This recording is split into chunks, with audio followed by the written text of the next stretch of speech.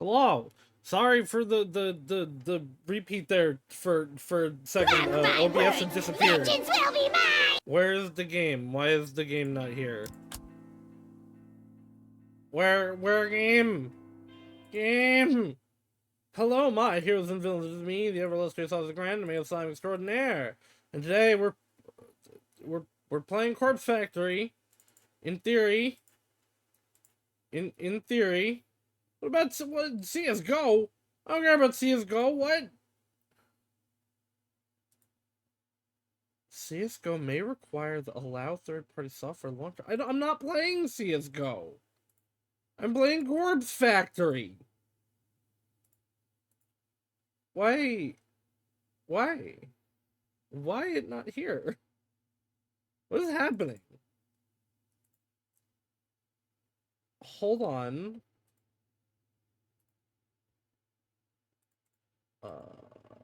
Did I have to? No. I clearly had this problem last week because I have a window capture and a game capture for. Yep, okay. The game capture doesn't work, but the window capture does. Alright, cool, it's fine. Everything's fine. Hello, we're here. Is it gonna AWP wallhack no side 360 kickflip? Yes. That's exactly what I'm gonna do. But yes, hello, we're back in Corpse Factory. When we left off, we were rejected apparently once again by the girl we want to do a lesbians with. But she doesn't like us. And she got mad that we're trying to help her and going back to her abusive family situation. Which unfortunately the thing that happens with abuse victims, but yay! Also, we've been killing people, kind of. Let's see if we can kill more people through Photoshop. Alright, what was the thing I skipped by accident? Today drags on and on. Since I don't work weekends, I never really know what to do with myself during my free time. The library yesterday was nice, but I don't want to hang out there again today. So far, I've spent the day simply reading at home and brewing the occasional cup of tea to stave off my hunger. Right! She doesn't have any money, and so she doesn't eat. Ever. I keep checking my phone, but Aoi hasn't replied to any of my texts. Even when I call, she lets it go to voicemail. I don't even have any new requests to attend to. I was hoping I would get at least one this weekend to help occupy my time. To take a break from reading Strange Flower, I decided to browse through noise and see what's happening in my social circle. Though I'm not close to any of the people I'm connected to, save for Aoi, reading through their posts always lifts my mood. Rather annoyingly, the first post I come across from Tomoe. I hope we punch her at some point. Tomomo! 9 minutes ago. Bitches be tripping if they think they're gonna steal my man. Wait, why isn't the... window capture shows it, but it's not updating it. What the fuck is happening? Hold on, I'm going to close. Oh, wait. Hello, there it is. We're not gonna talk about it. You know, we're just not gonna talk about it. It's working, and that's what matters. Bitches be tripping if they think they gonna steal my man. We thick as thieves, he getting lucky tonight, XX. The garbled post is accompanied by a photo of her and Shinya getting cozy together. Shinya, who was clearly very uncomfortable last time. That happened last week. At least you caught on much faster than I did. Yeah, I don't know what was going on with it. Shinya looks more than a little nervous. I'd be willing to bet that Tomoe is the first girl he's ever snuggled like this. I can't quite figure out why he's so interested in him. Or why he's into her, for that matter. 'Cause she pretty lady? I also don't think I think he is into you and is using this to try to make you jealous. At first, I thought Tomoe was just trying to bug me, to annoy me. She definitely is, by pursuing someone she thought I wanted. Yeah, no, OBS has been a little weird lately, so I wouldn't be surprised if it's just an OBS thing. Especially since it was like, hey, CSGO... I don't even know that I have CSGO. But surely this is taking it too far, right?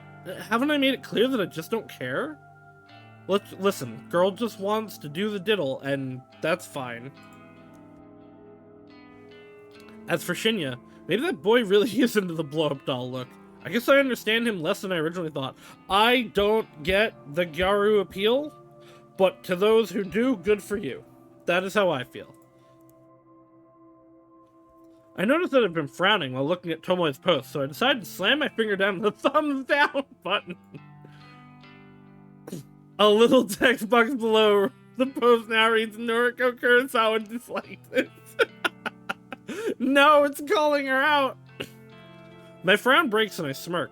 It feels somewhat satisfying to publicly dislike Tomoe's post. You're just giving her the rise that she wants. Also, social media, like, I think things like YouTube should have dislike buttons. I don't think social media should have dislike buttons. It would be very ripe for abuse. I can imagine Tomoe's face going tomato red when she reads the notification. No, she'll be happy about it. Because she got the rise she wanted. With a little giggle, I scroll past the post and keep browsing my feed. As expected, it doesn't take long to find a post from Shinya himself. It's out of character for him, but he's actually not posting about criminal cases and detective work for once. Shinya with a capital S, Fujikawa, 13 hours ago. I never believed in love until I met her. She swept me off my feet and showed me how to become a better man. I refuse to believe this is about Tomoe. She makes me want to be the best person I can. My heart goes out to my darling Tomoe, 2 days together and counting. That's cringe. Guys, I don't care what gender you are, I don't care what don't post things like that after 2 days of a relationship. Also, Tomoe clearly wrote this. I really don't think this was Shinya. I look forward to every day because of you. Thank you. I involuntarily gag and continue scrolling. Nothing else in my newsfeed really compares to those last posts. My sister wrote something about a sucky job, and a few coworkers posted about how grief-stricken they were about Akane Tsunemaki passing away unexpectedly. Akane Tsunemaki, followed closely by Eiichi Hanada, and long before them both, Ruri Hatano, the one who started it all. 3 strangers, 3 people dead, all because of Corpse Girl. People wanted them dead, and because of that, I also wanted them dead. I won't forget their names. When Corpse Girl rises above the muck and filth in this world and becomes truly famous, I'll share a toast to their memories. Until then, I need to trudge forward. I need new targets, new victims, to launch Corpse Girl's name into the stars. If Corpse Girl's website becomes more than an urban legend, more than a rumor whispered of in the shadows, then no. I need to take it slow. I can't get too far ahead of myself. I still need to put in a lot of work before I can attain my goal. Sorry for the off topic, but I want to quickly check. Do you remember your favorite? I'm not sure if it was your favorite. I know you really, really like Okiku, though. I don't remember if that was your, like, number 1, though. My memory is shit. Stuff like that, like, can just fall through, but I will generally remember things. I might not remember a specific, but I will remember a general. The only way I can move forward is if more requests come through the website.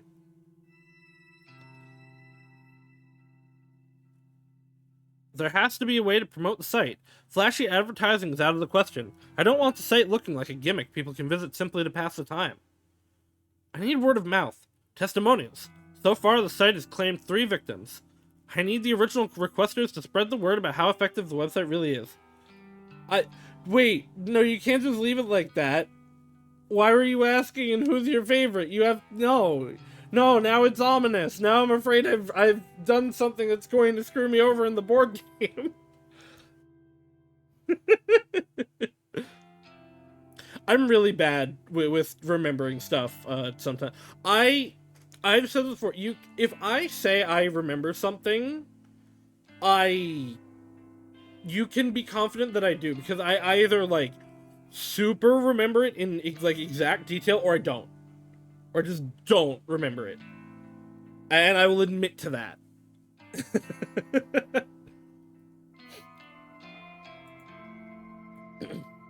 Yes, that would be perfect. but I obviously can't get in touch with them now. They remain anonymous when they request death. No one would willingly put in their contact details when doing something so shady anyway. I sigh and scratch my head. Thinking about it like this won't do me any good. Maybe I should come back to it later. I reach for my laptop sitting on the couch next to me. Maybe I'll just take one more look for new requests. You never know, right? I log into the administration panel of Corpse Girl's website and check for notifications. One new request! Request details. Today, 3:31 local time. I think I know what this one is. Victim's phone. Numbers. Downloading image attachment. Wait, 3:31 p.m. This was submitted just a few minutes. I did. I watched Haru's stream for this. What are the chances I would check the incoming request so soon after receiving a new one? My heart began to race as the attached photo downloads to my computer.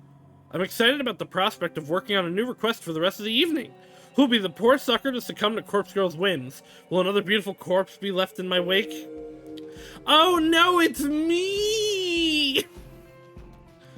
My heart skips a beat and my hands instantly turn cold. What the hell? A photo of myself appears on the screen. It's the very same image used for my company ID tag. I'm not smiling, in the photo or in real life. Is it some kind of joke? Somebody's requested my death. Somebody's requested my death. Somebody wants me? I wonder who it could be right after downvoting Tomoe's pose.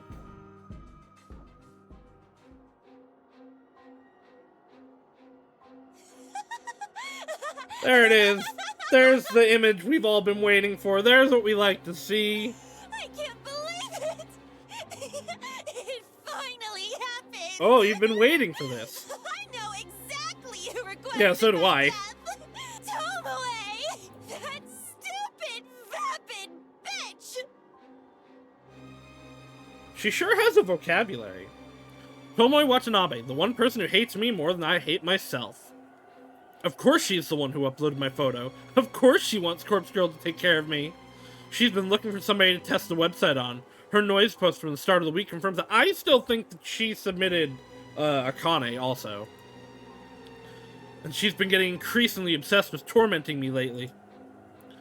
I'm willing to bet that when I disliked her latest post, it finally triggered her to request my death.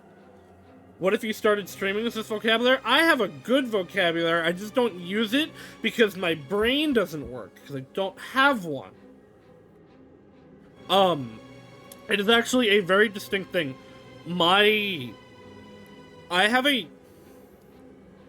The feeling you get from, like, speaking to me or listening to me speak versus, like, reading me writing stuff, especially if I'm like writing a long thing enough it's a casual conversation, you're gonna get two very different impressions of me, because I use a lot of cool, fun, big words when I'm writing, just because like my brain can actually parse them out, but my brain just don't work. It just don't get them fast enough when I'm thinking. It's the ADHD, I'm like, sure.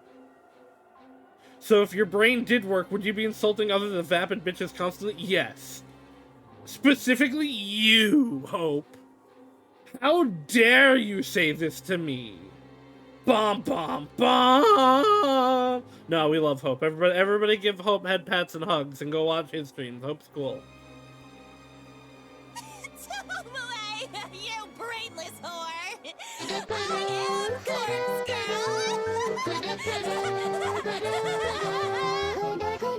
You joke, Sapensi?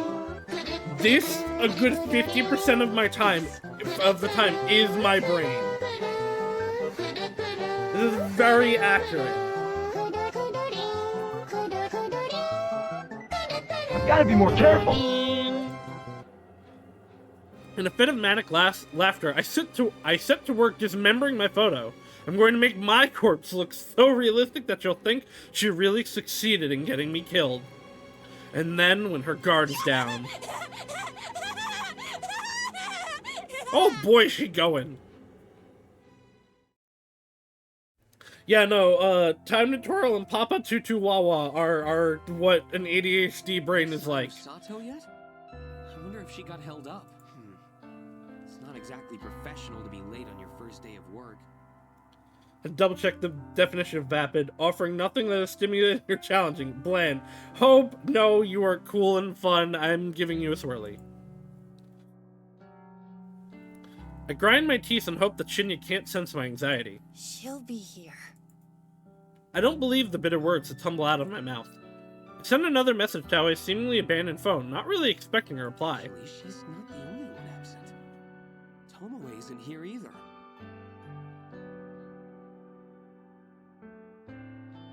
He doesn't need to tell me that. I've been watching her desk like a hawk ever since I came in this morning. There's a small surprise waiting for her in her top desk drawer, courtesy of yours truly. I've been eagerly anticipating her arrival for an hour now. Late night last night, so... A late night? Oh ho ho. I taste something foul in my mouth. I don't really need Shinya's recap of his night with Tomoe. Don't you have work to do? Ooh, the spite in her voice. Of course, I need to... His vocalized thoughts trail off as he wanders away. I return my focus to the keyboard in front of me. As I type, letters scrawl across my screen seemingly slower than usual. No Aoi, no Tomoe. The static drone of the office environment is just as loud as ever, but without those two here, something feels off. Aoi shouldn't be missing her first day of work. And say what you want about Tomoe, at the very least, she's punctual. For her to be this late is very unusual. She wasn't able to leave the cafe job because she's trapped in her abuse cycle. Kurosawa, a word, if you please. Hi, it's me. A soft but sharp voice snaps me out of my thoughts. I look up to find a middle-aged woman standing over me, one hand beckoning in an intimidating fashion.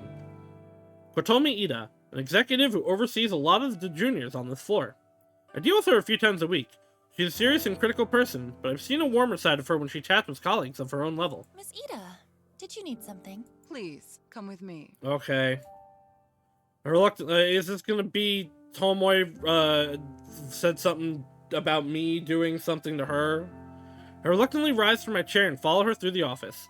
She leads me to one of the grass-screened cubicles that line one of the office walls, special spaces reserved for meetings and temporary workstations.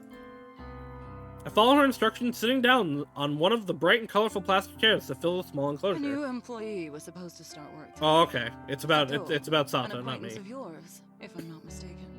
That's right. I've been trying to get in contact with her. I see. You understand that it doesn't reflect well on Sato's character if she can't arrive on time for her first day of work, correct? Yes, I understand. Believe me, it is very out of the ordinary for her to do something like this. I'm sure. Fujikawa recommended Sato for the job based on your personal request. You need to be aware that since Fujikawa holds rank over you, he Haha, is the one yes, who will be she will be reprimanded for reprimanded. hiring an unsuitable employee. I mean, technically you hired her. Now, I wouldn't go so far as to say that he will be punished. Rather, his recommendations will be denied for the foreseeable. Okay, why are you telling me this? And any attempt he makes to climb the ladder, That- so to speak, will be vehemently refused. That's a little by other excessive. executives. Isn't that a bit extreme? That's All of an that because of extreme. one That is temp very employee that extreme. didn't show up for work? That's the way these things go. I've seen it I don't think it dozens of does. times. It shouldn't. The reason I'm telling you this is because you should feel some sort of responsibility to apologize. It's not my fault. It's not his fault either. Honestly, Enough. This isn't an open. Okay, she sucks. To be honest, I wouldn't be surprised if there were companies that. But I mean, I'm sure there are. But like, this is extreme. Apologize to Fujikawa, and see if he will find it in his heart to forgive you. Fuck you. And please advise him to seek employment elsewhere. I What don't the foresee his fuck? career with us flourishing. Because one recommendation was kind of flaky? That's all. What the fuck? Kotomi abruptly exits the cubicle and leaves me alone, sitting in a stupid-looking green plastic chair. I take some time to compose my thoughts before also walking out. I don't know what to say to Shinya. I don't even know if I should say anything. Surely Kotomi is being a bit extreme and effectively halting Shinya's career at Tenmujin. This is all because I recommended Aoi for the job. I feel like an idiot. But how was I to know that Aoi would prove unreliable? And still, it's far too extreme. Kotomi is out of line. Something else is at play here, I can feel it. No, there has to be something else, right? Maybe Kotomi wants Shinya gone for her own reasons, but I can't imagine why. He's a junior employee and not exactly the type to step on anyone's toes and make enemies. I return to my desk in a bit of a huff and slump in my swivel chair. My eyes fall on the empty can of coffee next to my computer screen, and I begin to wish I'd purchased more than one this morning. Glancing over the top of my screen, I can see that Tomoe still hasn't arrived. Maybe I'll have to wait until tomorrow for her to... Hold on, something just fell outside. I need to go see what that was. I will be right back.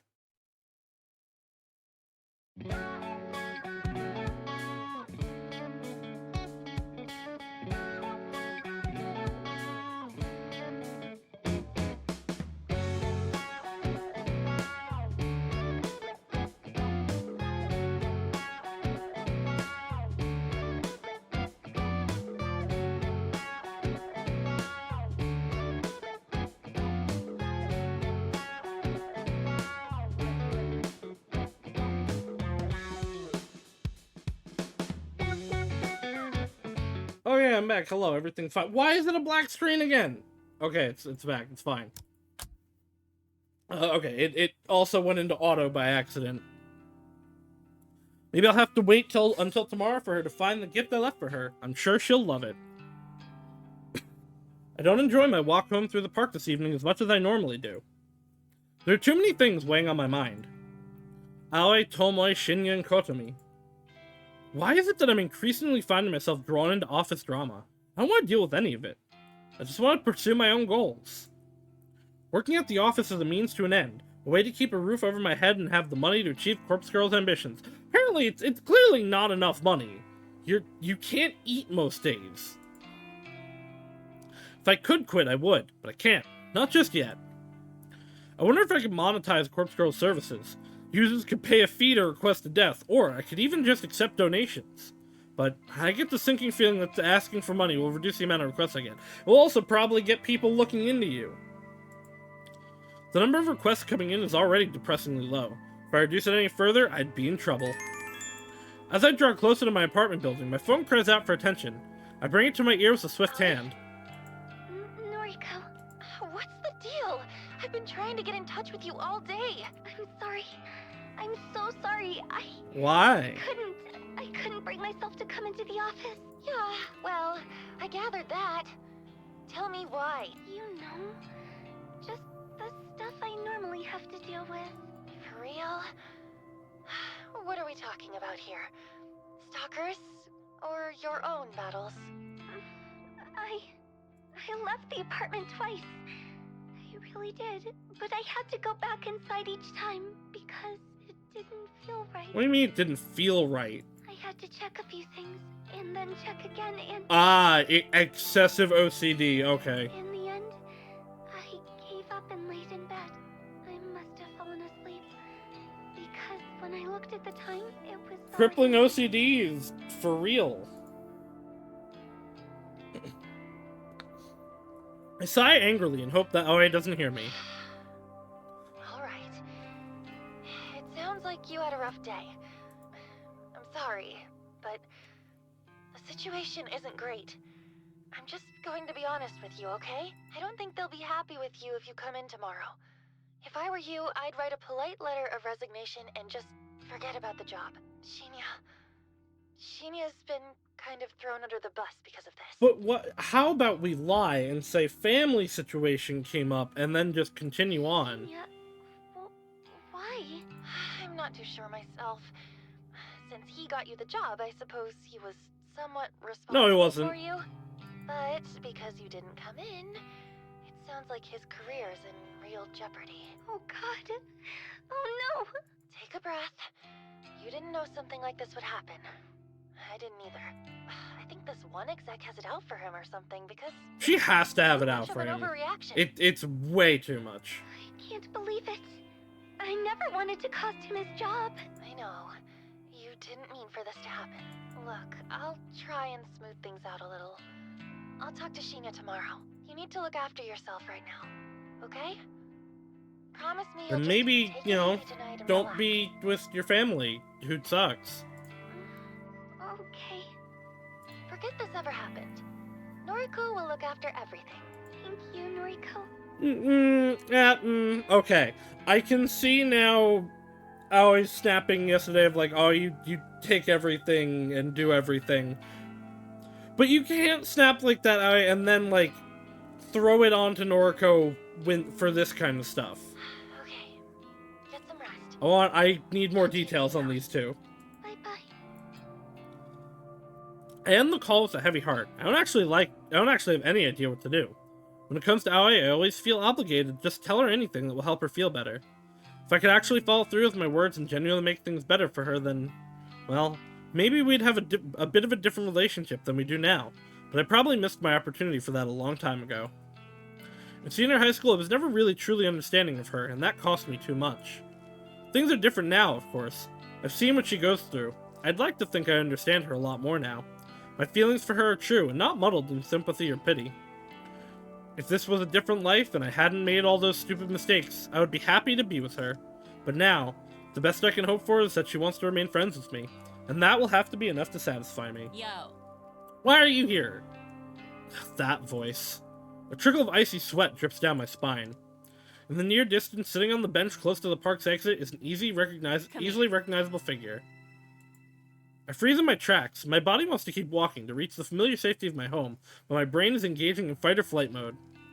Torn between my options, I find myself completely stationary. Come on, I won't hurt you. I don't believe you! Tomoe. There's no doubt in my mind that she's been waiting for me here all afternoon. She knows my route home. That's obvious since last I encountered her and Shinya in this very same park. I can't help but tense up as she leaps off the bench and You're approaches into me. weird shit, right? Like occult stuff? I mean, I guess. Maybe? Is that what you came here to ask me? Nah, just listen, okay? I wanted the opinion of someone freakier than me. She really knows how to flatter a girl. She's gonna ask about Corpse Girl's website, and it's gonna turn out that it wasn't her who requested us. It's probably Shinya. It's kind of dumb, you know, but have you heard of that Corpse Girl website thing? Who does she think she's talking to? More importantly, how should I respond? I've heard rumors. Yeah, right? I heard rumors too, so I checked it out. I thought the whole thing was really funny. Like, could it be for real? Anyway, maybe I kinda used it to request a death. Is that so? Tomoe had pretty much straight up admitted that she was the one who requested. No, she requested Akane's. After all, I know exactly how many requests come through the site. The latest one had to have been from her. Yeah, and, well, you know how the site works, right? Fill me in. All you do is put in a photo of a bitch and her phone number. Then she's supposed to God. drop dead. Simple as that. Thing is, no one knows how it works. Or if it works, actually. She's so just like awful. Like she's just actively rude. Right. Akane, so from another series, is trying to kill her So again. Yes. You requested somebody's death, and what happened? They died. Well, This is it. This is where she admits that she uploaded my photo. I've caught her red-handed. the dumb bitch went and died. I blinked a few times. I'm positive I didn't hear that What right. did you say? The chick whose photo I uploaded. She's deader than a doorknob. Who's Tomei referring to? My mind is racing frantically, scanning through the list of Corpse Girl's victims over the past few months. What do you mean? There's only 3 people it could be. And one of them was from months ago. I do love her hat. Her hat is great. The only people who've died recently are Kane Tsurumaki and Eiichi Hanada. Tomoe is talking about females, so that rules out Eiichi. Then there's Ruri Hatano, but she died such a long time ago. Last year, in fact. Surely Tomoe wasn't the one who requested her death. It was way too long ago for her to bring it up now. That leads me to believe there's only one person Tomoe could be talking about. That the only person Tomoe could be talking about is Akane Tsurumaki. Or has somebody else died? Somebody I never found out about? That's impossible. I've been so thorough in searching for the results of my work. The only victim that Tomoe could be talking about is Akane. But wait, no, that can't be right. Tomoe requested my death. Somebody, Tomoe, uploaded my photo to Corpse Girl's website just recently. I take a deep breath, swallow hard, and open my mouth. Tomoe, what you're saying is really serious. Are you sure this person died? Yep, no doubt. And that's what I wanted to talk to you about. If you're good with this occult junk, how do you think she died from a website? Very carefully. Do you reckon my request really killed her? Because I don't really want this shit on my conscience, you know? I don't know what to say. Come on. I was only really joking around with the website. Didn't think for a second Don't that it could joke really work. around with dark magic shit. Don't joke around with dark magic shit. It only goes bad for you. But now, this bitch is cold in the ground, and I can't sleep at night. Keeping Shinya close is the only thing making me calm lately. Tomoe seems to be showing a little remorse, which I didn't think she had in her. If she had thought the website was a joke, then fair enough. It's only natural that she'd want to play around with it. Oh, well, Hope's already dying. He joked around with some dark magic shit. Goodbye, Hope. I promise not to forget you for at least a week. Then again, I'm kind of offended that she figured the whole thing was fake. Corpse Girls worked too damn hard to be considered a joke. But I want to get to the bottom of this. I need to find out whose death Tomoe requested.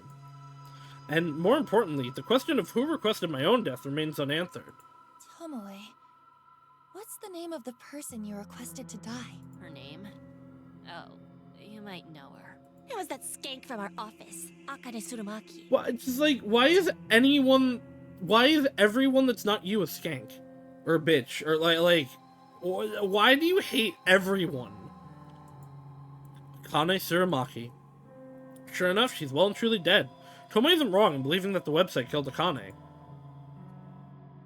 Sapensi, no! Sapensi, I'm telling Soleil. Tomoe once posted a noise about wanting to try the website, and she was waiting to find someone to try it on. If I recall correctly, the request for Akane's death came through Corpse Girl's website shortly after I read that post. What if it's like skank affectionate? I don't think it is. Some people are just like that. I don't think she's one of them.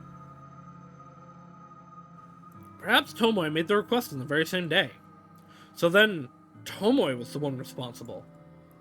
I assumed the person who requested Akane's death was someone in our office, but I never figured it would be a junior data entry temp like Tomoe. How did Tomoe even know Akane? I can't see how their paths would have crossed in such a large office building. Yo, Psycho, you in there? You're trying to, like... You're trying to get a favor from me. Maybe don't call me, like, names and stuff. Maybe don't be rude to everyone around you. I snap out of my thoughts and meet Tomoe's dead-eyed gaze. Your professional opinion, can a website really kill someone? Yes. I'm torn between giving two replies. I could say that I believe the website worked, and therefore helped increase Corpse Girl's credibility, or I could play it safe and make sure I'm not suspected of any involvement. Coward that I am, I decided to play it safe. No, absolutely not. A website can't kill someone. Yeah, I figured. Guess it's just a coincidence that she died. You reckon I'm not guilty then? No, you're definitely guilty. I didn't really want the It's bitch your dead fault. anyway. I was just mucking around. Yeah, you're not guilty. No, you should make her feel bad. Oh, thank God. That's a real weight off my elbows, you know? What do you mean weight off your elbows? What weight are you carrying with your elbows? I sure as shit won't mess around with sites like that again, though. I'm gonna play it real straight from now on. I gotta get my life together. I got a man to look after now. Okay. You Right. guys Well, You good luck guys with have been that. together for 3 days.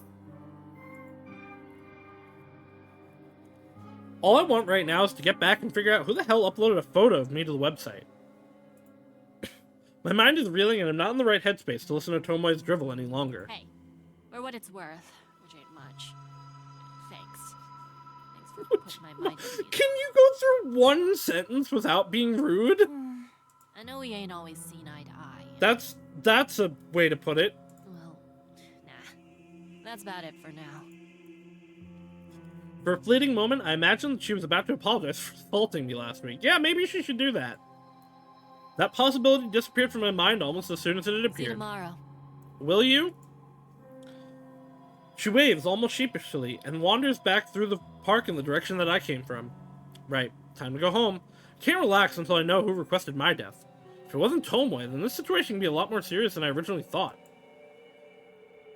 If it wasn't because of my petty squabbles with her, then someone really wants me dead. Who?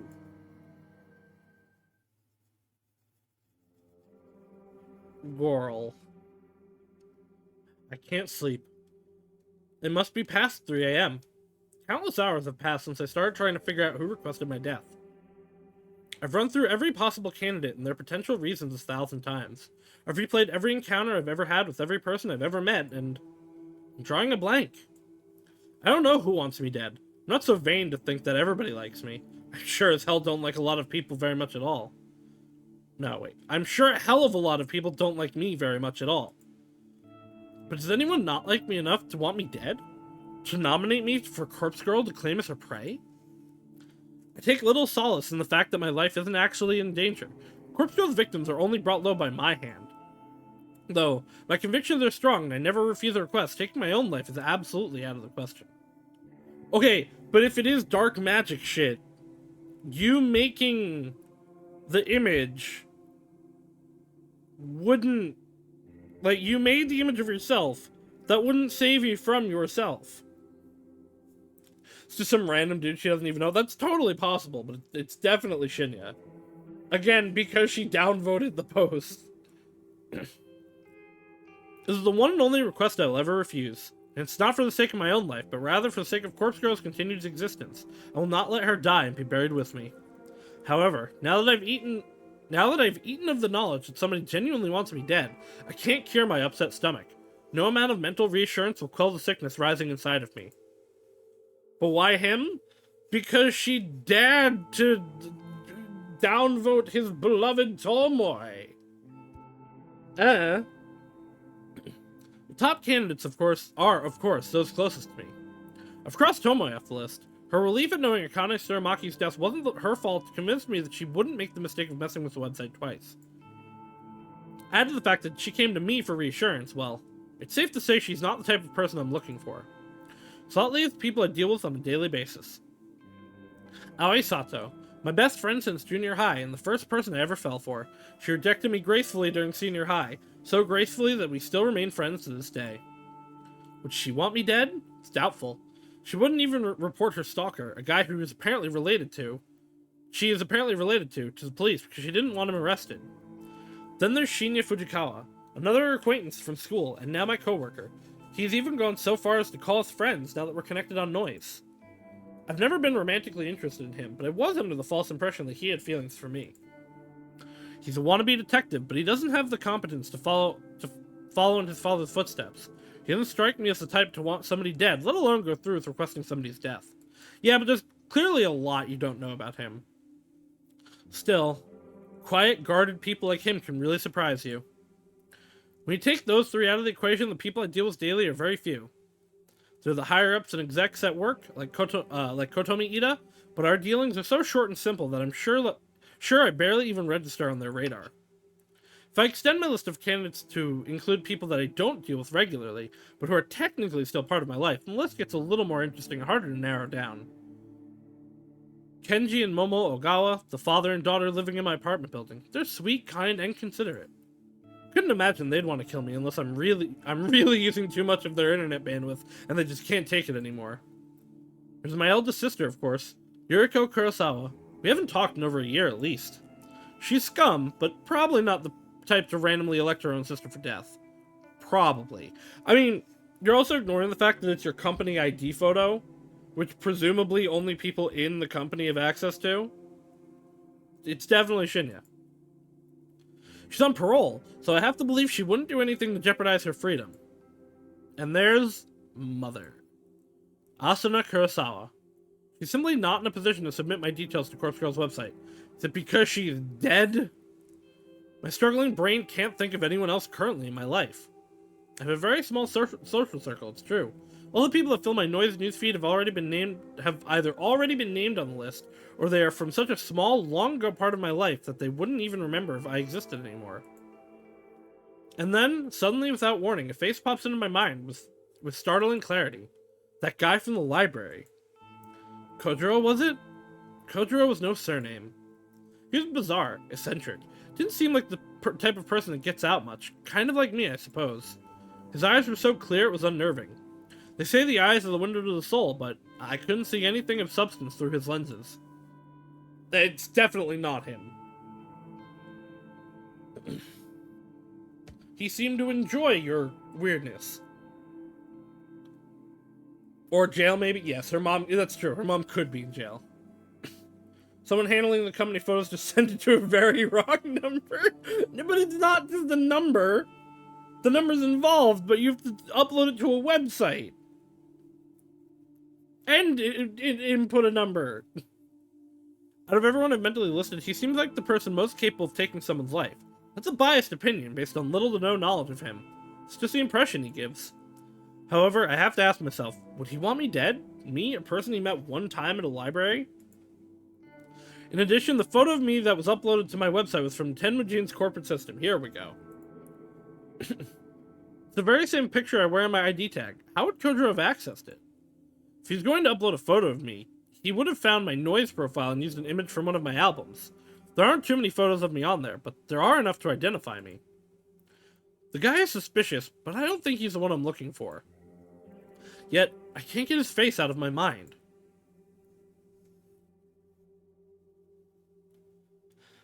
On a whim, I snatch up my phone from my B-side. That's supposed to be bedside. Or, okay, it's either supposed to be my bedside or from beside me. I can see why this is a typo here, but this is really funny. From beside me, and unlock the screen. The bright light shines like a beacon in the darkness and nearly blinds me, but I squint and navigate to the noise app. Kojiro. He told me his noise tag, didn't he? If I can remember it, it'll save me the hassle of having to look through hundreds of profiles with the same name just to find him. What was it? Wasn't it like Koji? Well, at Kojiro? No, too simple. Koji something. I start to type different variations until an auto-predicted result pops up. Yeah, okay. At Koji. That's the one. I tap the result and instantly arrive at his profile. The info in his About Me section is pretty vague, but judging by the display picture, I'm certain this is the right guy. At Koji. Just your average guy, taking my days one day at a time. Introvert. Antisocial. Anti-establishment. Anti-everything. LOL. I like peanut butter, though. Me too. This guy's a mood. I scroll through his feed and see that he hasn't posted for quite some time. His most recent post is from about a year ago, and it's just an updated version of his display picture, which he's cropped out a woman's face and body, so the focus is just on him. I open up a direct message to him and start typing. Hey, is this Kojiro from the library? It's Noriko. Kurosawa. So it's past 3 a.m., I'm not expecting a reply, until I instantly receive a message in response. I see, so he doesn't use it, but he's ready and waiting for DMs. Hi, late night. He replied so quickly. I swallow and gather the nerve to ask him what's on his mind. Yeah, I can't sleep. Have you heard of the Corpse Girl website? Screen states that he's currently typing a message, but then the notification simply disappears and no message comes through. It's probably bored and lonely, true. And I mean, like, if you have the, even if you don't use it, I would assume you would get a notification for a DM. Is he ignoring me? Then, yes. This is just like me, for real. The accidental double cap.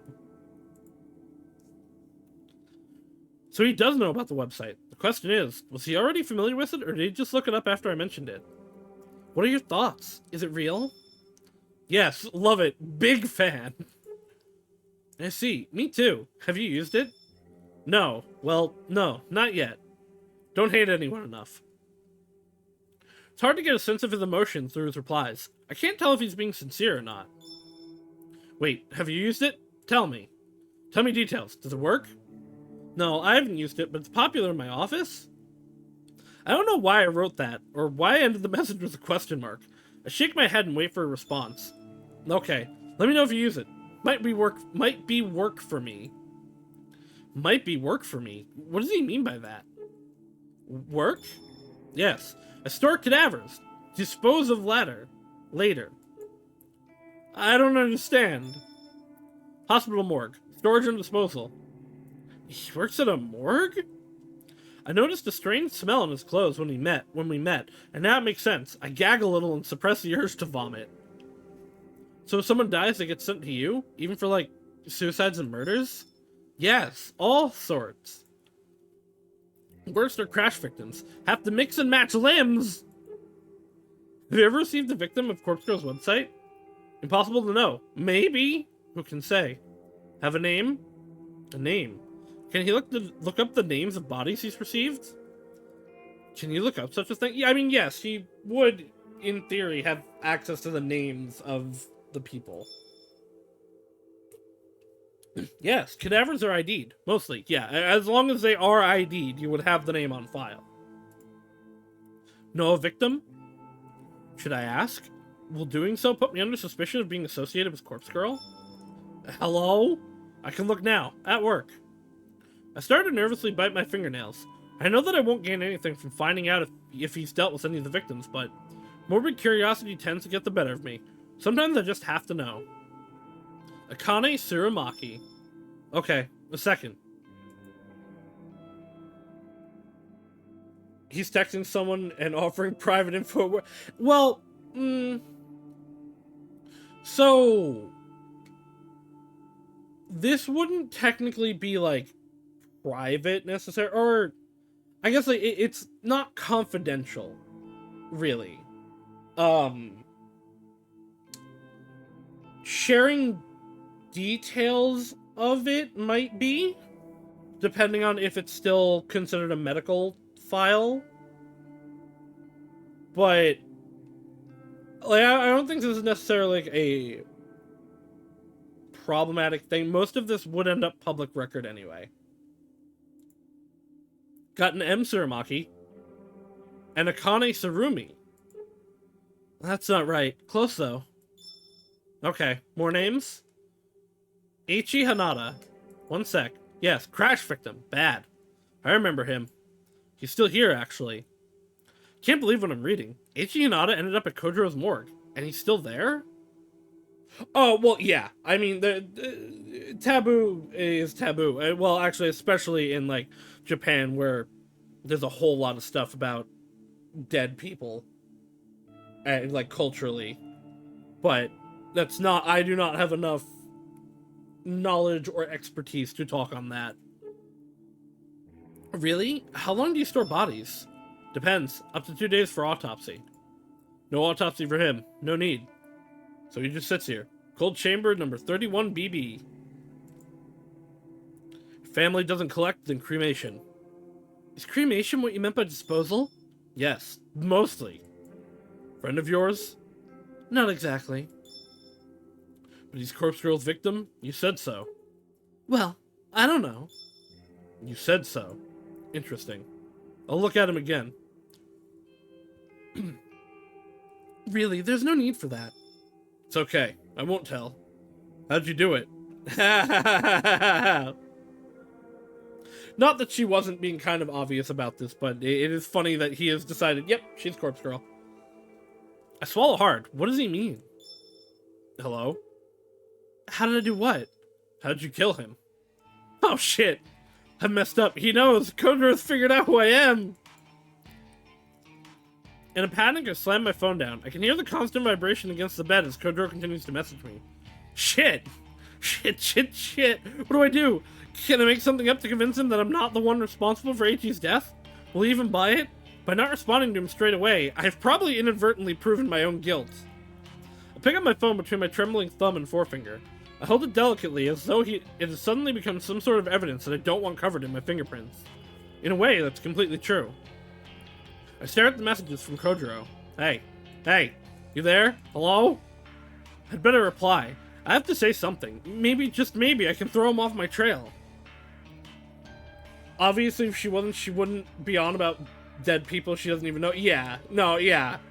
Oh, you know, that's not my friend. We're just talking about Corpse Girl and the people she's murdered. Haha, so quirky. Oh my god, twirls hair. I would imagine instead of a joke and now she'll just out herself.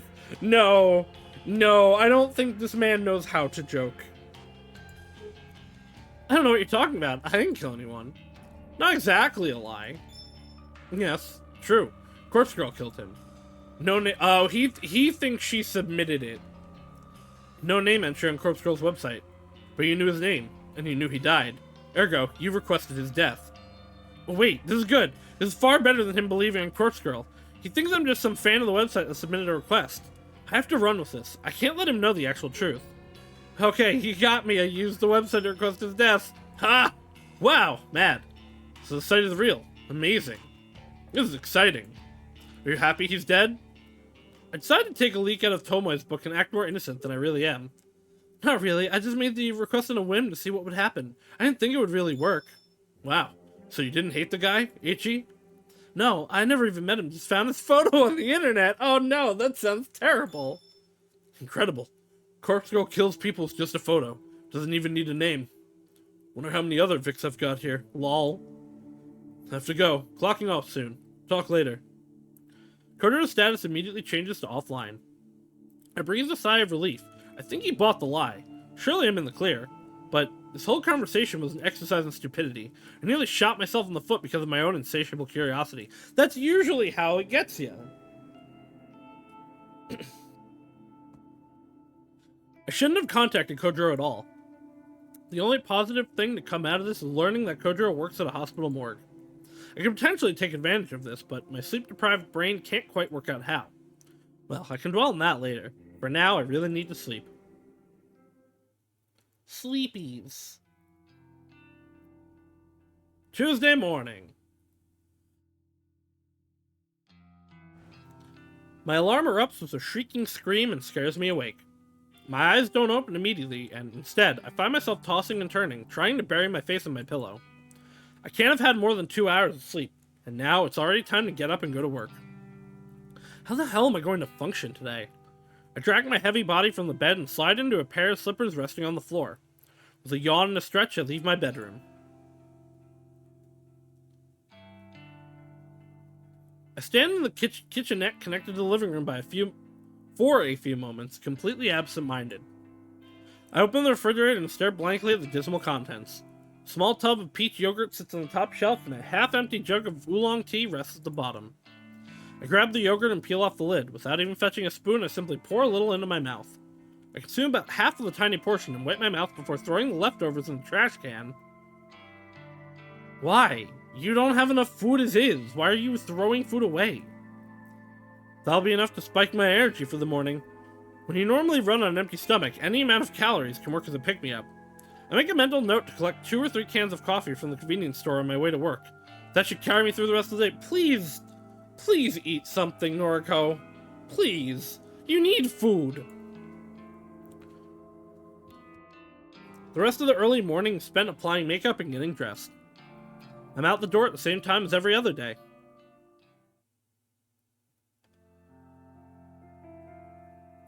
To stop myself from nodding off at my desk, I decide to rearrange my personal effects. Having something to focus on is a great way to fight off sleep. Unlike the other employees here, I don't tend to keep too much at my workspace, yet it still manages to feel cluttered somehow. Next to my computer monitor are 3 little figurines that I collected from toy capsule machines. They're a set of anthropomorphic coffee cans that were released as a promotional campaign for my favorite coffee brand. Each figure is about the size of my thumb. They're cute little things, and when you put a coin into the capsule machine, you never know which character you're gonna get. Good old gachapon! So far, I've managed to collect Captain Cafe-O-Lot, Lieutenant Long Black, and Madame Macchiato. If I remember correctly, there are 2 more I still need to get. The capsule machines seem to be out of rotation now because they've been replaced with a different series of toys. If I ever want to collect the remaining figures, I'll probably need to buy them online. Oh well, I'm not super invested in having to own them all. I gave each tiny figure a bit of a dusting and set them back up next to my monitor, so that they are standing up straight and facing forward. See, I have a problem with that where if I'm going to get something, I want the whole set. Satisfied that they're tidy, I look to the small tray of drawers that sit on the other side of my monitor. I mainly just store papers and office memos in them. They're not really big enough to hold anything much larger than documents. I rummage through the drawers and discard a few old notices that aren't relevant anymore. Couldn't you also get rid of the, I assume, photo of your corpse in Tomoe's desk? When I'm done, I file away a couple of loose papers that have been fluttering around my desk for the last week. With that complete, I straighten up my keyboard so it's parallel with my mousepad. I give the keyboard a thorough dusting and then lean back in my chair to admire my work. The desk looks much nicer now. A clean workspace invites a clear state of mind, or so my coworkers would have me believe. Maybe I'll buy into that a little bit, now that I can see the effects for myself. The corner of my eyes catch a glimpse of blonde hair, and I turn to watch Tomoe enter the office. She nods at Shinya as she walks by his desk and continues nonchalantly towards her own workspace. Here it comes. Since her desk is in my line of sight, I have a perfect vantage point to watch her put her belongings down and take a seat. I feel a sudden stirring of excitement as she sits down. It's almost as if I'm anticipating something to happen. Was something supposed to happen with Tomoe today? Have I forgotten something important? Yes! Yes, you have! My tired mind can't really focus on those thoughts. I try to ignore the mild surge of adrenaline that started pulsing through me when she took her seat. I distracted myself by starting up my computer and looking over the list of today's tasks. It looks as though I need to correct a few entries I uploaded to the company server yesterday. In my previously distracted state, it's possible I made a few typographical errors. That's fair enough. I'll get to work on correcting the data. I open up a few programs and listen to the whirring of my computer tower, nearly drowning out the clamor of the office environment. The next sound I hear eclipses the noise of the computer in the office, completely and absolutely. A terrified shriek slices through the air like a knife, leaving a deathly ringing silence in its wake. Also, okay, I need to point out before this goes further. She put it in there, in the office, right? Presumably there are cameras here. They will see that she put it in there, if they do an investigation. I scramble to my feet, purely out of instinct, scanning for the source of the screen. I don't have to look very far before my eyes fall upon a distressed Tomoe, kneeling on the floor and clutching her face. She's on the ground next to her desk, staring down unblinkingly, her fingers white from the strain of clawing at her own head. In the sudden chaos of people rushing to her side, I somehow managed to notice that one of the drawers on her desk is wide open. An open drawer. As tired and exhausted as I am, the significance of the open drawer isn't lost on me.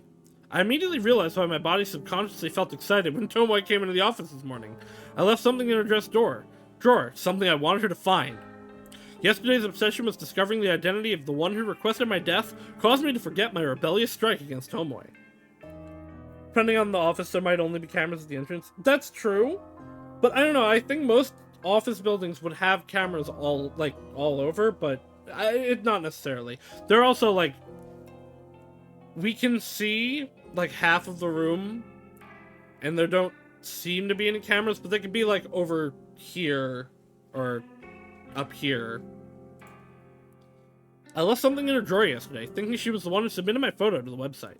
Then, she didn't come into work and completely slipped my mind. After she requested Akane Tsurumaki's desk, after she confessed to requesting Akane Tsurumaki's desk, I erased my suspicion of her being the one who targeted me, but I didn't remove the item from her drawer. I'm in deep, deep shit now. Before I can even lurch forward from behind my desk, Tomoe turns her head to face me. Her cold, grim eyes lock onto mine, refusing to let go.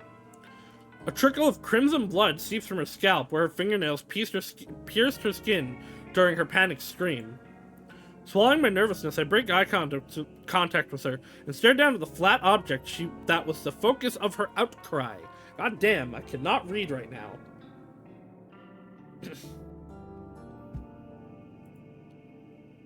It's a familiar photograph, a printed image on glossy paper, traditional, old school, and just as effective as I had hoped.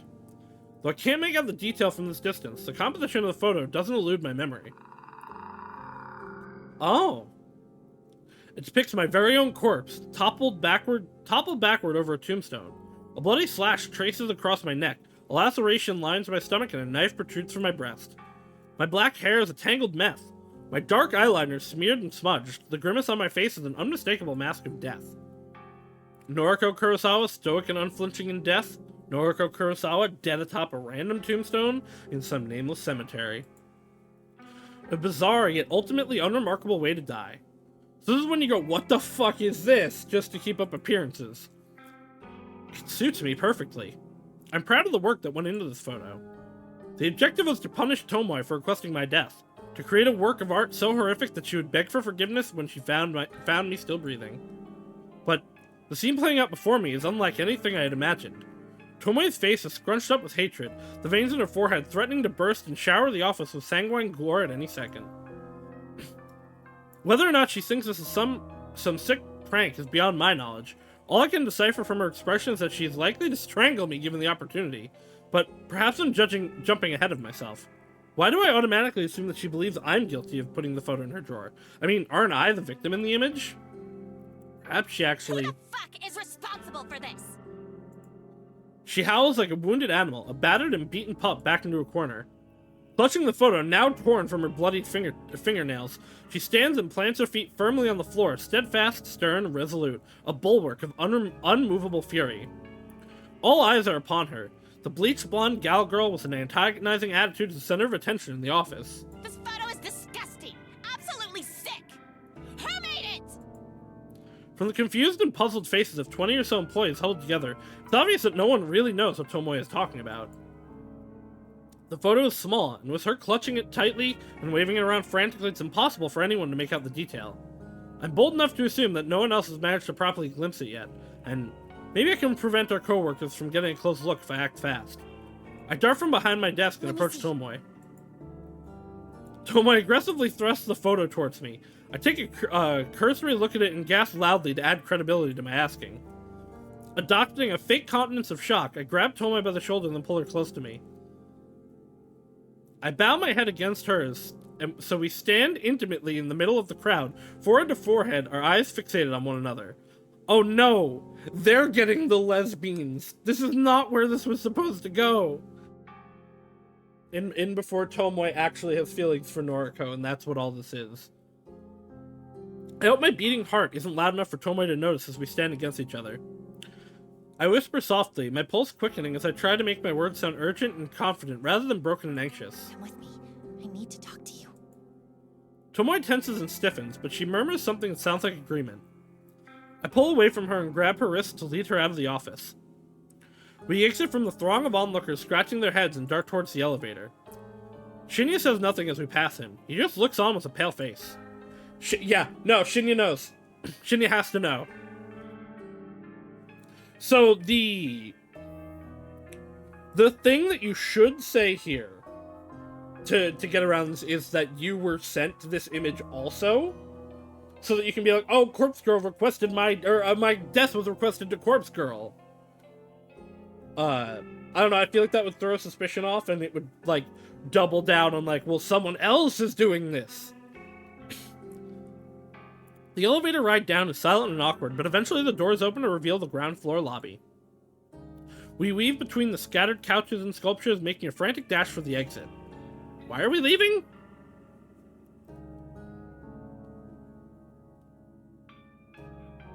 We finally emerge outside into the brisk morning air. Trying hard to catch my breath, I notice that Tomoe isn't nearly as exhausted as I am. I want to chalk up my wheezing condition to lack of sleep. It's probably more that you don't eat anything. Like, please, get some food. You're gonna just die. But I know it's just an excuse for my poor physical fitness. Tomoe is still holding the photo in her hand. She looks at it once more in disgust, then faces me with one hand on her hip. Look, it's difficult to explain, but I'll try my best. I want to find out who planted this in my drawer. Look at this. She thrusts the photo at me once again. She uses the point of her thumb to indicate the timestamp printed at the bottom of the image. It's got yesterday's date on it. A photo of your dead body, as if you've already been killed. But here you stand. Sure enough, the photos bear yesterday's date. The time states 9:06 p.m. I marked it as such when I was under the belief that Tomoe would find it yesterday morning. I wanted her to anxiously wait out the day until my death accompanied the rising moon. Since that didn't go down the way I planned, the confusion on Tomoe's face now is self-explanatory. I just can't believe that Corpse Girl wants you dead. What did she say? Huh? This is just like what happened to Akane Tsurumaki when I requested her death. The police found a photo of her own dead body on her phone when they investigated how she died. What? Is this public knowledge? How did I not know And this? now you've got a similar photo. Does that mean Corpse Girl is trying to kill you? Again, be like, yeah, I was sent a photo like that. But it doesn't make sense. It's already past the time it says here. And why was the photo in my desk drawer? What do I gotta do with it? Still reeling from the information about Akane Tsurumaki. The police discovered the corpse photo on her phone? Of course they did. Of course they would investigate her death. It was foolish of me to assume the photo wouldn't come to light. Tomoe grits her teeth and tenderly touches a finger to the bloody cut on her scalp, the place her fingernail slashed in anguish. She looks at her fingertip in revulsion and sighs. Look, maybe it's my fault that Akane Tsurumaki ended up down the well. Maybe it's not. The least I can do is make sure that the fucking Corpse Girl doesn't come to get you as well. Okay, you're kind of an awful person, but at least you're not like an evil person? You ain't my friend or nothing, but sluts gotta stick it out together, Oh my right? god. I don't want another cold bitch on my conscience. At least she calls herself one too? To put this in Kihara terms, in terms of good and evil, it would be good, but in terms of like and dislike, it would be dislike. I feel like these are the most touching words Tomoe can string together. I'm somewhat flattered that she wants to protect me. Tomoe, you don't have to do anything. Yeah, I kinda do, you know? You comforted me a little when I came to you about the dead skank. Made me feel like I wasn't totally to blame, yeah? You might not be as much of a psycho Oh my as I God. thought. Might be a heart beating behind that flat chest. Oh my god! She literally can't go a sentence without insulting someone. Okay. Thanks. Unexpectedly, the brash and blazing girl beams at me I'm brightly. putting you under 24-hour surveillance. Corpse Girl's gonna have to crack my skull open before she goes sticking her fingers into yours. Yars. Tomoe is doing her best. It's not very good, but it's her best. I like that. Tomoe, really, that's not necessary.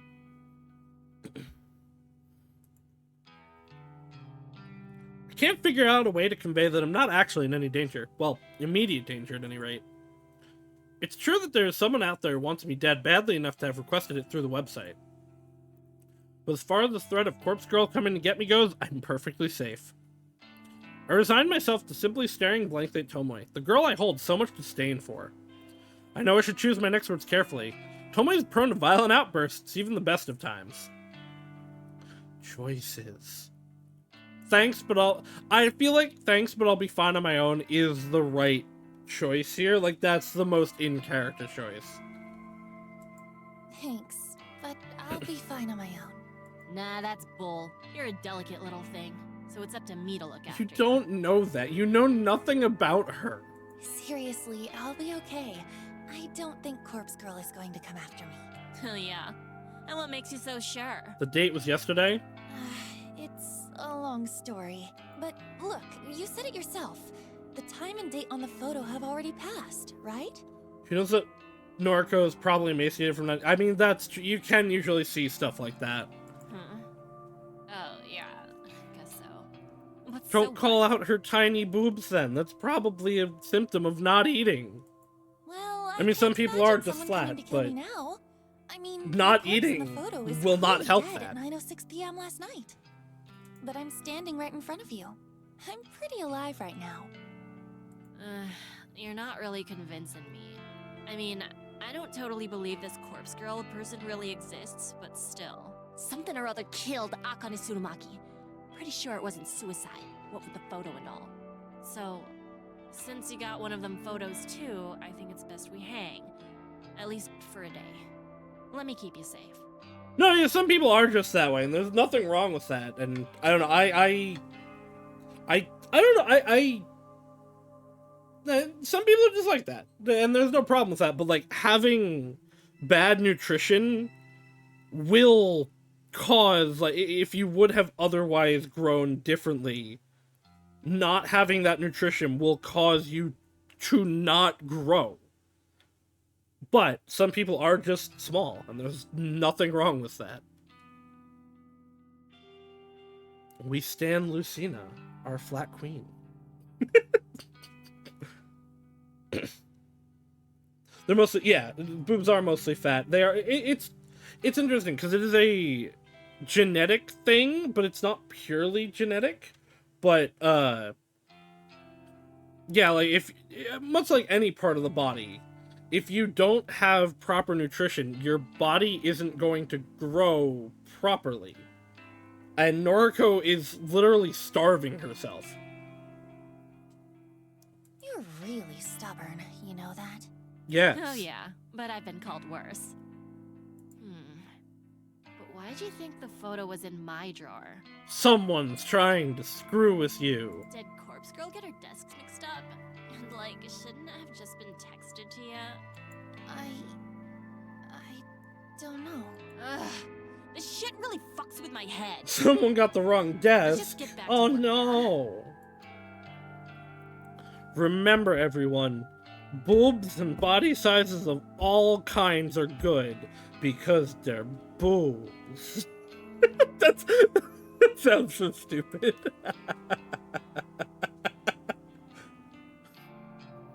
That just sounds so stupid. It's a genuine sentiment, but it sounds so stupid now. Rosanna, I deserve this. Thank you for coming to save me from this awkwardness. We continue on. Tomoe turns to head back into the building, but stops short. She faces me and hands me the photo. Here. Better you have it than me. She enters the office and leaves me standing in the cool morning air. Looking down at the photo, it's pretty clear that it's me in the image. I suppose it would be best to delete the evidence. Welcome back to Boobs Factory. I shred the photo carefully, making sure to completely destroy any of my defining features in the image.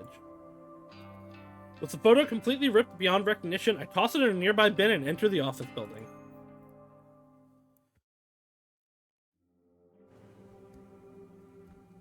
After dealing with Tomoe, the rest of the day goes by without incident. I'm thankful, mainly due to how exhausted I am from lack of sleep. When I finally get home, I crash on the couch and watch the sun vanish from the sky. It's late, but I can still make the most of the night if I pull myself up from the couch. With great effort, I manage to stand and then make my way to the kitchen to brew a cup of tea.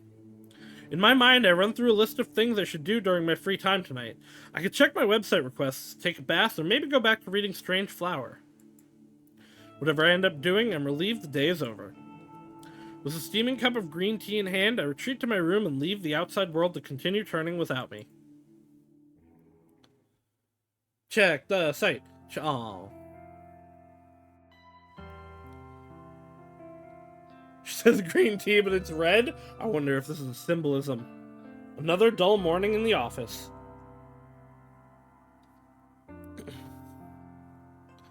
The chatter of people talking on the phone, the humming of the air conditioner, the tapping of fingers against keyboards. If I didn't have music to drown out the white noise, I'd probably go mad from being exposed to it every day. I don't know how anyone else deals with it. Thanks to a good night's rest, I've been able to work diligently so far. I've completed a few tasks already, but there's still a lot more work to do. As I continue to pulverize my keyboard with thin, brittle fingers, I look out over the office floor to see who's around. Shinya sits at his desk, his expression scrunched up in concentration, and he absent-mindedly scratches his face with the blunt end of a pen. Turning my gaze, I observe the back of Tomoe's head as she works attentively at her computer. She hasn't said anything to me since we arrived at the office this morning. What happened to her, 24-hour surveillancing? Because I now know that she's not the one who requested my death, I feel more at ease around her. And with the photo of my own corpse destroyed, I can put yesterday's unplanned events behind me. I need to be more careful in the future. Forgetting that I planted a photo like that in Tomoe's desk drawer was an oversight. An oversight I can't afford to repeat. I need to be clever, calculated, cunning. Corpse Girl's ambitions require for me to be at my peak performance at all time. I can't go messing up like that again. I like that she talks about Corpse Girl like they're two separate people. It's like she's a superhero and this is her alter ego. I'm lucky that no one else was dragged into the whole mess. Imagine if I did something so stupid when trying to kill a real victim. I would have ruined the entire operation. Taking a deep breath, I clap my cheeks softly with both hands. From now on, I'm going to truly focus when carrying out my plans. All I need to do is wait for the next victim to come through the website. I'm ready for it. Finding out the identity of whoever requested my own death shouldn't be my top priority. I'm immune to Corpse Girl's wrath, of course, so unless someone decides to come at me with a knife, I'm perfectly safe. fusion dance when. I'll check the website request this evening as soon as I get home. It's too risky to try and access it while at work.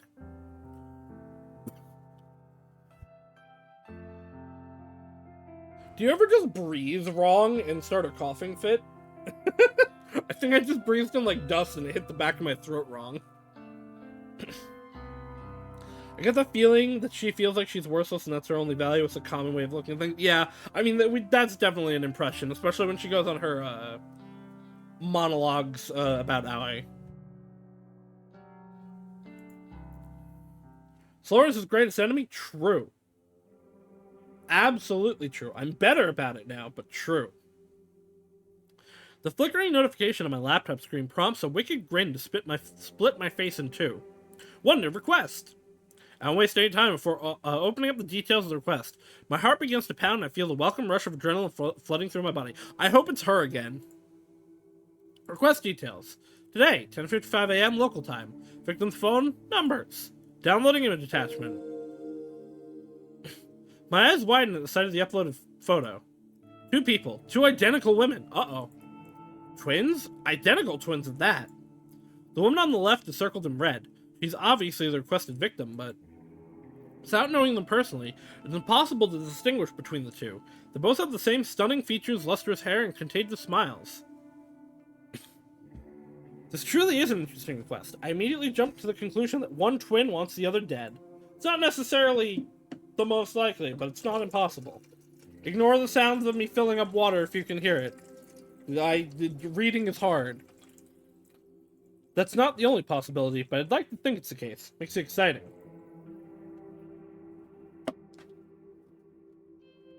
This type of request only serves to reinforce my resolve. I can't wait to start gouging out the victim's eyes. She will leave behind a truly beautiful corpse.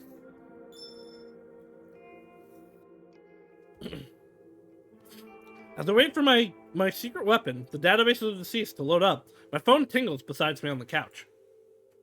It's a noise message from none other than Kojiro. Hey, you there? About last time. Hi. Hey, that guy, Eiichi Hinata, gone today. Is that so? Where did he go? It is. I'm not peeing on stream, Sapensi. Stop it. I'm giving you the bonk. I don't even have a bonk redeem, but I'm giving you the bonk. Cremated. Family didn't collect him. Limited space. You know how it is. I don't quite know why Kojiro decided to tell me this. I suppose he thinks I requested Eiichi's death, so... What do you mean, coward? One, I'll get banned. Two, I'm not into piss. No! The piss and scat fetishes are banned here. They're the only ones, but they're banned here. I see. More names? What? Want me to look up more names? Corpse Girl's victims? Sorry, I don't have any more names for you. Okay. Tell me if you request more deaths. Oh, and do you know her identity? Who? Corpse Girl? Yes! No, sorry, I don't know who she is. Okay. Is it you? Uh-oh. Jeez, are we back to this again? No, it's not me. I'm not as clever as all that. Okay. How does she kill? I'm not sure. Okay. What do you know? What do you know? LOL. All I know is that the victim receives a photo of their own corpse before they die. Everyone knows that. My dog knows that. It's her calling card. You had a request fulfilled. Tell me more. I don't know what else to tell you. Lame? Okay. By the way, I saw the photo. What photo? Eiichi Hinata. Photo on his phone. The calling card. Huh? How did Kojiro see it? Sure, he deals with dead bodies, but surely personal possessions are removed from the deceased before they enter the morgue. Not always. Depends on the situation. I need to play it cool here and not invite any more suspicion of myself. Are you talking about the photo that Corpse Girl supposedly sends to their victims? Yes! Funny thing, it was definitely the guy. The photo didn't match cause of death. The photo didn't match cause of death? I remember crafting Eiichi Hinata's photo, of course. It wasn't all that long ago. I used a base image of a corpse with dismembered legs hanging over a power line, just like Persona 4. It was a memorable image after all. It made a fearsome sight, but it's not something that could be easily replicated by suicide, or by murder for that matter. So I never really expected Ichi to wind up looking like the photo. From what I read in the obituary, he died in a traffic accident. He must have been driving, or he was a pedestrian. Either way, it was likely a collision with a vehicle.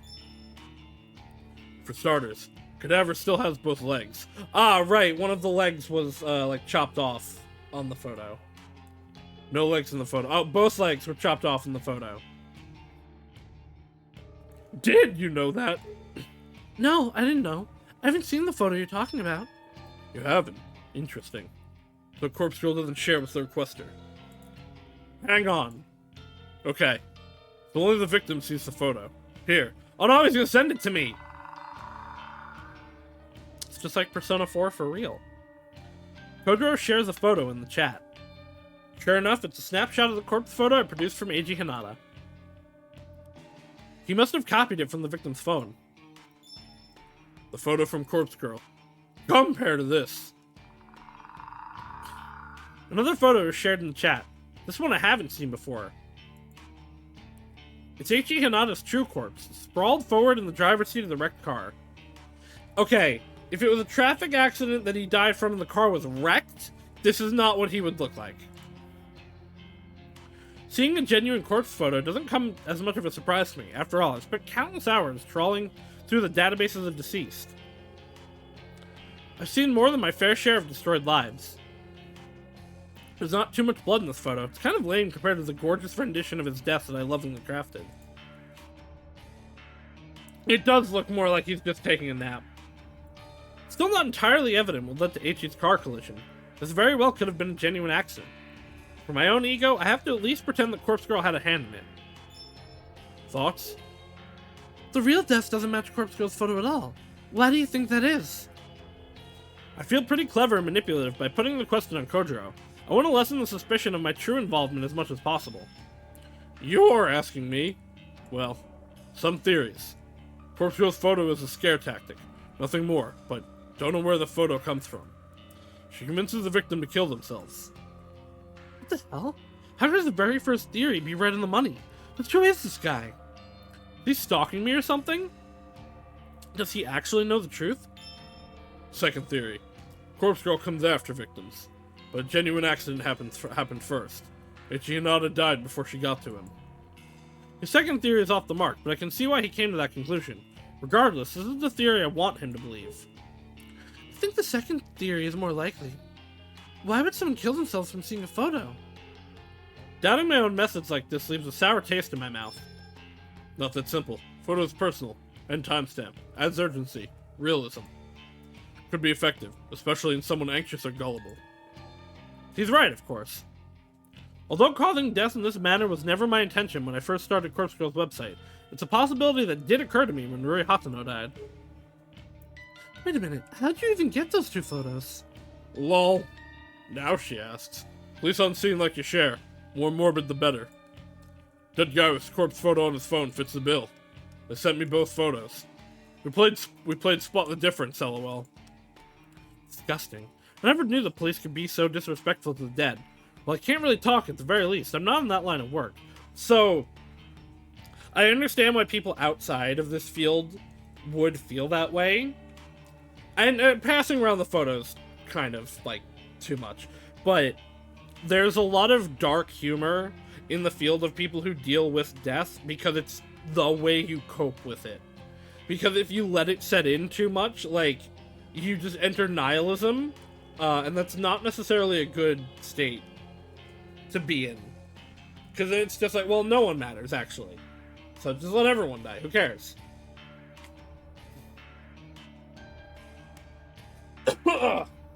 Hello, Cinda, how are you doing?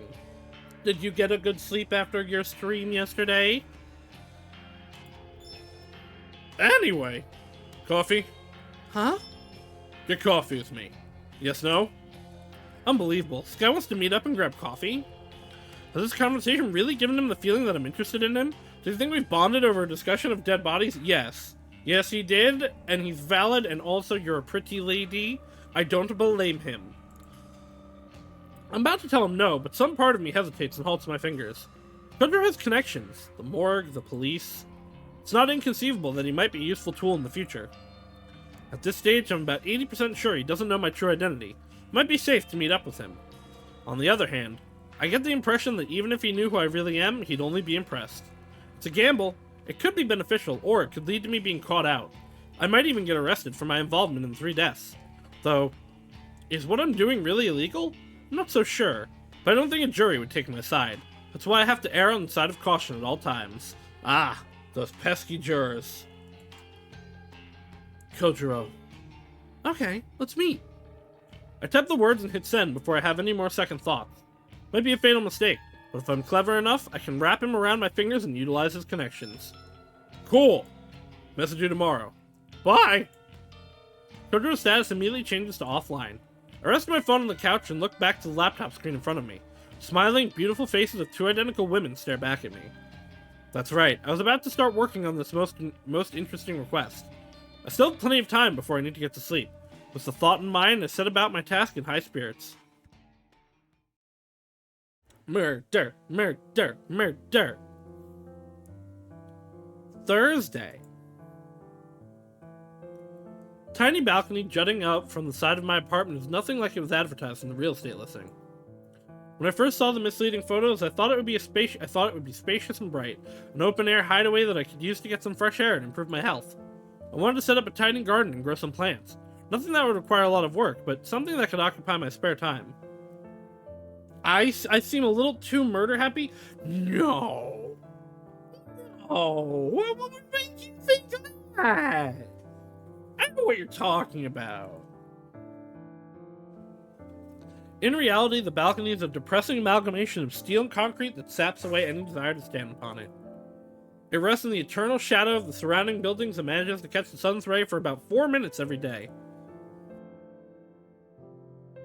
It's an understatement to say I was disappointed when I ventured out upon it for the first time. I suppose if nothing else, it's a good vantage point for looking out over the city, but that's the only positive thing I have to say about it. My sister in Christ, you were standing over the body. What are you? There's no body here. Everything's fine. As I stand here with my back against the railing, calmly sipping a lukewarm mug of green tea, I breathe a heavy sigh. I should be at the office. I should be tapping away at my keyboard, getting through the backlog of work that's accumulated this week. Instead, I'm here at home, tired and strained and wearing thin at the seams. I called in sick this morning. I don't know if my superior bought the lie, but he did tell me to stay home and feel better. So that's what I've been trying to do. It's my own fault I feel this way. It's my own fault that I stayed up until 4 a.m. again. I know that the lack of sleep exacerbates my condition. I know that skipping meals and refusing to take medication makes me feel this way. Do you have a disease on top of your health problem? Or, nutrition problem, not health problem. It is a health problem, but they're separate. I know that I do this to myself. I know. But this is me. This is what I do to myself as I try to take on each day.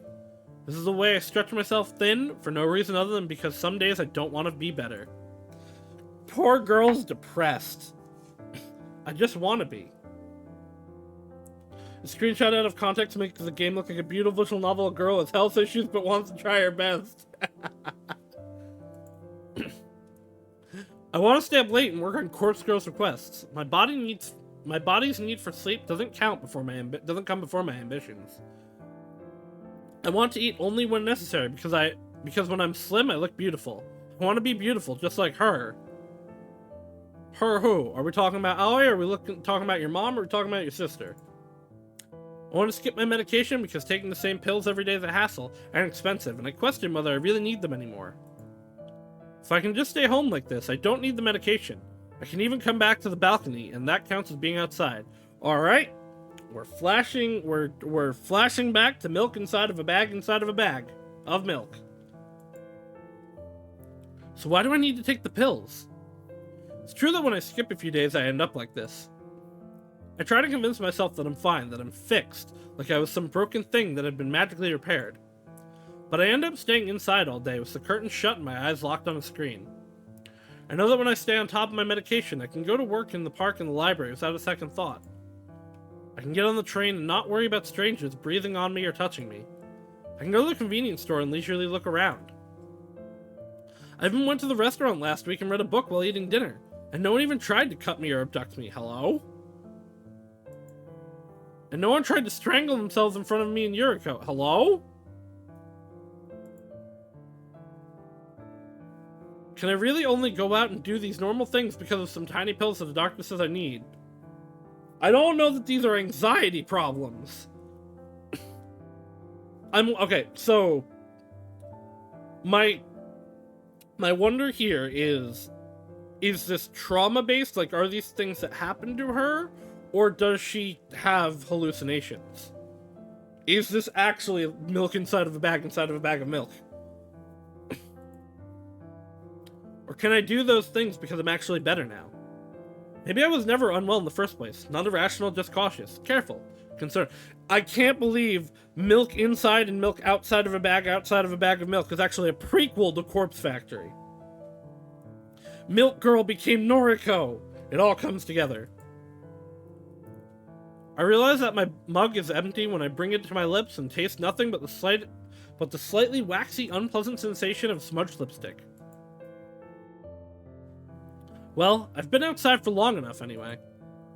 I go inside since it's getting late. Plus I have the feeling that someone on the street below has been watching me and is waiting to climb up onto my balcony. Okay. Yeah, no, she has probably paranoid schizophrenia. Is my thought from these descriptions. Now, I am not a doctor. I cannot, actively diagnose someone. That is just my thought from the knowledge I have. I enter my apartment, set the mug aside, and retreat into my bedroom. My phone is where I left it, sitting face up and begging for my undivided attention. I snatch it up, unlocking the screen. I'm greeted by the last web page I left open. It's my custom-made news alert for obituaries. From tomorrow morning, I'll be anxiously awaiting news of my latest victim's fate. I time-stamped the photo with tomorrow's date, June 5th at 9:01 a.m. The unlucky twin has already received the photo. I sent it out earlier today. After sending a photo, I always hide the burner phone out in the unused shed behind my apartment building. Getting the phone into the shed this morning was rather difficult. I had to cover up my face and hands with some old clothes, and I waited until nobody was in sight before dashing as fast as I could. It took me a good 10 minutes to collect myself inside the shed before I could rush back to my apartment and lock the door behind me. I didn't think anyone tried to follow me. However, I know that I'm going to need to retrieve the phone again tomorrow and dispose of it. I'll check for a reply from the victim, of course. Not that they ever reply. Then I'll destroy the SIM and discard the phone like I always do. It might be difficult to get out there to the shed again. On top of that, I really should go to the office. Oh, and then there's one more thing. One more thing I'm supposed to do tomorrow. Kojiro wants to meet for coffee. I'm not so deluded to think I can pull off all those escapades tomorrow in my current state. I resign myself for reaching for the bottle of medication on my dresser. Maybe another week of taking these pills won't be so bad. Yeah, she destroys the phone every time she makes one. How many has she game ended? As many as she has made pictures. They tend to increase my appetite, which is really annoying. It's a constant struggle to try and ignore the hunger that tears at my stomach. Eat! Girl! Get food! Just go get a burger sometimes. It doesn't help that they wreak havoc on my libido. I never know what to expect. Sometimes I can look at these photos of Aoi on my phone and feel absolutely nothing. Other times I can simply be scrolling through noise while standing on the train and feel an overwhelming urge to explode. Yay! I do my best to dismiss my doubts and fears as I swallow 2 of the tiny tablets.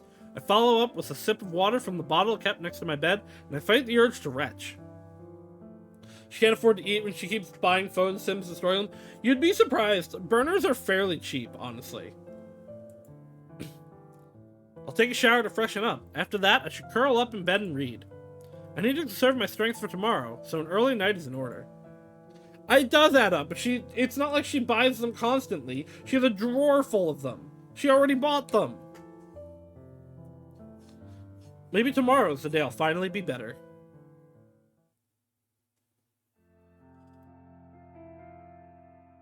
Friday.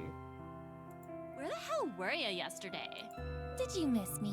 Nah, just glad you haven't bit the dust yet. Ba-da-bum. That's so sweet. Ba-ba-ba-dum-bum-ba-dum. Tomoe leans in close to me, almost uncomfortably so. Have you had any trouble with Corpse Girl? No, I think I'm in the clear. Well, I guess the time marked on the photo has long passed. Maybe you really are safe. Yeah. Thanks, though, Huh? Thanks for what? for thinking of me. Ah, shut up. Tomoe's face is glowing red with embarrassment. Why is red green and green red?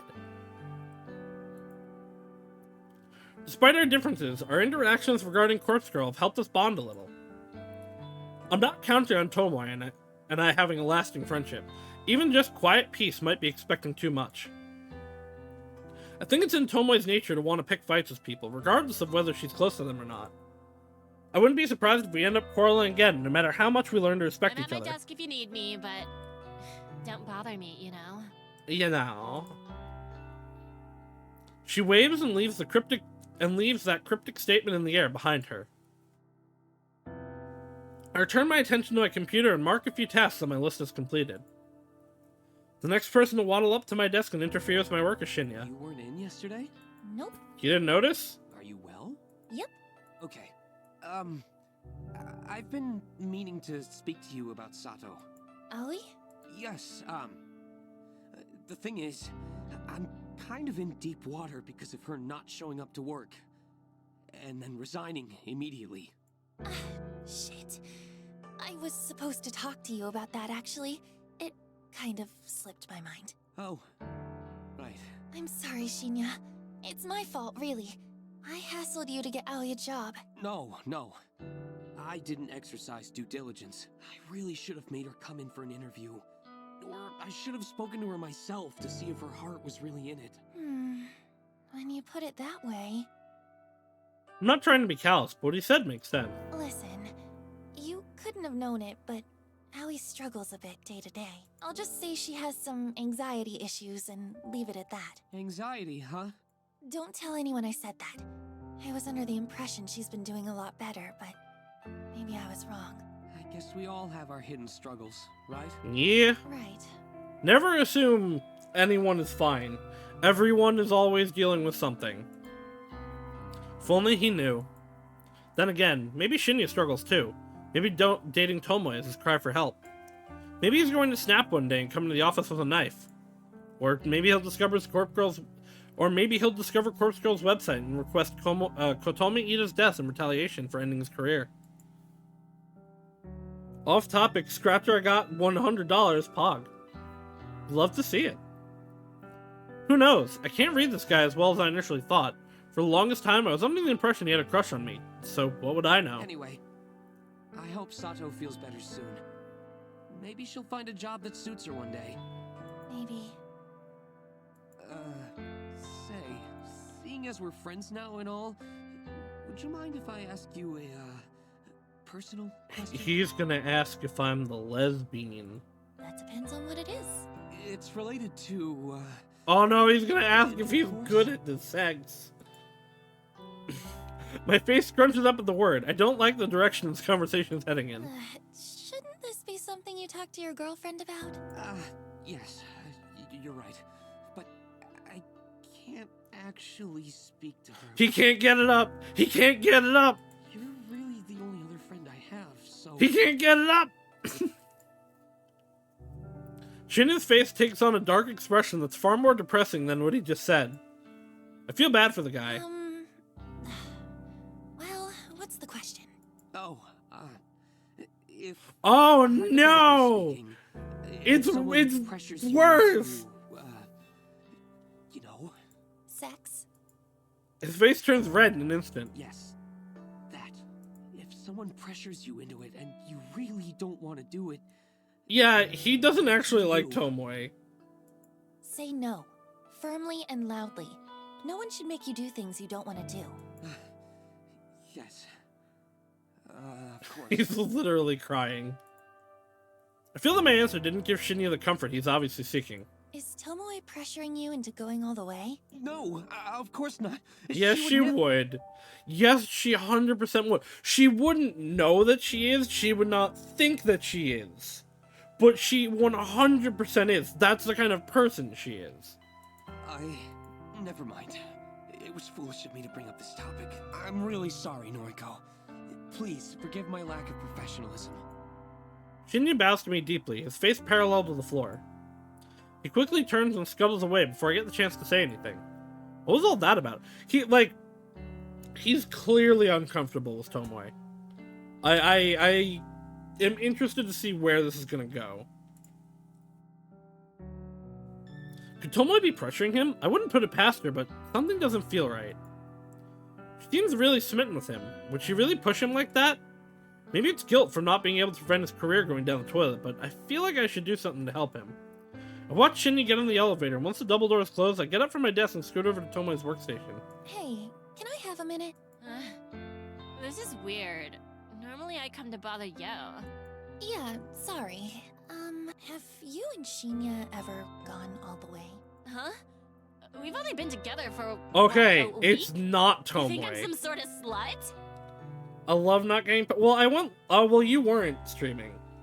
So, I don't know. I imagine it's something to do with the streaming. But, hello, Izu. How was the Doblo? You did miss an hour, but you were also streaming, technically. Apologize to her. I'm sorry, Izu. Oh! Papa. I wanted to say, I know that you mean apologize to Tomoe, but no.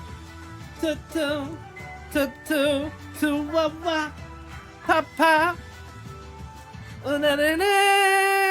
Hello, Raiders. Hello, Freya. How are you doing? What were you playing? I know what you were playing, but I have the memory of a goldfish. So I need to know.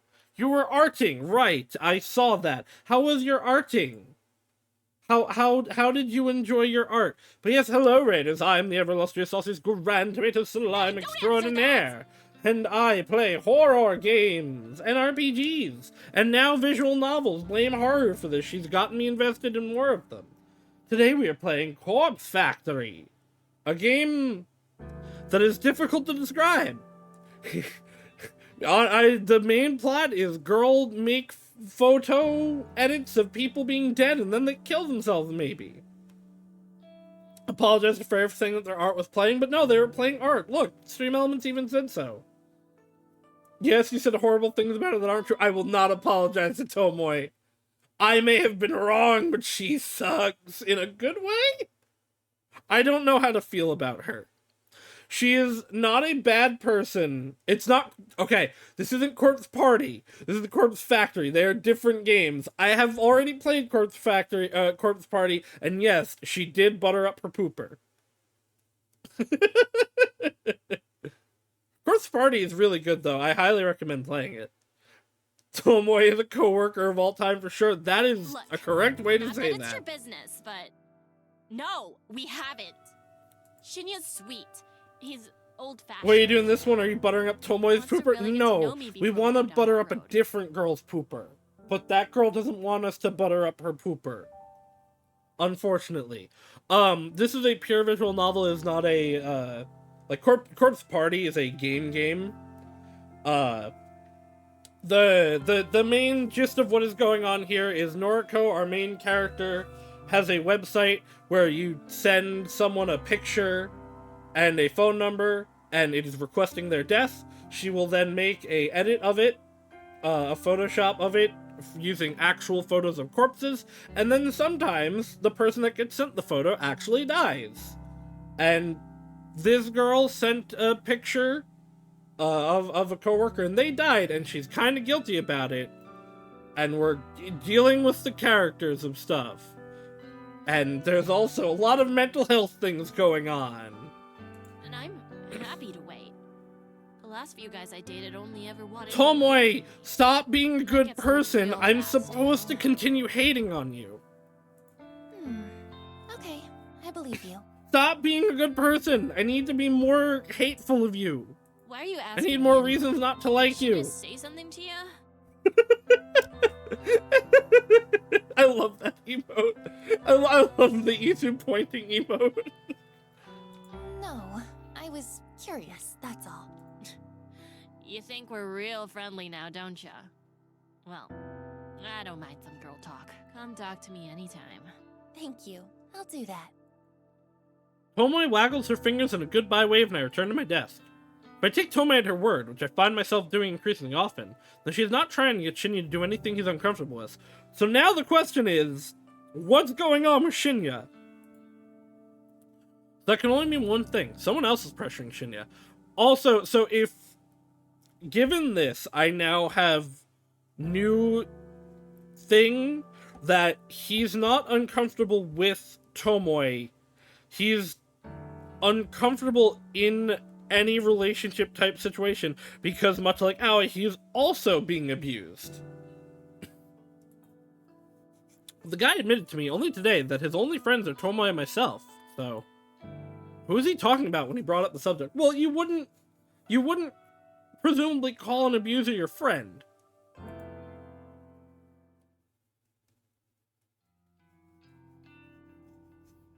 Yes, right. Instead, we must Photoshop her buttering up her pooper, and then later her pooper is buttered. Definitely. Noriko, are you pressuring Shinya into doing stuff? She's sleep sexting. Oh no! Cross is my friend. Waddle, are you saying that Cross is abusing you? Do we need to call the police? Do we need to redeem jail Shama on Haru's stream? Haru has that redeem, right? I forget if that's on hers or Chama's. I know Izu has jail Potato, because that's where he belongs. Who should I jail? I should... I have an idea for a redeem for the future, but... I'm a little worried that I haven't received the news alert for an obituary today. Izu has killed you several times? That is correct, actually, so have I. But... we already know that you bully Hope. I haven't turned on the bully Hope redeem in months. It still exists, I just haven't turned it on. Would never be mean to Hope. We love Hope. He's a good being. I'm a little worried that I haven't received the news alert for an obituary today. My latest victim, the twin woman, and her photo timestamp set to 9:01 a.m. this morning. Hope says otherwise, he would never.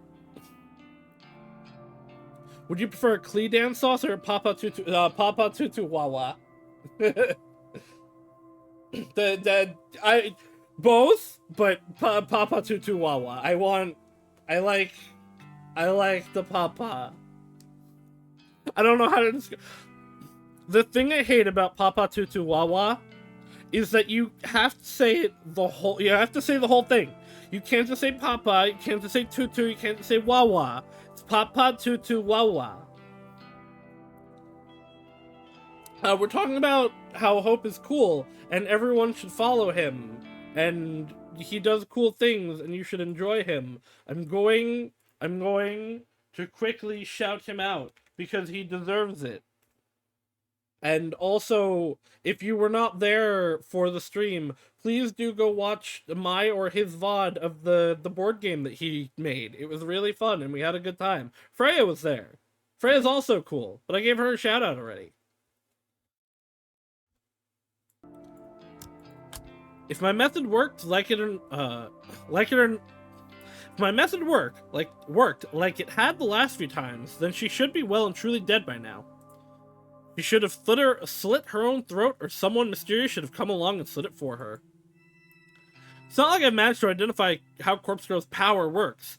I'm no closer to figuring out why her victims die. I really want to know why some words have emphasis colors, but it's not the only thing that gives you value, Hope. I just had a lot of fun with it. It was one of the most fun things I've done in a long time.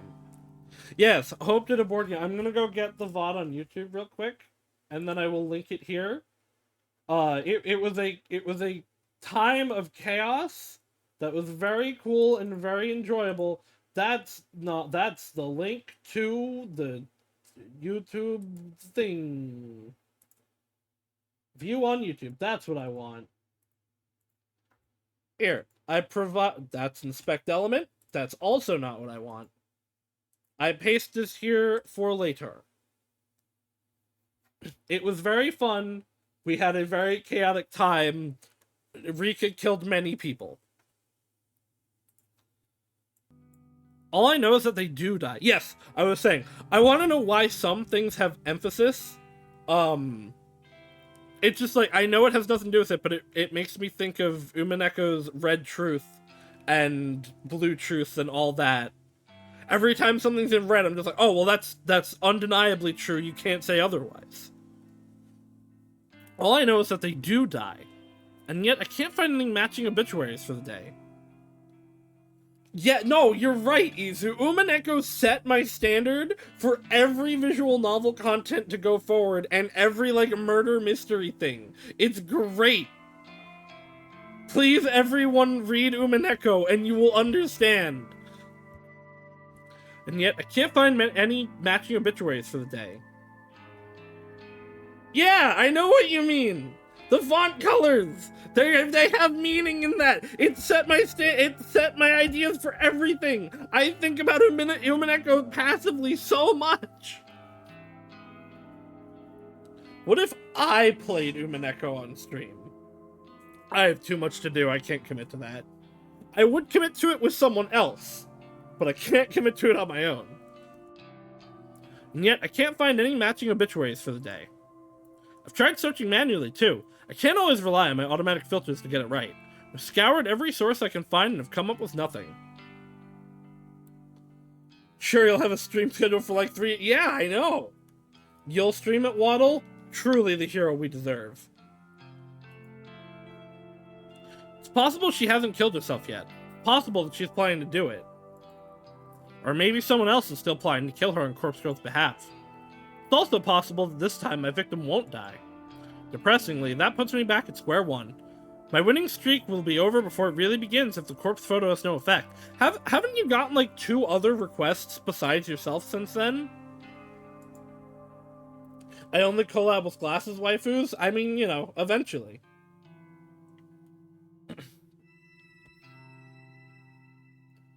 Waddle can use Dreamstein's Gate for me too. That's a much lower commitment than Umaneko. I make a mental note to discard the burner phone when I get home. I somehow forgot to get rid of it on my way to work, being so absorbed in my strict morning routine. But it's not too late. Barely 24 hours have passed since I sent out the photo. I'm not straying too far from my modus operandi. Yo, you came. Mad. The familiar halting voice snaps me out of my thoughts. Kojiro stands before me, wearing slightly cleaner clothes than the last time we met. It's very possible that he interpreted the meetup as a date and decided to wear his absolute best outfit. This is his absolute best outfit? I mean, like, mood and same, but this is his best outfit? Smell of the morgue is only faint upon him, thanks to the desperate cover-up scent of strong cologne. Hi. Can I sit? Please. Kojiro pulls up a chair and sits across from me. He's relaxed and awkward all at once. Me too! He's just like me, for real. His tall, lanky form doesn't really seem to fit in with the tiny, cozy cafe he selected as our meeting point. Waiting long? No, not really. Great. Ordered yet? No. What do you recommend? House blend. Fantastic. They roast it here. Also, the chocolate gâteau is amazing. I don't even think he looks bad. I just think this is like... To describe this as someone's best outfit is wild. I'll order 2 slices. Thank you, but I'm not hungry. Coffee is fine. Roger that. No, you are hungry. Eat! Eat, woman! The waitress eventually comes around and Kojiro places her order in fluent French. Oh no. The Frenchies. I think the waitress is taken aback as she bows politely and humbly asks him to repeat himself in Japanese. Once our order is settled, Kojiro leans forward and looks into my eyes. You wear glasses?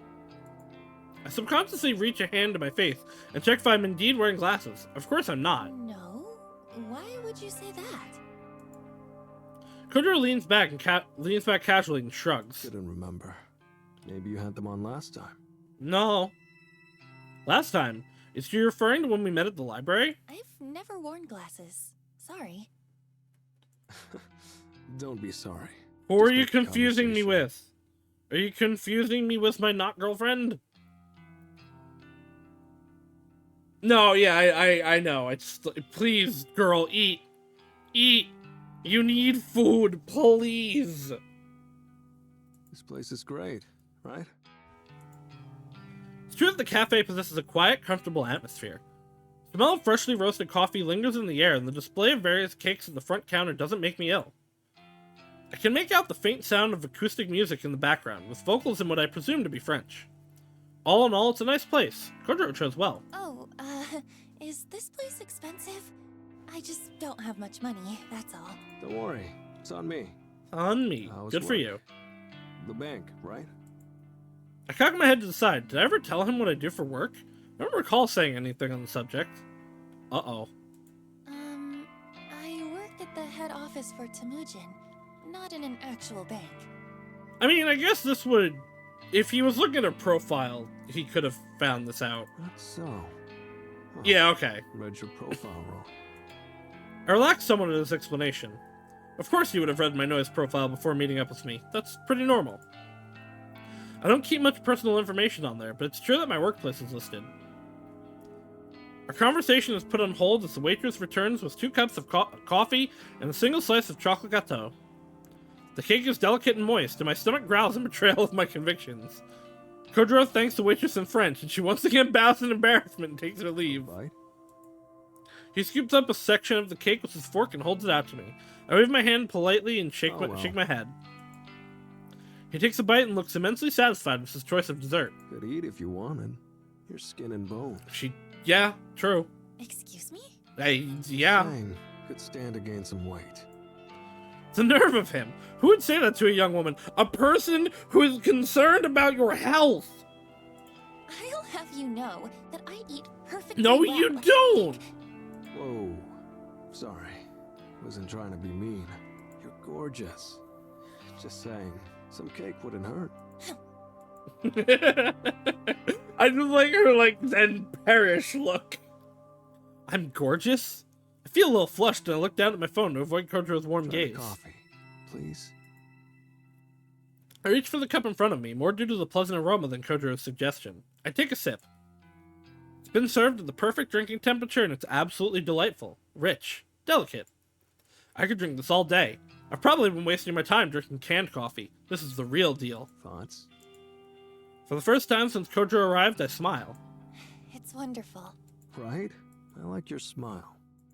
Oh no, he is coming on to her. This guy's really laying it on thick. I ain't come here to be swooned. Still. The praise is kind of nice. Even if he is just trying to play me with the oldest line in the book. I don't think he has the ability to play anyone. I think this is just his genuine thoughts. I figure I should switch the subject to encourage him to stop flirting. So, how long have you worked in the morgue? Wow. Good question. Okay. Let's see. 34 now. Started there at 22. So 12 years. Damn. 12 years. Never thought about Oh no, don't let it set in. Don't let the immovable passage of time set in. Shit, I'm old. No, not at all. You're older than I expected, but really, it's no big deal. Hey, pretty lady, you should eat some food before you pass out. Nice smile, too, by the way. He's just like me, for real. No, I'm not that awkward with people. But, he's right. He might be playing her, and the no thoughts head empty is an act. Or he might just have no filter. The lovely part is the first one is true, and the second is an act. If the latter is true, you'll never be able to confirm it isn't the first is true. Given his previous encounter and this one, he feels... And also given the descriptions of things we've seen, I have a feeling he is either intended to be or is an autistic character.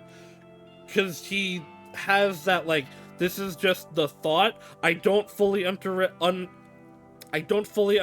social interactions. I'm just trying to, like, get. He's trying to interact with people without really fully being able to. And I don't usually say that about characters, but boy, he screams it to me right now. How old are you? Can I ask that? Illegal, but yes. I don't mind. I'm 20. Phew. Okay. Right. This is what you say when you're talking to someone read from a handbook. Totally. That's the impression he gives off 100%. He gives off the impression of, I want to interact with people, this girl is pretty, and also enjoys my weird, creepy kind of book hobbies. How do I talk to human beings? Is that an issue? Maybe he's an alien. No, of course not. You're mature for your age, or I'm out of touch. You're out of touch. Both? But... Wow. Okay. although I don't know if she's necessarily mature. She has a very good mask on. But... he laughs it off, but I wonder if I did hit a nerve. Would you date an older guy? Oh, he is coming on to me, though. And there it is, straight to the point. How do I answer a question like Good that? question. I've got no issue with age, but I don't really know if you're my type. You are male, and that is not acceptable. And if I can be honest, there is someone I have feelings for already. That's so. Unrequited love, huh? Something like that. Props can't compete with that. She is a pretty lady. She does have glasses, but you also have glasses. So I guess that's not a competing point. Well, that's okay. You're stunning. Out of my league. Thrilled to be friends if nothing else. Friend sounds nice. He's a good guy. Mad. Until he's not going to be a good guy. He raises his cup and toast, and takes a sip. Maybe I had him wrong. He might be a bit more mature than I gave him credit for. If he can take rejection without pressing the point, that speaks a lot about his character. So, corpse girl. Is he calling me that, or is that where we're driving the conversation to? Interesting, right? Okay, we're She driving the did. conversation there. The photos, the killings, all without knowing the Vic's name. Yeah. Wonder what her death count is. 3. 4 if I'm lucky. I try not to say this aloud. Eiichi Hanada. Car crash. Was it planned? Cut the brake line. Drugged. I have no idea. Sorry. But you requested his death. I never said that. Yes. Okay, I guess I have said that. I did lead him to believe that. I'll have to continue to go along with it. And for no personal reason? That's right. Everyone give praise to Waddle. Waddle is good bean. We give him head pats. Brutal. Don't request my death, okay? We'll see. His face lights up, almost as if he's impressed with the ambiguous answer. Excited, even. Maybe I should try the site. Request a death. Know anyone who deserves it? Sorry, not off the top of my head. Yeah, you do. Neither. Maybe you should request me. No, you're cool. I'm dying to know how it goes down. You know, maybe you shouldn't mess with this stuff. What if you really ended up dead? I can protect myself. I mainly want a corpse photo. How does she do it? Oh, by the way, you read that book I gave you? You mean Strange Flower? Bingo. Bingo. I'm halfway through it. Wow, fair effort. It's long. Thoughts? It's interesting, I won't lie. Now, Belle Sinclair is a sicko, right? Right. He's not all there. And that's what makes the best books. Halfway through, huh? Has he dined with the dead? Yeah. Who was it? His school teacher, I think.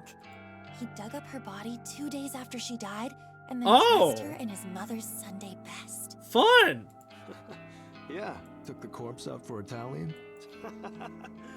I can imagine the waiter's Wait, reaction. they took them to a, regular restaurant? Oh, dear.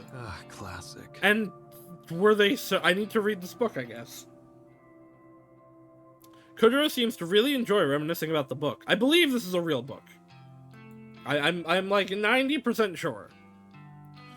Story is definitely interesting, but the way he's laughing at it makes me a little worried. Then again, the guy works in a morgue, so maybe the whole scenario is just comical to him. Oh, that's it there. Again, people who work around death have a much different idea of it as a coping mechanism. It takes me a second to realize what he's pointing at. Sure enough, the book in question is sticking out of the top of my bag. Sit here.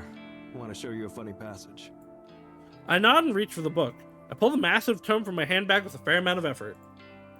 The book comes free, but it snags on the book's zipper and causes some of the contents to fly. Oh no! Oh, okay. I thought the book was tearing. A few personal belongings fall to the floor with a clatter. I notice my lipstick, lip gloss, notepad, and a pen hit the cafe's tiled floor. And the burner phone! Kojiro comes around to my side of the table and helps me pick up my things. He pauses when his hands grapple with another book that has fallen underneath Strange Flower. Photography? Eh? What's this? I quickly reach for the book and try to snatch it from his grasp. It's nothing. Kojiro is quick, and he instinctively avoids my desperate grab. He holds the book aloft and continues reading the cover. Huh. English? A comprehensive history of Uh-oh. manipulation. Uh-oh. He turns to his seat and flips through the pages as I finish packing my belongings away. I bow my head silently, waiting for his judgment. You can read this? Oh, he can't read it. It's fine. Only a little. Oh, this is tough. My English isn't good. Thought it was French at first. Well, because the title is French. Oh, these images. Kojiro suddenly snaps the book closed and looks at me. Out. I brace myself for his inevitable accusation. No, he's just gonna say that the photos are manipulated, not that you're doing it. Corpse Girl fakes the photos. The photos aren't from the future. Like that was ever possible. Photo is fake. Timestamp is fake. He's correct. But will he go back to assuming that I'm Corpse Girl? Hey, why do you have this book? Are you editing photos? Yes. I mean, I have an interest in it, but that's all. This book is old. Doubt the techniques are useful anymore. Still, it's interesting. My theory. Thoughts? About Corpse Girl faking the photos? Bingo. Bingo. I don't know. Sure, it's possible, but can anyone fake a photo so realistically? No one could be so talented as to make photos such as these. Definitely not me. Hint, hint, please praise me. Realistically? Do you know her photos are realistic? Bum bum bum. I mean, yes, you showed me one. Thinking quickly, I snap back with an answer. You sent me that copy of Eiichi Hanada's corpse photo. The one Corpse Girl apparently produced. True. It was good, right? Pretty convincing. Very convincing. Is photo manipulation that good? I suppose if someone skilled enough was doing it. If it's not photo manipulation, then one more theory. What is it? Maybe the subject in the photo is a corpse. Bum bum I'm bum. confused. Of course it's a corpse. What's your point? Not that corpse though. It's a fake. It's a real corpse of a different person. Hear me out. It's a photo of He's a real putting it all corpse. together. Just not the victim's corpse. He's cooking. Let the man cook. Corpse Girl acquires a real corpse, dresses it up, just like in Strange Flower. Oh, he thinks she's actually getting the corpse though. She makes it look like the Vic. It's convincing because it's real. No photo manipulation. Huh, I see. Immediately, my mind starts to kick into high gear. Kojiro has unknowingly presented me with an unprecedented idea. What if Corpse Girl does get real corpses? What if she dresses them up, wounds them, makes them look like a carbon copy of the victim? Then she holds a photography session to capture the magic. Uh-oh, he's giving her ideas. The realism will be amazing. He'll be way more convincing than manipulating a photo, even though I've become pretty good at that. It'll be the next step up in realism. I'm sure it's sure to convince victims to kill themselves. If Corpse Girl's victims can be relied upon to kill themselves, then I don't have to continually question the cause of death. I wouldn't need to worry about whether some mysterious third party is wandering around slaying people on Corpse Girl's behalf. All of the deaths would be caused by suicide. It would be predictable. Conquering victims would simply be a matter of forging a convincing enough corpse replica. But the legwork involved in acquiring corpses would be... That's it! The answer is sitting right in front of me with a smudge of chocolate cake on his chin and an empty coffee cup resting in his hands. Say, hypothetically, Uh-oh. would it be easy for corpse Now girl to the even crimes have are access beginning. to dead bodies?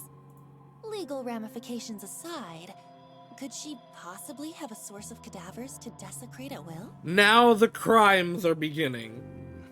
Yeah, it's not impossible. Take someone like me. I have the morgue. I'm there alone, mostly. Someone like Corpse Girl makes me an offer. I'd give away spare corpses. Oh, no you're just problem. gonna admit to that? Maybe don't admit to that. Of course, I could get busted. It's not about losing my job. I'm not going to prison. The price would have to be right. But that's just me. Employees in other morgues, well, I'm can't speak for I'm them. gonna go ahead and say most morgue employees would not be giving away corpses. So you would willingly work with Corpse Girl if the price was right? He has no reason not to. They're dead. He has no attachment to them. They're going to be cremated. I mean, that's true. You are correct there. Like, you have to get rid of them anyway. Yeah, I've said it before. Big fan. Big fan. I support her work. It's fascinating. I know it has happened for sure, but I don't know. I don't know. Like I said though, people who work with deaths treat it differently. If she really is using cadavers to make I know photos, there have then definitely been cases where people working in morgues or having access to dead bodies were selling them to medical students or to like medical hospitals for cheaper than teaching hospitals. Every hospital is a medical hospital. For teaching, so they would get them for cheaper and pocket the money, but they were like literally stolen corpses. Well, I'm offended she didn't come to me for help. This is amazing. I never imagined this meeting could be so lucrative. If I want to get my hands on all the corpses I'll ever need, I can ask him here and now. I find myself breathing heavily, and I notice that my cheeks are warm, and my head feels slightly airy. It all comes down to whether or not I really want to step up my game. The way things are, well, the twin woman, my latest victim, doesn't seem to have given up the ghost. Maybe I'm being impatient, or maybe my work just isn't as convincing and powerful as I want it to be. Then there are the cases of the previous victims. Kane Tsurumaki killed herself, there's no doubt about it. But Eiichi Hanada? It's highly possible his car wreck truly was accidental. I may not have had a hand in that after all. Ruri Hatano, my first ever conquest. The cause of her death still eludes me. There's no way she could have killed herself in the position her body was discovered in. She's the whole reason that I started suspecting someone else's involvement in the first place, after all. So there's one definite suicide, one potential murder, and one death that was an accident. A traffic collision that happened to coincide with the date I wanted the victim to die. Statistically, there's no way to know how Corpse Girl's power actually works. It's almost like deaths are just caused at random, and when you pile the countless failures I've encountered over the past year, well, my success ratio isn't very impressive. If I could truly compel victims to simply kill themselves, then it would sure take the guesswork out of the whole thing, that's for sure. With Kojiro's help, I could acquire cadavers and make them look like my victims. The work would be completely different to photo manipulation. There would be gore involved, no doubt about it, and it'll take a steady hand, some makeup artistry, and access to clothing props. Then there's lighting to consider, and backdrops. It's one thing to take an image from the databases of deceased and have a corpse splattered on the pavement, ready to go. It's an entirely different thing to have to drag a body out of a morgue and plant it in position, then take photos of it. There will be a lot to consider here. It's not a decision I can make lightly. You also have to be good at taking photos, which is not necessarily easy.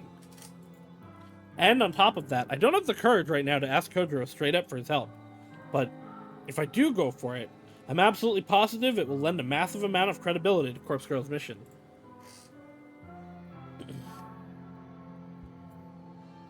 The extraordinary realism will pave the road ahead of me with blood. Yo, finished your coffee? Yes.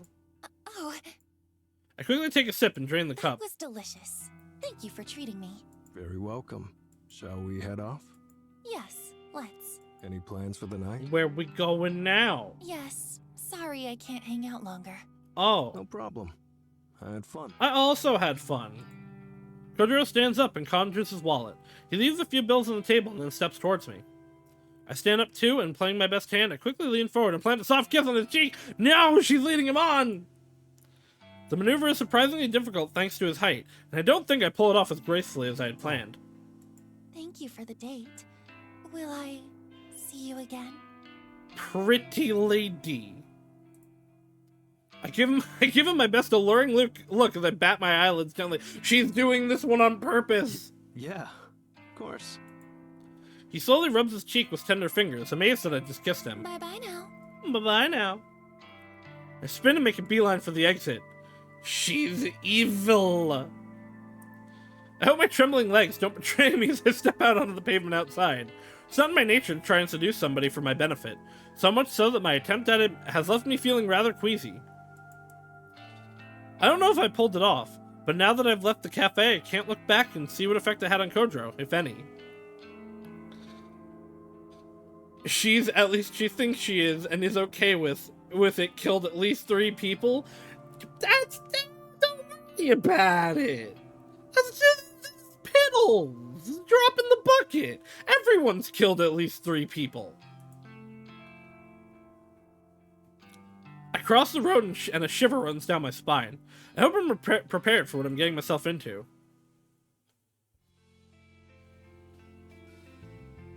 Hey, look! It's the place that the girl in the prologue was in. The weekend is here, and despite my desire to stay inside my apartment with the doors locked and windows closed, I find myself at the shopping mall looking for a new phone charger. My current charger gave up on me at midnight, and now my phone is running dangerously low on life power. I tried plugging into different outlets. I tried plugging into my laptop, but nothing I did gave my device even the slightest amount of charge. I thought for sure I had a spare charger lying around, but I turned my apartment inside out trying to find it. Couldn't even find the right type in my drawer of burner phones. So either the charger has died, which is the best case scenario, or my phone has become faulty. I hope the latter is not the case because I really can't afford to purchase a new one. Getting it repaired is out of the question. I refuse to hand it over to somebody for a day or two and go without it.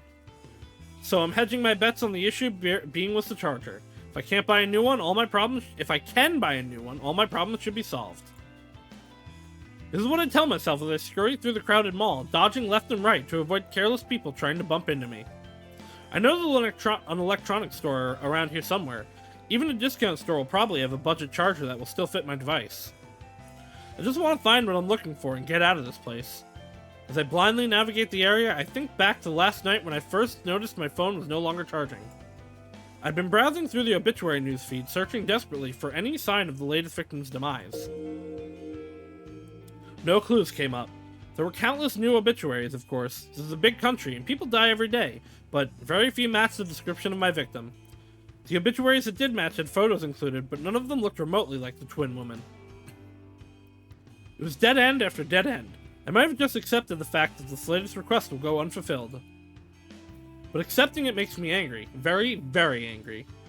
I find myself stomping through the mall more often than simply walking. Few people glance at me, but I don't pay any heed. I wanted that woman to die. I wanted her twin sister to rejoice or despair at the fate that befell her own flesh and blood. I wanted her to feel the fear of seeing her own corpse in a photo.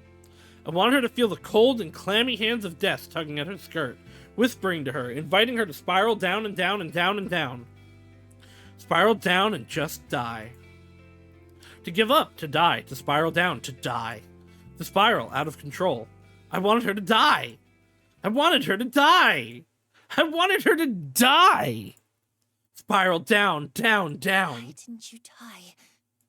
Why didn't you die? Maybe don't say this out loud, Noriko.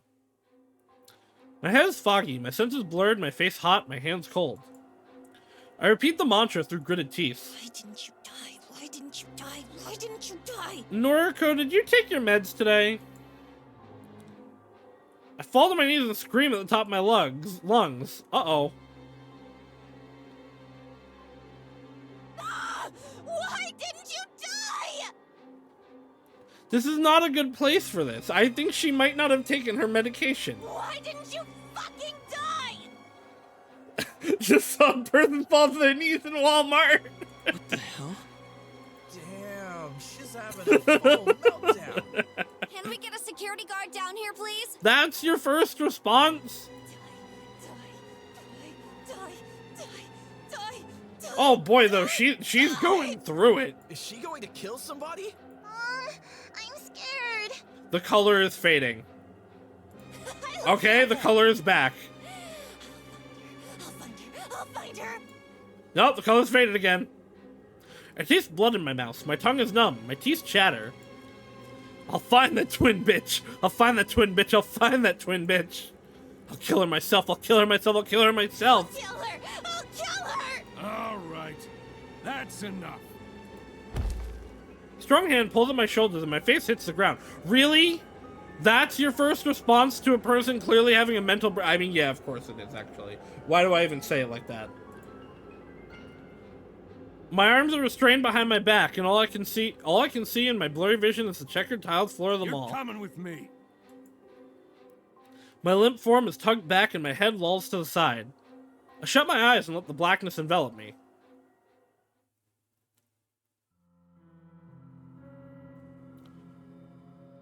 A stinging cold ice pack bites against my cheek and rudely awakens me from my stupor. I don't know where I am. Monitors. I was gonna say this is like the security room of the mall, but this is the heckin' back rooms.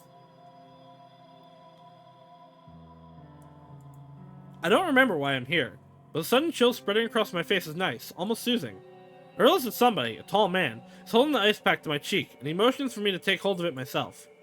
I reach a sluggish hand to grab the ice pack and continue to press it against my skin. The man walks around the chair I'm seated in and stands behind a simple wooden desk to face me. You can imagine my surprise when I recognized Oh! you. Hi, Kenji, right? Don't you love when things are so realistic that we instinctively knee-jerk hate it so much that we find ourselves going, no one would do it like that, until we stop and think about it, and yeah, it happens like that all the time.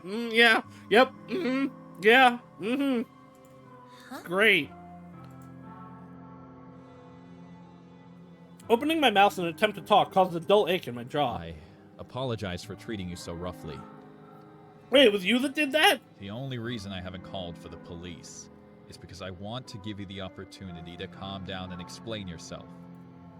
This guy, I know him, but from where? Oh, of course. Took me some time because I'm not used to seeing the security uniform. This is Kenji Ogawa, the very same guy who lives in my apartment building. The nice guy who greets me in the stairwell. The father of sweet little Momo. Mr. Ogawa? Ah, so you odd completely out of it. Why does he sound British now? Where am I? This is the mall security office. You caused quite a scene, Nariko. A scene? You don't remember. Well, give it some time. I'm sure it'll come back to you. Try to think hard about the circumstances that led me here. I remember something about visiting the mall to buy a phone charger, but I don't think I ever found the store I was looking for. Some kind of anger or fear or something. Some familiar primal emotion got the better of me. Listen, Nariko. I've always thought you were a sweet girl. And Momo looks up to you, you know. Please, tell me that you're just not feeling well. Please tell me the things you were screaming aren't true. Things I was screaming? An image of a smiling woman flashes into my mind, a twin woman with beautiful features and lovely hair. The victim, the one who didn't die. That's right. I remember now. I lost my cool. I became so overwhelmed with frustration that she didn't die. I must have broken down and unleashed my anger here, right in the mall. Stupid, stupid, stupid, stupid! This is all because I went outside. I went somewhere I don't normally go. I'm usually fine about going to the office. It's familiar. The convenience store is fine too. In fact, my whole meticulously planned morning routine rarely bothers me. But the shopping mall? What was I thinking? I haven't been keeping up with my medication. Yeah, she wasn't taking her meds. Even if I was on top of it, going somewhere out of my comfort zone is always a risk. I need to start regulating my intake. Taking a pill or two every other day, or when I feel like it, isn't going to help me. Skipping days at a time and just popping a few in my mouth when I need to leave the house isn't what I'm supposed to. That's not how it works at all! I need to follow the guidelines. I need to keep a strict schedule of when I take what. Damn it, Noriko. I'm supposed to be calm at all times, stoic, unflinching Noriko. What the fuck am I doing? Nariko, you still look a bit flustered. Do you want to lie down for a bit before talking to me? No. Okay. Well, do you want to explain what happened? No. I never took you for a troublemaker. Please, Nariko. I'm begging I you. feel like he Don't make me call needs the like police. 1 or 2 more talk You sprites. were screaming about killing somebody. You were manic. You can't just act like that in public. You scared 100 people just trying to make their way through the mall. You scared me. Knock on the door causes Kenji to flinch. May I enter? Yes. Please come in, Mr. Fujikawa. The metal door separating the security room from the real world opens with a screech. A broad, intimidating man enters a small room and displaces the air inside. I bet this is, Shinya's dad. I feel like I'm going to suffocate. This her? Yes, sir. She's calm now. Indeed. The man, who seems to be some sort of detective, looks me up and down with a sour expression. Miss, your name? I don't answer him. I see. Sir, if I may, this is Nariko Kurosawa. Yeah, don't talk to She's the an police. acquaintance. Tell them nothing. Is that so? An acquaintance? Well, that speaks volumes about your personal life, Ogawa. Oh, doesn't? Don't be judging. I don't like this guy. I'm gonna stab him. Sir. Leave us be. I wish to talk to her. Yes, Mr. Fujikawa. Kenji bows, his grim smile cracking under fear as he exits the room. Cops only care if a crime is happening or not. Yeah, that's not wrong, unfortunately. The detective, or whatever he is, towers over me. He pulls out a badge from inside his jacket and flashes it at me. My name is Fujikawa. I'm a detective, an investigator for the Tokyo Metropolitan Police Department. You must understand that we take death threats very seriously in the police force. Huh? Excuse me, but Kenji said he didn't call the police. Kenji? Ah, Ogawa. Well, never mind what he said. What is with his fingers? I don't like them. They're so long. This man is not human. I was here already in regards to another case. I happened to witness your little outburst. Ogawa was kind enough to allow me a moment to interview you personally. Right. So, what do you want to talk about? What do you mean? What do you mean, what does he want to talk about? Listen, if I were in your shoes, I'd drop the sardonic act. I have reasonable grounds to arrest you here and now. His voice drips with pure venom. This guy isn't joking around. Squirm a little in my seat and remove the cold ice pack from my face. He kinda does. We know that she has issues that she's taking medication for, but like, I don't think he should be as like aggressively like angry about it. I think he should be more sympathetic about it, because clearly something's going on. Like, my first thought would be there's some kind of mental health issue here, but she is screaming about killing people.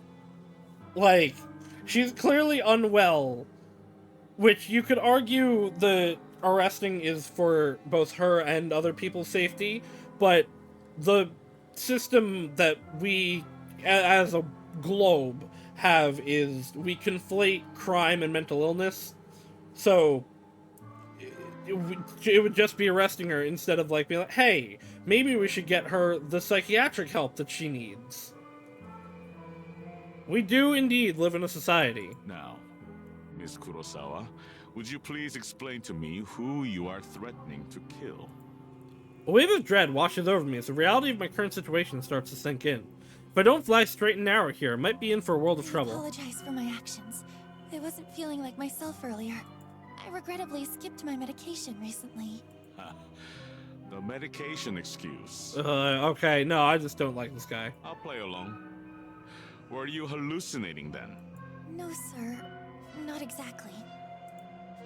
I need to come up with something, quickly, or I'm not going to get out of here anytime soon. See, I recently had an altercation with a coworker about a guy we both like. The detective rolls his eyes at me. Go on.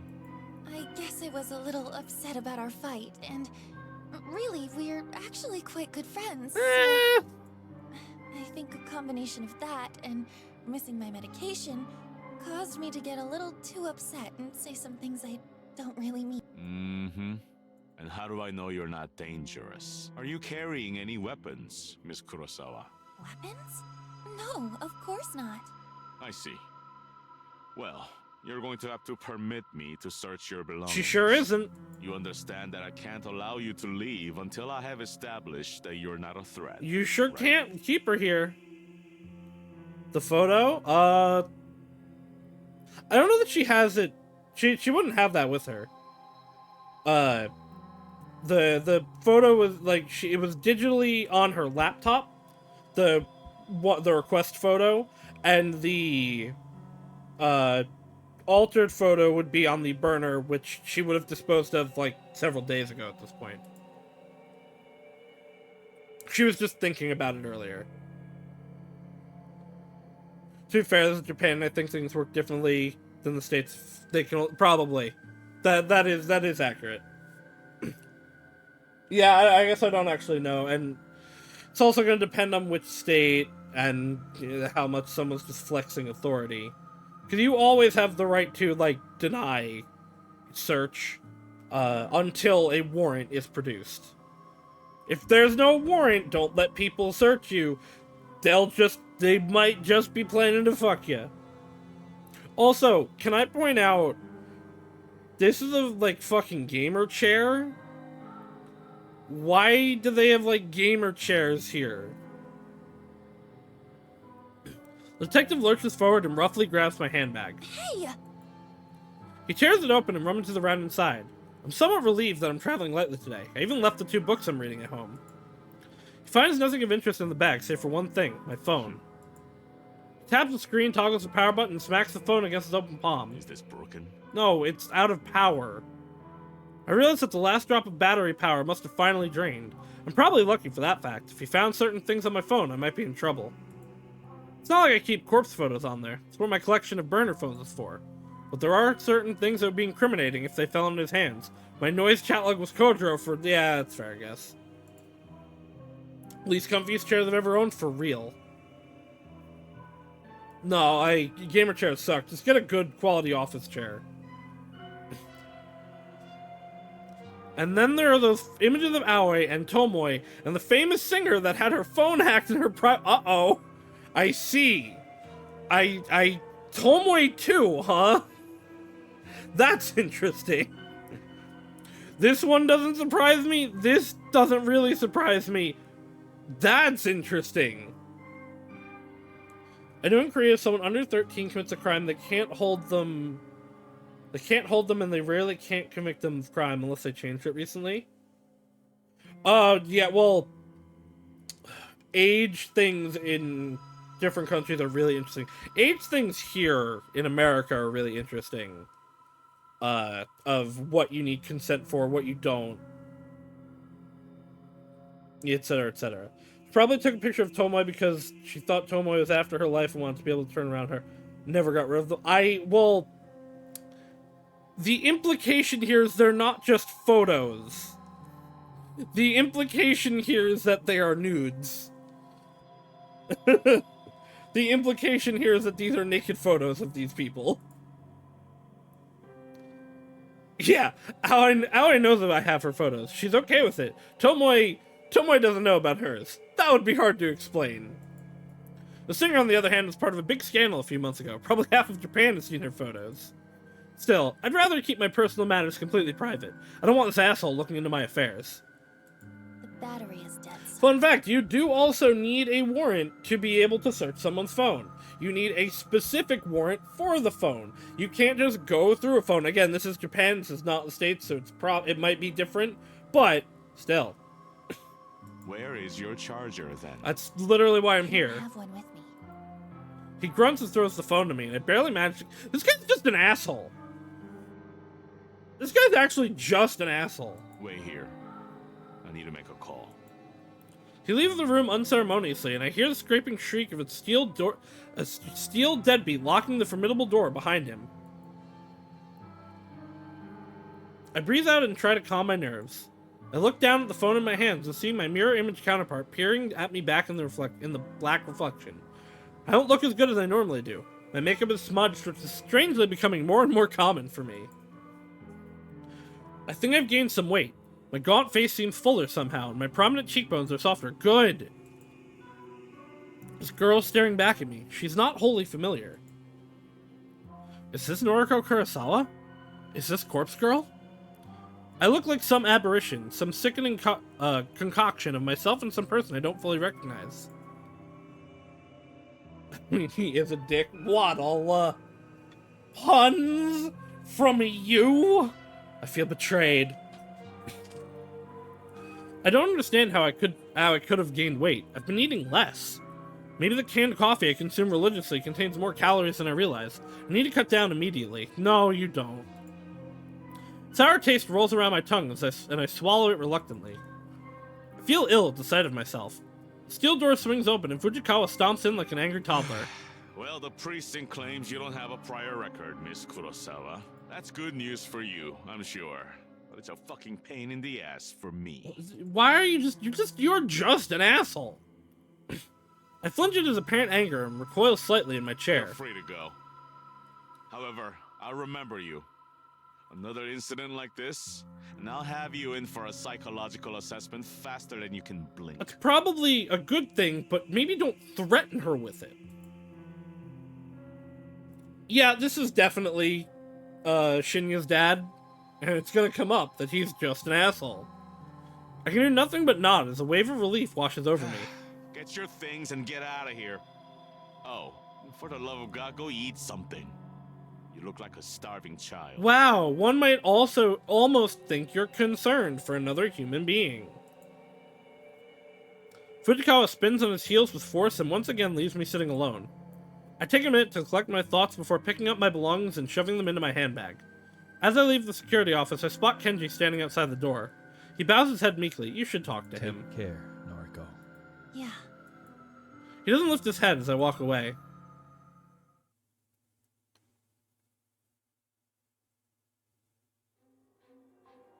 Uh-oh. This music is very sinister. So much for stoic, unflinching Noriko. Remember stoic, unflinching Noriko? This is her. Weak of flesh and weak of will. Weak. Yeah, you know what'll do that? Not eating. And also not taking your medication. Noriko can't control her emotions. Noriko can't face the world outside without the help of peppy pink pills. Noriko. She keeps calling herself that. I keep calling myself that. But it's getting red. There's a red overlay over here. Not on the mirror, but everywhere else there is. But I'm more than that. More than her. I'm Corpse Girl. I'm bigger than the frail body before me. What do my looks matter in the grand scheme of things? Uh-oh! Oh dear! What does my ego matter? I want to be beautiful, thin, gorgeous. Kojiro called me gorgeous. It made me feel good. But that doesn't matter. None of it matters. Corpse Girl matters. She will succeed, and the whole world will continue to spin. I need to gain weight or lose weight. I need to look like Aoi, with her small frame and cute features, and that bust that's too hard to look away from. You should probably eat something then. It is milk all over again. I guess sauciness won't help me either. I need to look like Tomoe, with her fuller figure, her obscene fashion sense, and those oddly beautiful eyes that she doesn't deserve. I need to look like Yuriko, with her bad haircut, terrible piercings, and trashy clothes. I need to look like Mother, who's just like me and Yuriko combined, but with vacant eyes that used to be sparkling and clear, but now just glaze over whenever you talk to her. I need to look like Noriko, with her dark hair and intense gaze and her healthy, acceptable frame. I don't need to look like this skeleton, this living corpse. I don't need to look like this physical embodiment of hunger and longing and lust, and fear and stress and anxiety and uncertainty and ambition and exhaustion. Fuck you. I curse at the mirror and spit at my own reflection. Fuck you. I clench my fists until my nails dig and tear and pierce my flesh, letting blood trickle between my knuckles and drip down to the carpet. I don't want to be you. See this now? All this paints Noriko as an unreliable narrator and calls into question everything that has happened so far. Like, are these things that Aoi said to us real? Is her interpretation of Shinya real? Is even what happened with Tomoe real? My idea is probably, because it's not like a first-person narration, but it still is now questionable. Did these things even happen? I'm better than you. I'm better than you. I'm better wasn't you! Maybe eat a sandwich then. But I am you. I am Corpse Girl. It's what I always wanted. It's the sense of belonging that I always thought. It's that feeling of home that I reclaimed after home was lost. After Mother moved and Yuriko got put on ice, and after I found this apartment that felt so strange at first. This is who I am. I love your hair, your eyes. I love you. Don't ever leave me. Don't leave. I raised 2 fingers to my mouth and kissed them gently, then pressed them against the mirror. I love you. Don't ever change. Well then, we do love them crazy. Sunday, did you get your charger, by the way? To my absolute delight, I woke up this morning feeling really refreshed. I was worried that my temporary incarceration at the mall would continue to stress me out today. Thankfully, my fears were unfounded. You should go talk to Kenji. Spent the early morning cleaning my room. I had to use some elbow grease to get a few specks of blood out of the carpet and clean a bit of lipstick off my mirror. I even took my medication with a tall glass of water, and I didn't skip the pills that I don't like this time. It will be some time before I feel stable, maybe even a few weeks, but the fact that I'm already taking steps forward has done wonders for my mood. Man, playing this and a bag of milk inside of a bag of milk in the same week is wild, I gotta say. Today's a day to stay inside and work on me. I can't have another incident like yesterday. I can't break down in public and put myself at risk. I can't break down at home again and feed on my insecurity and anxieties. I need to be strong. For Corpse Girl. For me. With my room now clean, I decided to spend a little time tidying the rest of my apartment. As I work, I make myself a new mental checklist of commitments. Noriko's promise list, if you will. Commitment number 1. I'm not going to lose my shit if a victim doesn't meet their demise. Just because that twin woman didn't kill herself doesn't mean I'm a failure. I had 3 successes before her, and I'll have more successes again. I just need to try harder, work harder, refine my methods, and keep moving forward. And I'm not at a dead end yet. I have a trick on my sleeve, after all. Kojiro's connection to the morgue may very well be the ace I need to win. Commitment number 2. I'm going to improve myself. I won't say that I'll fix myself. I'm not broken. Not yet. Questionable. I'm going to improve. I'll keep up with my medication. I'll keep up with my social life. That means keeping in touch with the few friends I have. Aoi, Shinya, and even Tomoe. I'm going to eat a little more, please! Not much more, because I want to stay slim, but enough to give me more energy, more motivation. I don't want to be weak anymore. Eat, like, a decent amount every day, and you'll be fine. You're not going to suddenly expand. Commitment number 3, the last one. I'm going to get over Aoi. Good for you. Unfortunate, because I want the lesbians, but good for you. I love her. I've loved her since high school. In those days, she always stood by me. My insecurities and anxieties never pushed her away. She knew what I was going through, what I still go through, and she could relate to me. She has her own compulsions and anxieties to deal with, so I can't lean on her like I used to. Instead, it's my turn to help her. But I will move on from obsessing over her. She isn't ready for a relationship, and she explained all of the reasons why she rejected me so long ago. Clinging to the hope that one day we'll be together isn't good for my current state. I need to be moving on, moving forward. I need to let go. Good. The first step is recognizing. It's not easy to do that, but the first step is recognizing.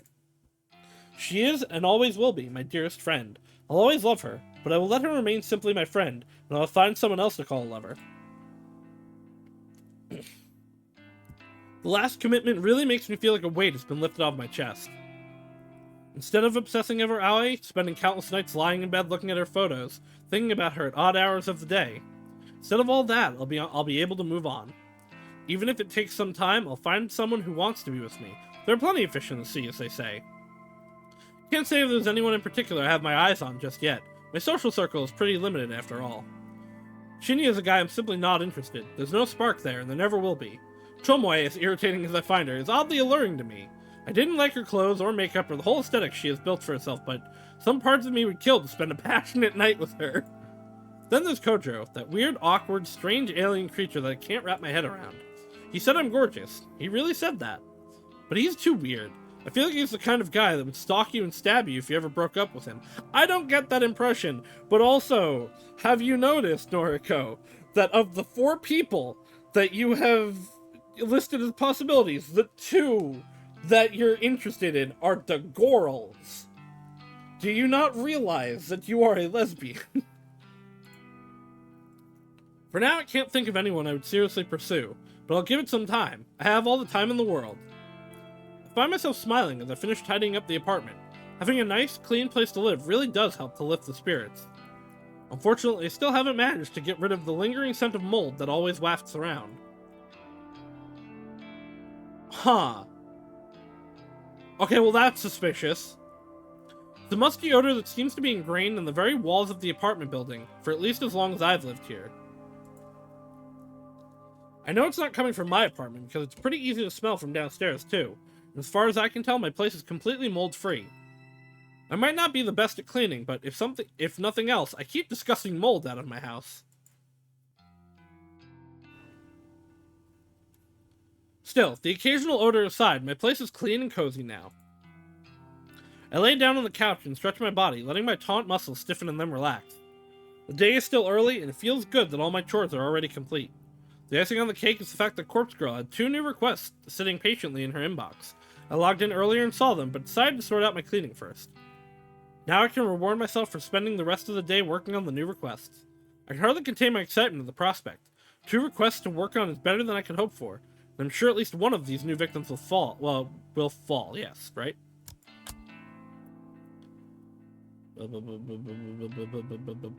Yes. My positive attitude will go a long way to ensuring my success this time. Unable to restrain myself anymore, I snatch up my laptop from its charging port next to the couch. I flip open the lid and gaze at the photos that I downloaded earlier. My 2 new victims. Fresh blood. Man.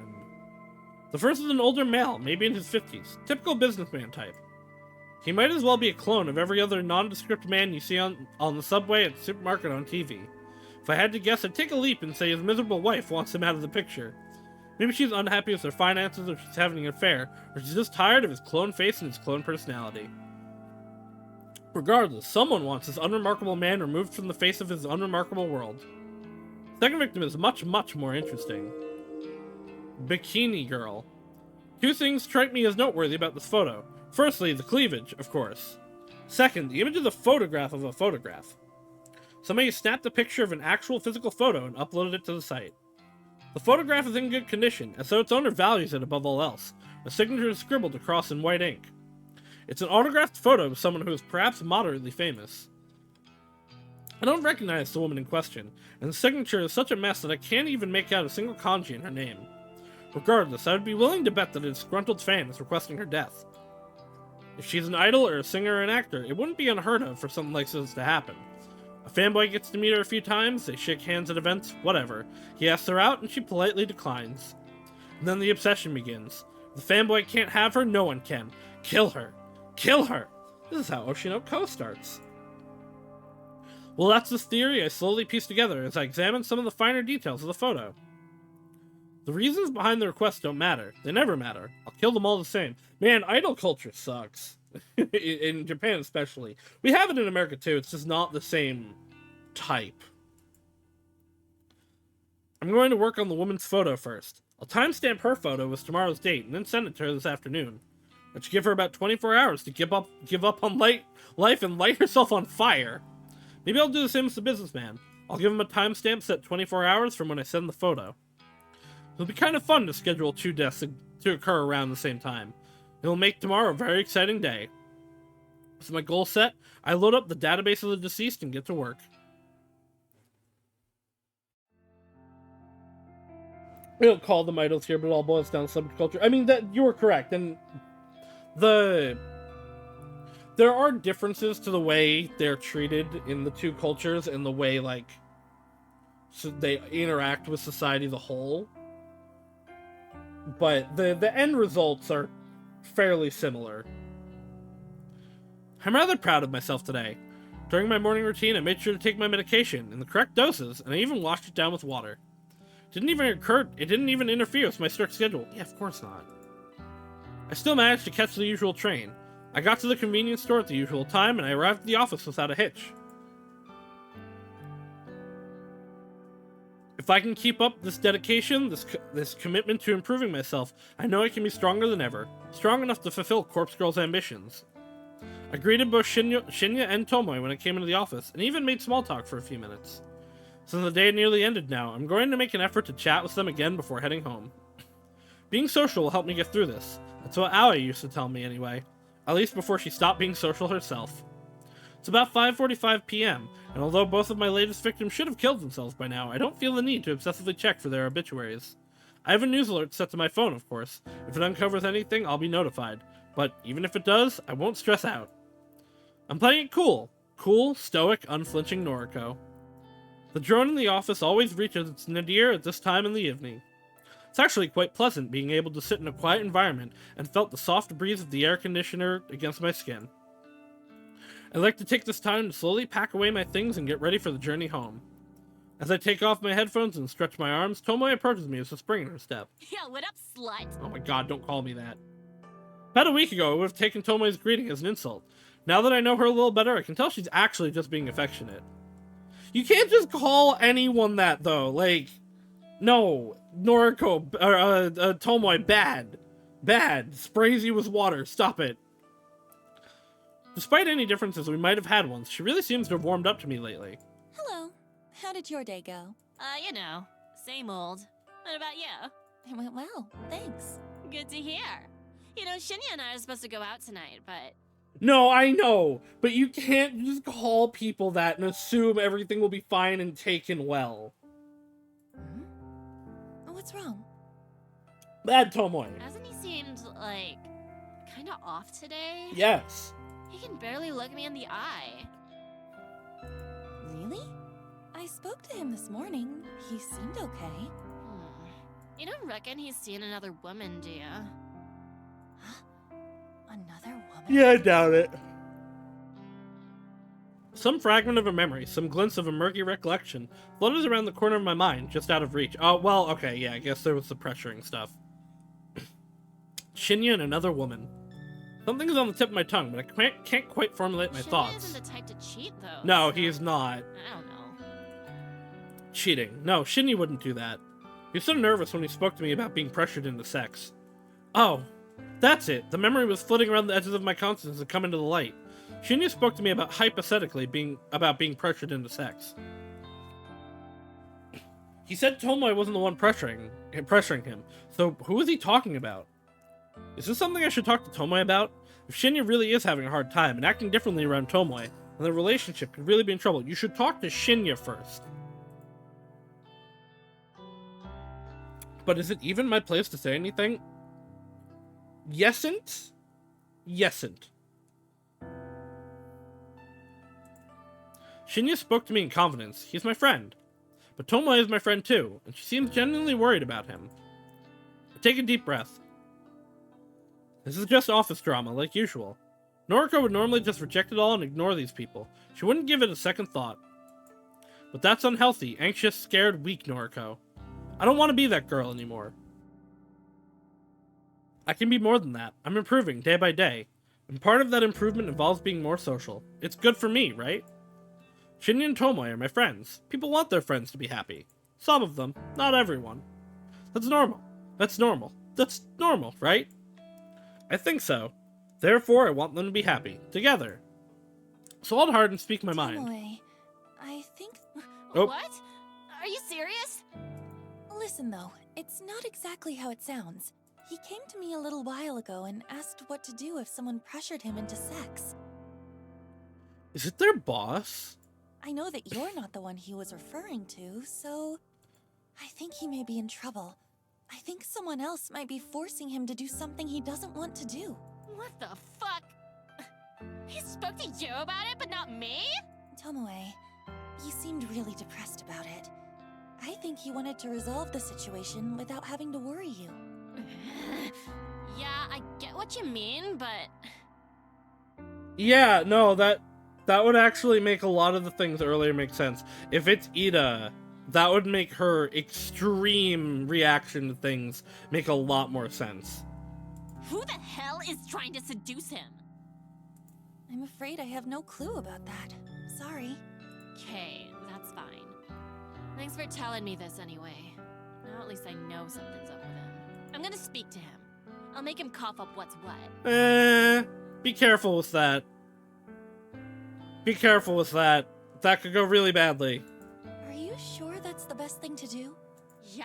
I I'll let him know that I'll take do care of think it is everything. best to get it out and, Bitch like, is have a putting the moves on conversation my about it. Shinya, I'll smack him into the ground. But you have to be careful about that. Of course. I don't know why. That could backfire greatly. Tomoe grins, despite her obvious frustration, and gives me a thumbs up. Thanks, gang.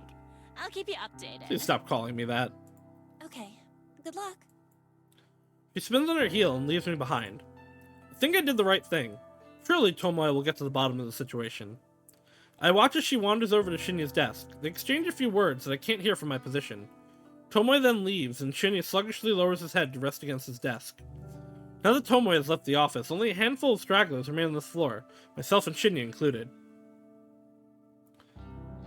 Yeah, no, I don't think Tomoe knows any other way than to just, like, wholeheartedly, I guess, go into a situation.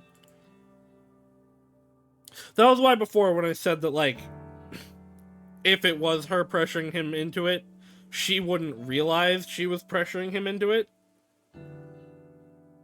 Because that's the kind of person she would not intentionally do things against people, especially people that she likes, but her personality would lead to negative things. But also, she attacked Noriko, so she's definitely not stable. But also, did that actually happen? That's my question now. What if his parents are pressuring him into having kids, and I don't think he would have had that reaction. I think he would have described it differently, if that were the case. But if that is his dad, he is definitely an asshole. So we'll see. When she's a red flag, but red is your favorite color, so what it do, baby? Me with yonder. Remember, guys, remember the eternal question. Is it Stockholm Syndrome if girl hot? I find myself watching Shinya far more than a few minutes. He doesn't seem to notice that my gaze is locked on him. A few more of my coworkers take their leave and an eerie quiet descends over the empty office floor. I remain in my chair, staring intently at Shinya's distraught face. We're the only ones still here.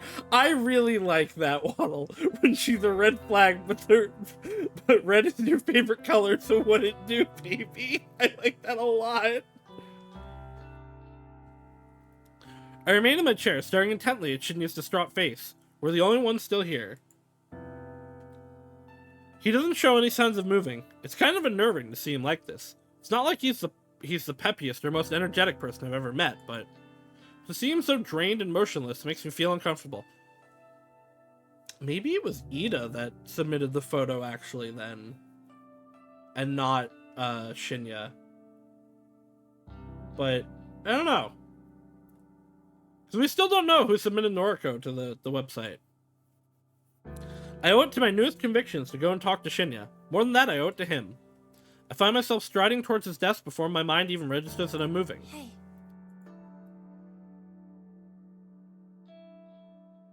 I'm slightly startled when he immediately looks up at me.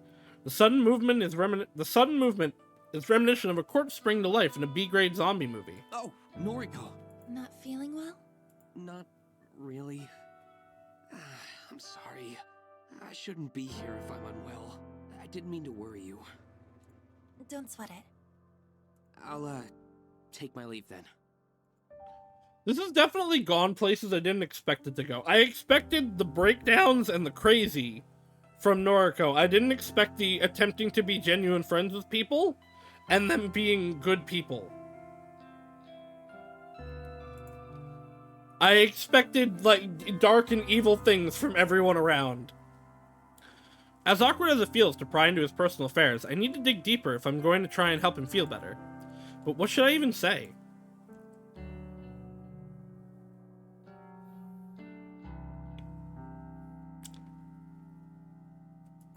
save, and if I don't like where it goes, I'll redo it. I'm gonna do tell me what's wrong. Because I think being direct here is a little bit better. Tell me what's wrong. I don't expect my blunt words to get through to him. I don't expect anything, really. I'm not used to confronting people about the shit they're facing in their personal lives.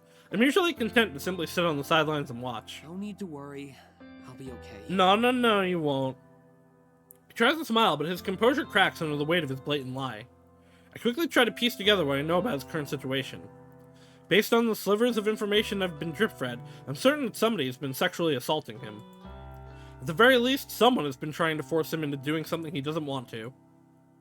I don't know who that person could be. It could be someone from the office, it could be someone from his private life. I'm confident that it's not Tomoe. Shinji isn't the kind of person to ever stand up for himself, and he's probably not the type of person to speak up when he's feeling down. But his recent composure reveals volumes about how he's truly feeling. Whatever the situation is, it's painfully obvious that Shinji is a victim. Whatever is happening in his life is not his fault, and he's too proud or stoic or embarrassed to seek help, even from his own girlfriend. If I don't put one foot forward and cut to the chase, chances are Shinji will never build up the courage to ask for help before it's too late. Someone is sexually assaulting you, right? He doesn't say anything. He doesn't even flinch, which I have to give him credit for. This is a guy that couldn't keep from blushing the last time the word sex was mentioned around him. Yes. His calm response and even calmer demeanor divulges his inner turmoil. I see. I don't know what to say next. I see probably wasn't the best starting point, but I'm truly at a loss for words. He commenced so readily, and I expected more resistance. Can you tell me who it is? I can't tell anyone. You should tell me. Not you. Not Tomoe. I can't even tell my father, and he's a detective. Yeah, well, because also he's an asshole that would probably call you like a weak little baby bitch. Because he seems like that kind of shitbag. There's nothing I can do. I'm trapped. Trapped. It's a feeling I'm all too familiar with. It's a feeling shared by countless victims. Not that Shinji and I have ever gone through the same trauma. Part of me can't help but wonder if the feelings of helplessness is what flashes through the minds of my own victims. Actually, I don't have to wonder. I know it to be true. The realization makes me feel simultaneously queasy and satisfied. What will happen if you tell someone? I don't know. If the truth comes out, I could lose my job. I could lose Tomoe. Yeah, no, this is definitely someone that has authority over him in some way. They have control over his life. His job. That it's somebody we work with. Someone in this very office has been taking advantage of Shinya. Somebody here then. Speaking my thoughts aloud, he looks directly at me. How? You're worried you'll lose your job if you come forward. It's obvious. Yeah, it's Ida. Sorry. I'm not trying to sound rude. If this person found out you came forward, you'd lose your job. Then it's someone in power. A manager. An exec. And that's why you can't tell me. That's right. Well, see, here's the thing. If they fire you, and then an investigation goes forward, and considering your father is a detective, you have a good opportunity to have that move forward, and it moves forward, you can then sue the company for damages, and you will get many big monies. It does not make up for the abuse, but many big monies is nice. And then you won't have to work. I nod. I can see the predicament. So, you don't have to say another word to me. Huh? It wouldn't be your fault if I stumbled upon someone assaulting you. It wouldn't be your fault if I was around to witness it. It's the American way, though. Listen, you ain't wrong. Noriko. A gleam of resolution sparks from deep within Shinya's cloudy eyes. It's almost as if he's come up with a brilliant scheme, a scheme that I not so subtly planted within his mind. Shinya takes a deep breath before collecting his bag. I'm taking the elevator up to the executive offices. Please don't follow me. With that, he gently pushes past me and makes a beeline for the elevator. See, also, this is when you, like, get a tape recorder or record things on your phone and like, record the encounter, but... And I'm proud to be an American, where at least I know to sue. I can't make a song more off the top of my head, but I bet I could make a parody like that. As the doors close behind him and the familiar thump of the elevator pans out around me, I stand still and close my eyes. I count to 100 in my head, giving Shinya a generous head start. The sun dips behind the office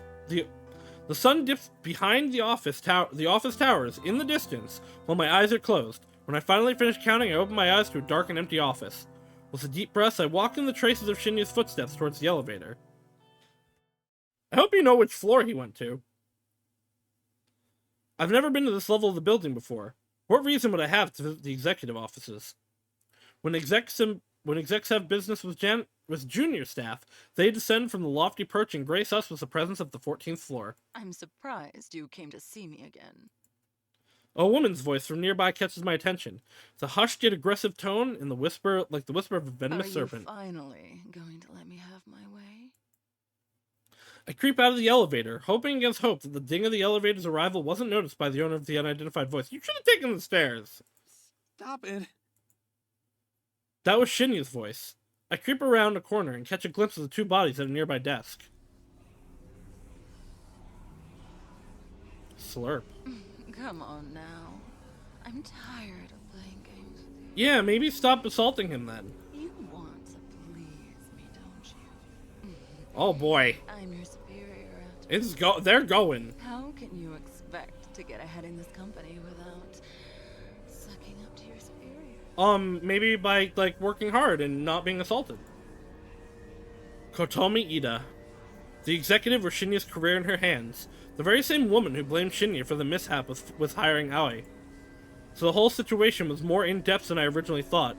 It was never about Aoi. It was about holding power over Shinya. Miss Ida, please. Waddle, no! I just came here to... She doesn't even have glasses, Waddle!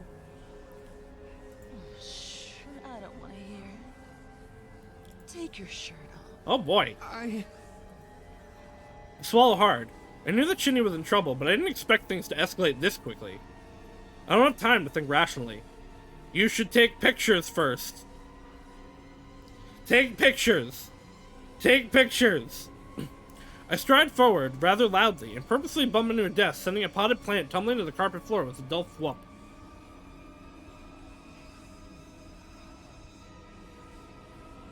Kotomi's neck pivots at full speed and she turns to face me. Her eyes narrow into hateful slits as she withdraws from Shinya. Within seconds, Kotomi has abandoned Shinya and drawn close to me. Kurosawa, what in hell's name do you think you're doing here? This level is for executives only. I should have you thrown out of here by security. Fujikawa isn't an executive either, Miss Ida. And he looks quite at home here. Shinya stands in the background, shyly tightening his shirt. Kotomi's eyes somehow narrow even further, to the point where I'm certain she can't possibly see anything. Fujikawa's business here is none of your concern, Kurosawa. Leave. Now, or I'll have you forcefully removed. If Japan, then her phone would have clicky sounds, so it would have been also just as noticeable. Yeah! Well, I mean, it also depends on the phone. She clearly has a smartphone, which wouldn't necessarily make noise, but, like, it's interesting, right? Because phones have the shutter sound effect that they don't need, because that's what people expect them to have. You can turn it off, but, like, all phones do seem to have that as the default. I fold my arms over my chest and dig my heels into the ground. I'm not one for confrontation. I'm not one to hold my ground against a powerful adversary. Oh, it's legally in Japan they have to? That's interesting. Okay. And yet, this vivid image of Tomoe had bloomed in my mind. Tomoe, so strong-willed and head over heels in love with Shinya. Tomoe, who would do anything to protect... She's about to kill her. In Tomoe's absence, it falls on me to protect Shinya. Fuck off, you filthy skank. Yeah, finally a proper use of this word! I can't believe the foul words that tumbled out of my mouth. Apparently, Kotomi can't believe it either, because her eyes finally widen and her jaw drops. She looks like a stupid fucking idiot. Somehow, Tomoe's indomitable spirit seems to have inhabited my body. My words echo her own. That, or I've just managed to find a temporary burst of courage. What did you say to me? You heard me loud and clear. Back off from Shinya. If I catch word that you're harassing him, I'll have you in a legal headlock quicker than you can blink. You don't even know what you're talking about. Trust me, I know enough to bury a dirty slut like you. Yeah, get him, girl! Kotomi grits her teeth and a vein protrudes from her forehead. Without another word, she simply pushes past me. Her shoulder slams into mine, but by some minor miracle I manage to hold my ground. I hear her footsteps fade away as she leaves the floor. Again, though, should have taken pictures. Oh, yeah, that makes sense. Don't like that, but that makes sense, Cinda. I exhale sharply and a wave of dizziness suddenly washes over me. That was amazing! I nod and sway a little, then take another deep breath and rebalance myself. Happy to be of assistance. I can tell Shinya doesn't know what to do next. He looks like he wants to hug me, but given the gravity of the recent situation, we both silently decide that's not the best idea. Instead, he settles for patting my shoulder with his hand. Thank you, Noriko. Thank you so much. I don't know where you get your courage. Perhaps I could stand to learn a thing or two from you. From Corpse Girl. From the murders. Don't sweat it.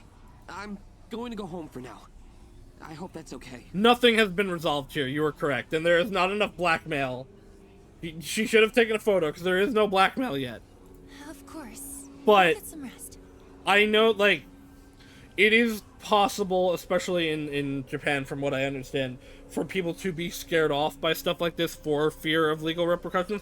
But also, legal repercussions for workplace abuse might be different, but for sexual assault in general is really low in Japan. Do you want to know why there's such a, like, why there's such, like, a large amount of, like, train molestations in Japan? Because the most you're gonna get is, like, 6 months of jail time. That's not a lot.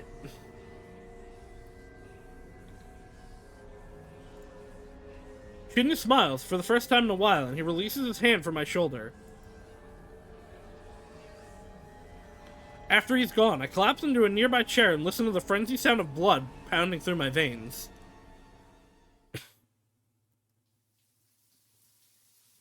I got the achievement Boy/Justice.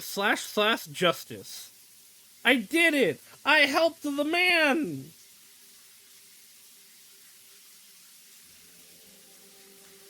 Oh, they finally have changed some of those laws? Good. But, like, man, it's not enough. Steam and suds fill my vision as a pleasant torrent of hot water sprays across my body. The tiles on the floor on the shower wall are polished to a pearly sheen, so much so that I can see my own hulking and beautifully ugly reflection in them. The shadow in the reflection is dark, matted hair in her eyes. I don't know if she can see me like I can see her. I wipe my hair from my eyes and stare into space, trying to shake the abstract thoughts from my mind. It isn't until my phone springs to life from the bathroom countertop that my thoughts return to the present. I startle at the noise. I peer through the shower's glass door, but it's impossible to make out the name flashing on the phone screen, thanks to the steam that has fogged the glass. Aoi is the only person who regularly calls me, so it could be her ringing. Have a good night, Ihern. I hope you sleep well. Or it could be a spam caller trying to sell me something I really don't need, but I may just cave in and buy it anyway because it's a nice feeling that someone thought to call me. Oh no. I open the shower door and tiptoe out, my wet and dripping body causing pools of water to form on the bathroom floor. A deft hand snatches up my phone and I clutch it to my chest as I retreat back into the shower. Wait, with the phone? The water never stopped running, and it greets me with a welcome warmth as I bask in it once more. My phone is a fairly new model, and it's conveniently waterproof. Not that waterproof! I take advantage of this feature on occasion. It's nice to be able to submerge myself in water and browse the web to truly escape my own thoughts. It's not that waterproof! Heavy droplets smack against the phone and dribble down, but my eyes ignore them as I scan the screen. The incoming call is a voice chat request from noise user Koji. Kojiro is calling me? And it's in the shower? Well, I mean, if you're gonna lead him on and try to seduce him, I guess that's fair, but... Girl, you have to have some level of social understanding. Hi. Good time? No. Sure. Bad. Wanted to tell you something. I saw a post on... This call has static. Sorry, it's just the shower running. Oh, in the shower? Yeah? Huh. Okay. Okay. Well, He's flustered. sorry. It is awkward now. Really, it's fine. What did you want to tell me? Okay. Saw a new post on Noise Chan today. Posted this afternoon. Might interest you. The message board Noise Channel is often affectionately referred to as Noise Chan by certain frequent users. I'm not really surprised that Kojiro is the type to call it that. What was the post about? Well, someone wrote this. I quote, "Hey, so today I got a strange gore photo from a number I don't have in my contacts." Continuing, "Not sure what the deal is. It was gross though. Wondering if any hackers can trace the number or something?"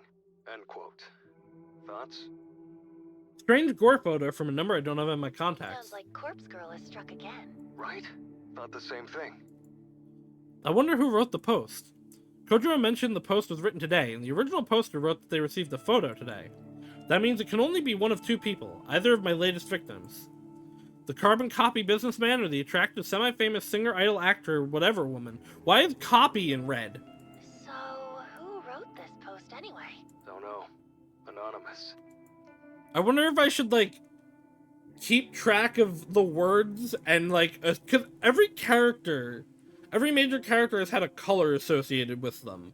I wonder how much that's relevant. I don't necessarily know that we've gotten the purple character, though. And that would be the most relevant. Was hoping you could tell me. How would I know? Powers in red, copies in red, maybe copy the power. I don't know if it even has any reason, or if it's just for emphasis. Well, you're Corpse Girl, right? This again? Kojiro just doesn't let it slide. You really have not been subtle about it. Why does he suspect me now? What did I do this time? It's okay. We can discuss later. Oh yeah, the original post has a reply. It does? I'll read it too. Quote, "You got this too? Was the gore photo a picture of yourself?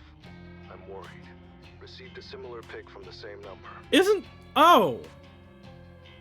This post was mentioned in the prologue. I thought that it was Noriko that had talked about it, but no, it must have been the prologue girl. Because this exact post was talked about. Continuing, thinking about contacting the police. I don't know about Sure that is part, though. overreacting. End quote. No, there was, because I commented about that. That you should call the police for that. Oh. So the first post received a reply. Interesting. Very interesting. Both posters talked about receiving a photo. That can only mean that one of them is a boring businessman and one of them is a semi-famous woman. However, the fact that they've taken the discussion online instead of just slitting their own throats is rather troubling. Were the photos not convincing enough to make them kill themselves? Or not enticing enough to summon another entity to snuff out their souls? Noriko's name is red and Corpse Girl is here copy, who is stronger. I don't know. I genuinely don't know if the colors mean anything. Was this attempt just a repeat of the failure I had with the twin woman? Anyway, enjoy your shower. Let's Thank talk you. tomorrow, Corpse Girl. Before I can interject, Kojiro ends the call. Shit, he's once again assuming my true identity. He's assuming correctly, but that's besides the point. Well, maybe it doesn't matter too much. Maybe this will actually save me some time and effort. If he already knows I'm Corpse Girl, it should be easy to strike a deal with him in exchange for access to a fresh supply of cadavers. That is, if I decide to walk that path and take this game to the next level. Thinking it through, I may very well have to go ahead and do that. My last 3 victims have not ended their lives as I planned. My success rate is very, very low. That's a depressing fact, and one that old Noriko would probably have thrown a tantrum over, but not me. Not new and improved Noriko. I turn off the running water and step out of the shower. I was going to say, I wonder if he's the hacker that traced her number. Weird thing to mention, not continue. No, it was the guy the first post was asking if a hacker could trace the number. Because she uses a spoof number that's like 666-33-666-22-666 or whatever. The post was asking if there was a way to, like, potentially track it. A shiver scuttles down my spine like a spider as the cold, damp air clings to my naked form. Throwing my phone onto the bathroom counter, I reach for a towel and wrap it around my corpulent, emaciated body. The thick flab of my skeletal arms jiggles as I dry myself out. When I'm satisfied that my fleshy and cadaverous body is completely dry, I grab a second towel and wrap it around my hair. Cursory glance in the mirror as I leave the bathroom reveals my gaunt face and prominent cheekbones. I get the feeling that even though I've been gaining weight, I am thinning out more and more. Although my body isn't perfect, I'm still in love with my eyes. I wouldn't change a thing about them. While my frame simultaneously grows plumper and slimmer, I hope my eyes will always stay the same. I flick off the bathroom light as I exit. Entering my bedroom, I sit down on the bed with a towel around my body and another one around my hair. My laptop is lying open on the sheets. I pull it towards me. A few clever keywords in the search engine quickly leads me to the post and noise channel that Kojiro just informed me about. Sure enough, he was telling the truth.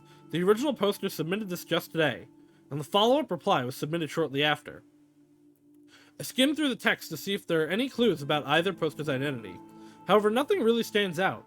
I retain my assumption that my two latest victims created these posts. I spend a little time applying various moisturizing creams to my skin before getting dressed in my bedwear. I'm feeling pretty relaxed by the time I finish. Perhaps I'll spend the rest of the evening reading a book in bed. Or I could try to plan out my next move with Kojiro. Should I come forward, claim my identity, and request access to his morgue? It's a big step.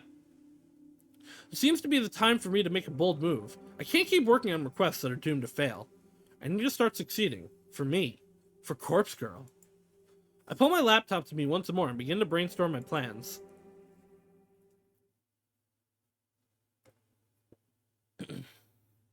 Loading. It's so weird that a visual novel has, like, actual loading. Tuesday.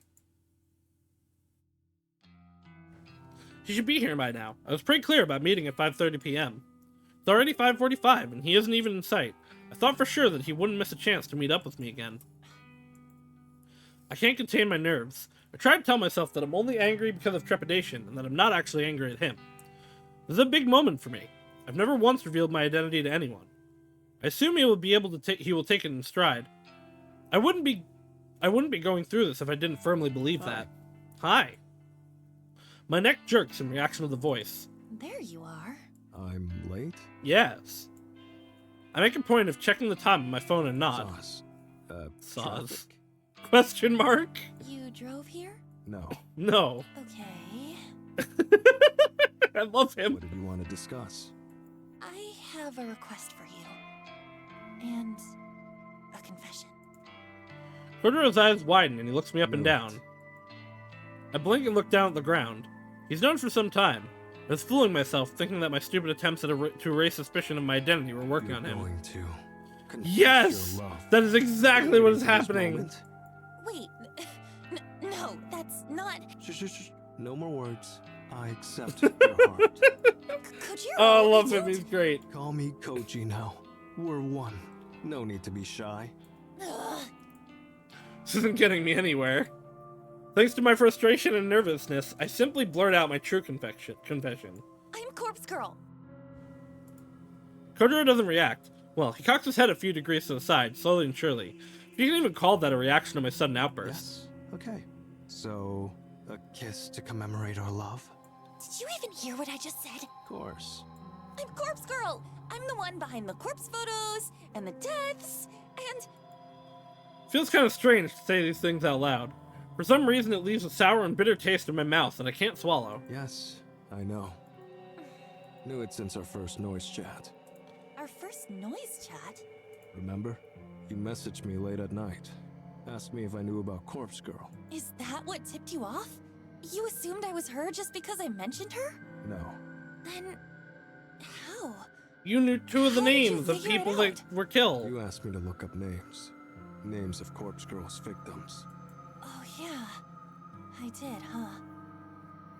That was stupid of me. I suppose that gave it away. No. Other people could have known those names. Then. Come on. Throw me a bone here. How'd you find out? You said you requested Eiichi Hanada's death. He requested Eiichi Hanada's death! Eiichi Hanada, the guy who died in a traffic accident. I remember that I lied to Kojiro about being the one to request his death. It was the only way I could escape his suspicion at the time. If I remember correctly, it threw him off my trail for a while. He believed I was the one who requested the death, so that explained how I knew he was one of the Corpse Girl's victims. But if what Kojiro is telling me now is true, then my lie actually had the opposite effect. How did it make him figure out my identity? I don't understand. I confessed to requesting Eiichi Hanada's death. So what? That was a lie. Even so, I still don't understand. You're not making any sense. Kojiro's shoulders drop. He stares at me intently. You lied about requesting Eiichi Hanada's death. That lie proved to me that you're a Corpse Girl. Yes, but how? Tell me! I did it! I was the one who requested Eiichi Hanada's death. This music is very intense. Hold on, what's going on? Kojiro's deadpan countenance makes his claim believable beyond all doubt. I feel the blood drain from my Submitted face. his photo to Corpse Girl's website. Imagine my surprise when you claimed that you did it.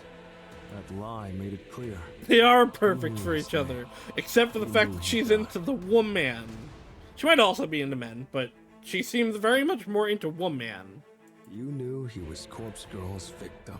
Ergo, you are Corpse Girl. Despite my dazed state, I can't fault his logic. I took credit for something Kojiro did. Of course that would paint me as a liar in his eyes. I really like the use in this visual novel of slightly unsaturating, draining color from scenes to like show anxiety. So, you've known this whole time? Yes. Now it's back because he's talking. And yet... And now it's gone because he's not talking. And not just today, but at the cafe too. Yeah, he's into this. Yes. Aren't you... scared of me? No, that's not the way I'd put it. You should be scared of me. After all, I requested the death. Had motive for murder, even if I didn't carry it out personally. Imagine what else I'm capable of. I subconsciously take a step back from Kojiro's sudden looming form. More discussions. I know you don't kill your victims. You just nudge them, urge them, tempt them with death as an escape from their fear. You're no murderer. What reason have I to fear you? This guy's great. He's right. He's absolutely right. He knows everything about Corpse Girl's methods. My methods. Kojiro is a dangerous enemy. Or a powerful ally. It's up to me to decide whether he's with me or against me. I recall our conversation at the cafe.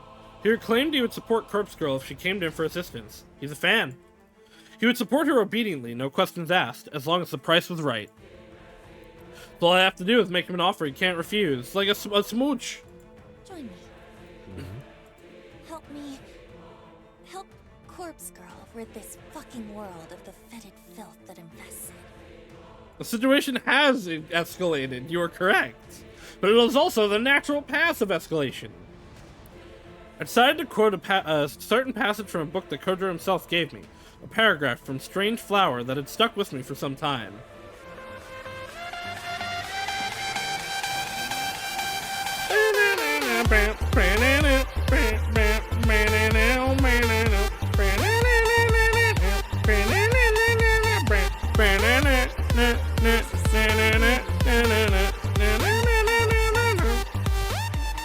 State of finality. Can I make you reread that? No?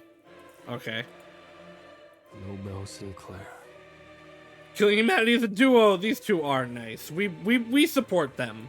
You understand what I'm talking about. You work with cadavers for a living. Relationship goals, frankly. The dead can't hurt you. They can't betray you. They can't disobey or object. FedEx, I ship it. Wouldn't it be better if we were all beautiful like that? I still want her to get with Aoi, but I don't think that's gonna work out. Didn't expect Corpse Girl to be so vain. Is your motivation simply to impart your own ideas of beauty to the world? No, There's more to it. of course.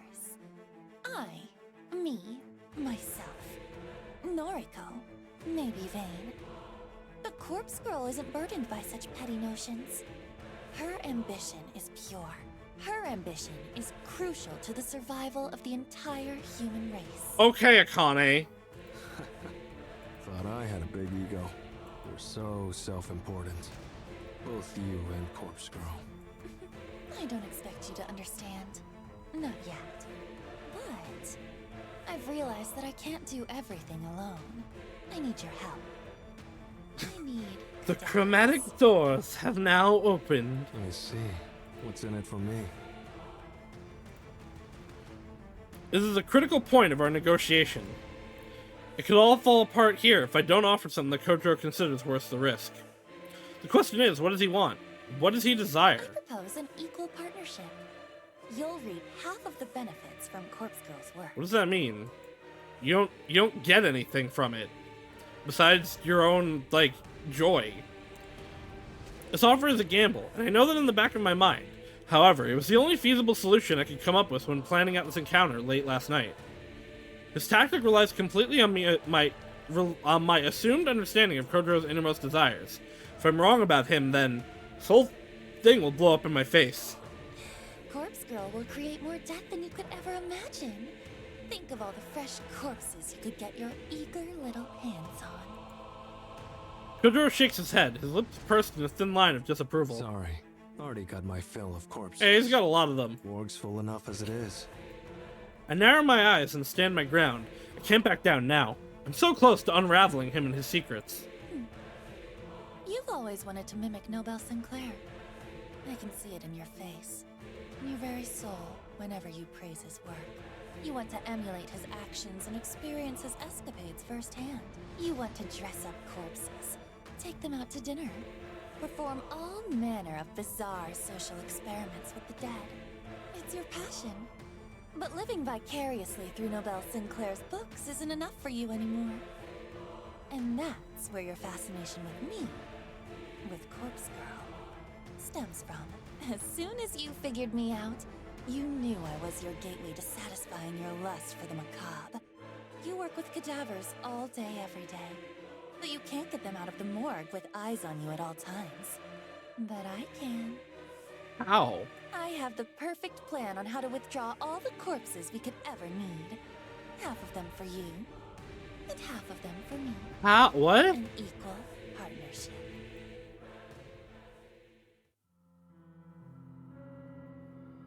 I end my speech and let Kojiro bask in my words.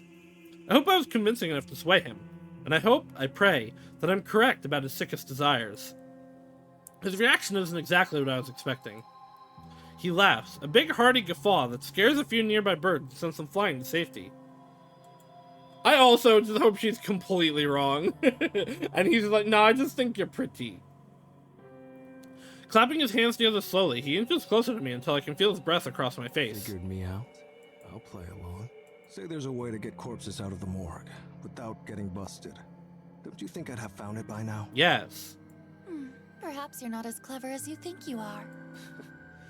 Perhaps, but you have the answer. I do. I guarantee it will work.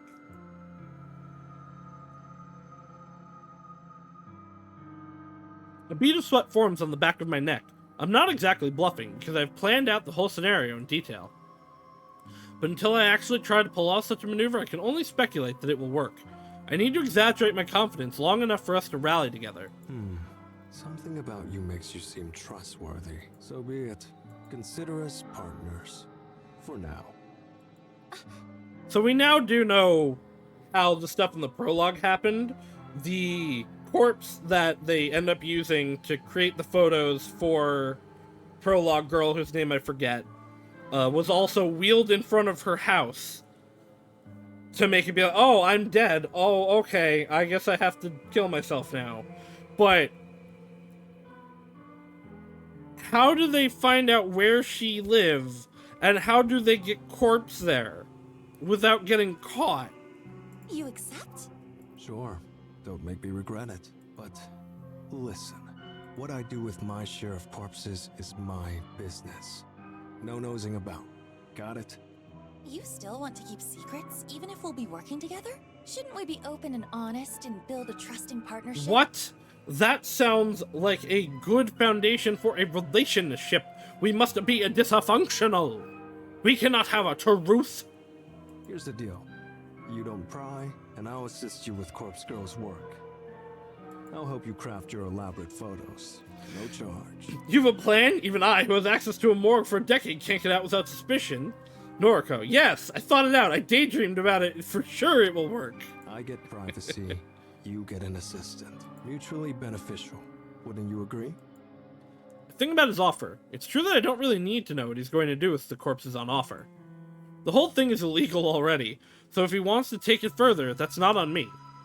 And if I can get some assistance, it will surely help me churn out photos at a faster rate. I'll need muscle to move bodies, for starters. That alone is worth keeping my nose clean. Okay, we have a deal. Glad to hear it. Kojiro extends a hand, and I grip it as firmly as my frail bones will allow. We shake once, and Kojiro offers me a surprisingly warm smile. His intense, murderous demeanor suddenly vanishes as he reverts to his awkward alien self. Saus about the love confession stuff before. Too late now, but I'd have helped Corpse Girl in return for a simple date. Seriously? Did I come up with some elaborate insight into his psyche and all his desires for absolutely no reason? Was all he wanted a chance to take me out? Yes! Pretty lady! No backing out now. We've got a deal, right? I too would do this for a date with Noriko. Team Corpse Girl, huh? Well, it's good to be on board. My more connection, your schemes. We hoist piles of corpses out and split the stack 50-50. That the whole of it? To put it simply, yeah. And I get your assistance with Corpse Girl's work. A reward for keeping my eyes shut. Of course. Looking forward to that. A spoken contract's as good as anything to me. I'm satisfied. When do we start? Soon. There's only one thing missing from my plan. That is? We need somewhere to store the bodies we retrieve. Somewhere big, with no one to meddle in our business. I'm thinking an old warehouse or something like that. Please don't use the shed behind your apartment. A warehouse, huh? What about an abandoned factory? Ah, the corpse factory! Dun dun dun bum! A factory? An abandoned factory, all for a corpse collection. I like the sound of that.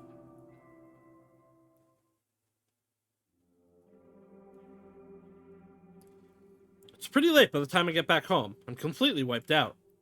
That conversation with Kojiro took way more out of me than I would have guessed. My entire mouth feels parched and dry, probably due to a combination of nervousness and talking far too much. Still, I'm happy with the end result. That meeting was worth stepping out of my comfort zone for. I'll wait for Kojiro to get back to me about the abandoned factory. Once we secure a location like that, our real work will begin. I'm loving this anime Sweeney Todd story game. This has been really good. It's been really fun. I am enjoying it a lot. No wonder Haru wanted me to play it so much. I figured that I should turn in for the night since I need to be at the office in the morning. But the ever-present tug of curiosity pulls at my sleeve, and I feel myself being drawn to my laptop. I'll take a quick look for new requests, just a peek. Laptop open and logged in. I feel a surge of endorphins slug me across the face when I see the notification for one new request. Feeling like an overly excited schoolgirl, I open the message and view the details. Request details. Day, 6:02 p.m. local time. Victim's phone, numbers. Downloading image. Is it going to be Noriko again? Oh, it's her! Good. I bet this is Tomoe, for sure. She found out and or had a conversation with Shinya and was like, well, it worked once before, I might as well do it again. Photo loads almost instantly and fills the screen. A woman, middle-aged, with a stern expression, well-groomed and dressed in a business attire. And immediately familiar. Kotomi Ida. I'm in complete disbelief. Seeing this request come through the site gives me a disorienting sense of deja vu. I rack my brain for the cause, wondering if I've lived this moment before. The answer hits me quickly despite my mind's exhaustion. Kotomi Ida isn't the first coworker of mine to have had her death requested. No, you've in fact had 3 people from your company's death requested. Though I didn't know it at the time, Akane Tsurumaki also worked in my building, and her death was requested not all that long ago. Kotomi Ida marks the second person wanted dead within my company, and she's an exec, just like Tsurumaki. I wonder if this is simply a coincidence. It surely has to be. After all, Tomoe confessed that she was the one who requested Tsurumaki's death, and she seemed to regret doing so. Therefore, I have to doubt that she'd go on to upload Kotomi Ida's photo to the site. So, who could want Kotomi Ida dead? She isn't the most likable person, but who really is? I mean, that's a bad argument, considering what she is and who she is and how awful she is. She deals with the juniors on my floor on a regular basis. The juniors like me, Tomoe, Shinya. Shinya. That's right. Thanks to Kotomi, Shinya's prospects at the company are dead in the dirt. And that's before even diving into the true issue, their current relationship. Would he request her death as retribution? He doesn't seem like the type, but... I let out a sigh. I'm far too tired to run through the myriad possibilities tonight. I don't think I can even bring my weary fingers to navigate the database of the deceased to start on this request. I'll tackle this tomorrow. No matter the reason behind the request, Kotomi Ida will receive a corpse photo. That's my conviction as Corpse Girl, after all. I close the lid of my laptop and throw myself down on the bed, begging for sleep to claim me quickly.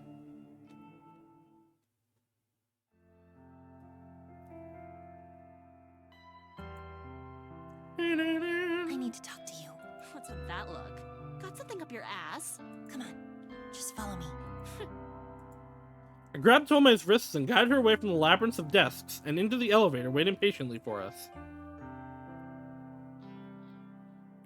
We emerged from the double doors into the lobby. The place is quiet and nearly empty. It offers significantly more privacy than the crowded 14th floor. God, your fingers are bony. You're pinching me.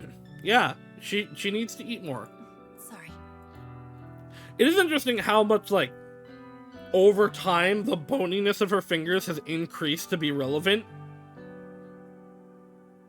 I let go of her wrist and she rubs it gingerly against her clothes. Anyway, what's up? I hesitate for a moment. Even though I ran through the scenario in my head during the train ride, I'm still anxious about playing it out now. But the situation involves Tomoe, either directly or indirectly. As my friend, she needs to know. I think Corpse Girl is going to target Kotomi Ida. Huh? Did she get one of them photos? Her reaction was fairly indifferent. Yeah, she sent it. I thought after being involved in Tsurumaki's death, this news would have been more of an impact on her. Well, no, I don't think so, but... How do you know then? That's hard to explain. Just bear with me. Kotomi and Shinya had a falling out. Because of her, his career here is at an end. I'm sure he told you about it. Yep.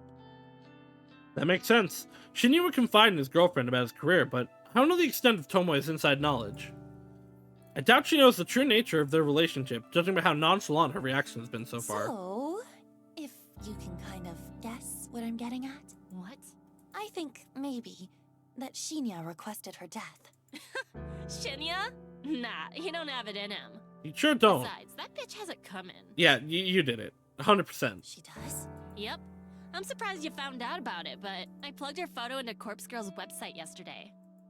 I'm stunned. I can hardly formulate a response to Tomoe's confession. Absolute skank.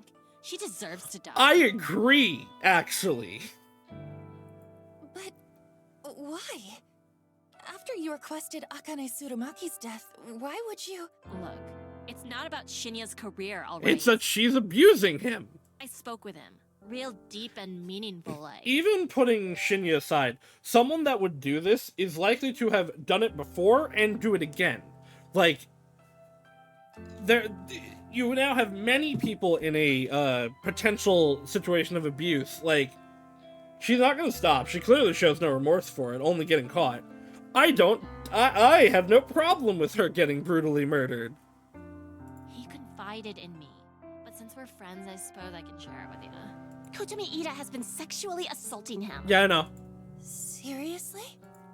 I feigned a surprised reaction. In reality, I'm just more taken aback that Shinya actually confessed to Tomoe. It's been going on for months, he says. And now she's fucked his career up, so he'll have no choice but to leave the company. He leaves, Or come crawling and to she gets her. off free without anyone finding out about what she's been doing to him. I hate her. I hate her so fucking much. I try to digest Tomoe's words. I didn't know that Shinya's been putting up with the abuse for such a long time. Though Kotomi's motive for ending his career was purely out of self-interest. She was probably looking for a reason, any reason, to discard him, and that slight incident with Aoi was just good enough for her to seize. If he quits the company, she won't get found out. It's a simple plan, but utterly devious. We should tell someone what she's been doing. She can't get away with that. She ain't gonna get away with it. Corpse Girl's coming for her, remember? I can't wait to hear the news about Kotomi winding up dead somewhere. Me I too. hope she gets her throat slit. Me too. Yeah. But hey, how'd you find out about it? Tomoe cocks her head, gives a concerned look. I brace myself as I watch the gears slowly turning inside her head, waiting for her to point the finger at me. She does not have enough brain cells to figure it out. I don't know why I thought it was a good idea to reveal this information to Tomoe. I should have just kept my mouth shut and fulfilled the request like always. Damn it, why does my curiosity always get the better of me? I'm going to cause my own demise at the rate I'm going. Yes, you are. Oh, I figured it out. Kotomi must have received a photo and told you about it, huh? Wow, that Corpse Girl sure works fast. Yeah, sure. Tomoe's gleeful expression suddenly caves in and she Wait a minute. gasps. Why would she even show you something like that? When I think about it, there was that time you got a photo, but nothing happened to you. Then, the only way you could have really known about Kotomi is... I flinch as Tomoe takes a purposeful step towards me. Corpse Girl. Oh no, she actually did figure it out! Her brain cells are working! You have to be. It's the only thing that makes sense. The gears turned!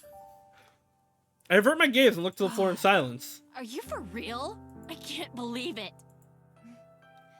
You took your sweet time figuring it out. Don't give me that bullshit. You can't expect me to figure out something like that if you're gonna try so hard to hide I it. don't think she does try to hide it. She's really bad at it, actually. What the fuck, girl? You get your rocks off by killing people? No, not exactly. I don't kill people. The hell you don't. Explain that bitch Tsurumaki. She killed herself. Yeah, she killed herself. That's the cover-up, right? I'm serious. She killed herself. But Corpse Girl encouraged her to do it. Tomoe blinks a few times, her face scrunching up and analyzing my blank expression. Telling the truth. Holy shit. I can't believe this. You're really Corpse Girl? No. There's no going back now. After hiding my true identity for nearly a year, I've managed to reveal to 2 people in less than 24 hours. Girl, you're so bad at this. Oh my god. I just hope I haven't made a fatal mistake. You 100% have. It's true. I'm Corpse Girl. Wow, fuck me, right? All this time I've been thinking you're just some goth skank with weird hobbies. I mean, not technically wrong. She's not a skank. Stop calling me that, please. But you're actually pretty fucking cool. You're actually doing something with your life. that's a reaction. That's something to say about this. Huh? I thought you'd We be still don't angry. know who requested Noriko's death, though. Angry? Why would I be angry? God, this is the coolest thing that's ever happened to me. I'm friends with fucking Corpse Girl. And people said I'd never amount to nothing. I mean, you didn't do anything. You're friends with someone that's strong and cool and It powerful. took me long enough to figure it out. I had the sharpest light bulb in the shed. Sure. I can't argue with that. Tomoe laughs and puts her arm around my shoulder. I shrink away a little, but her good cheer is somewhat infectious. I feel a flood of relief wash through my body. So, like, I gotta know. How many people have you killed? 3? I said I don't kill people, remember? Yeah, you know what I mean. How many have offed themselves because of you? 1? Maybe 2? It's an embarrassingly small number. That's so? Oh, that's a shame. Listen, you gotta fill me in on all the juicy deets later, Kay. For now, please focus on getting rid of that bitch Kotomi. I'll do my best.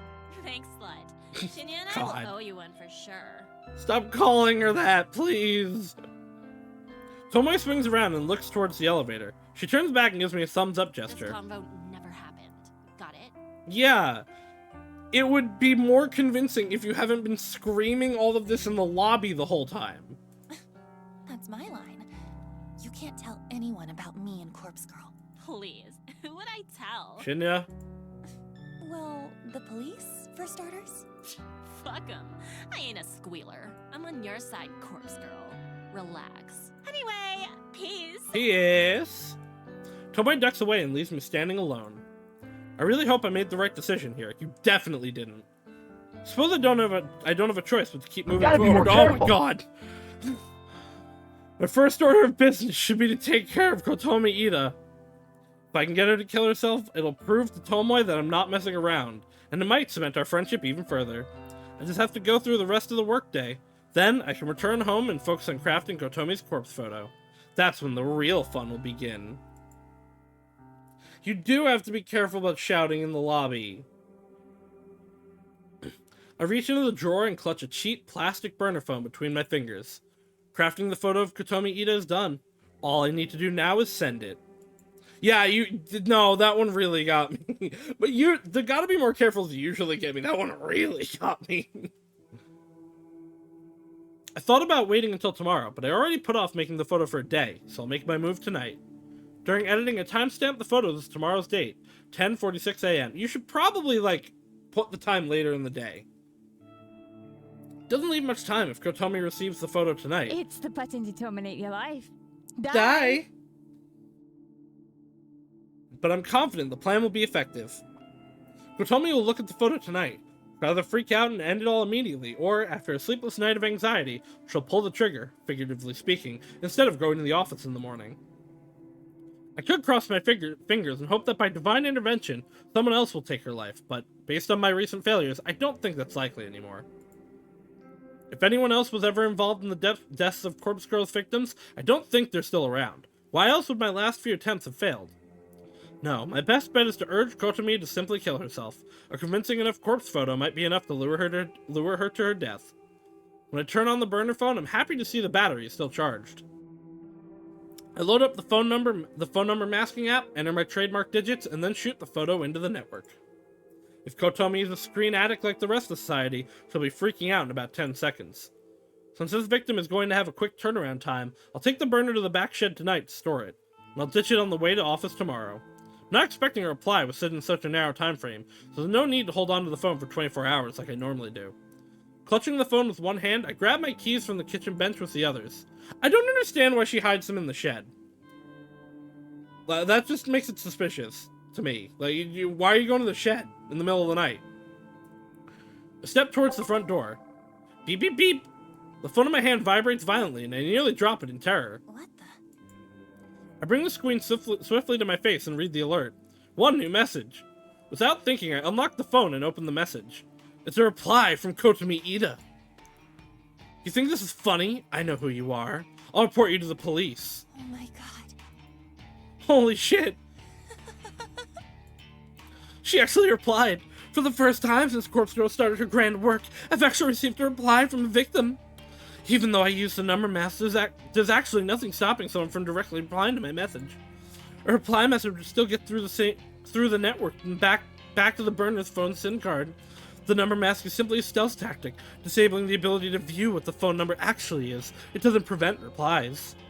I discard the burner phones anyway, but it's an extra layer of security, not to mention a bit of a calling card.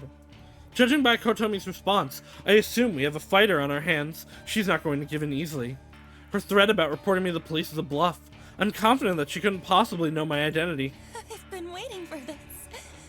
I've waited so long for someone to reply. And now we go make 10 more photos and send them to her.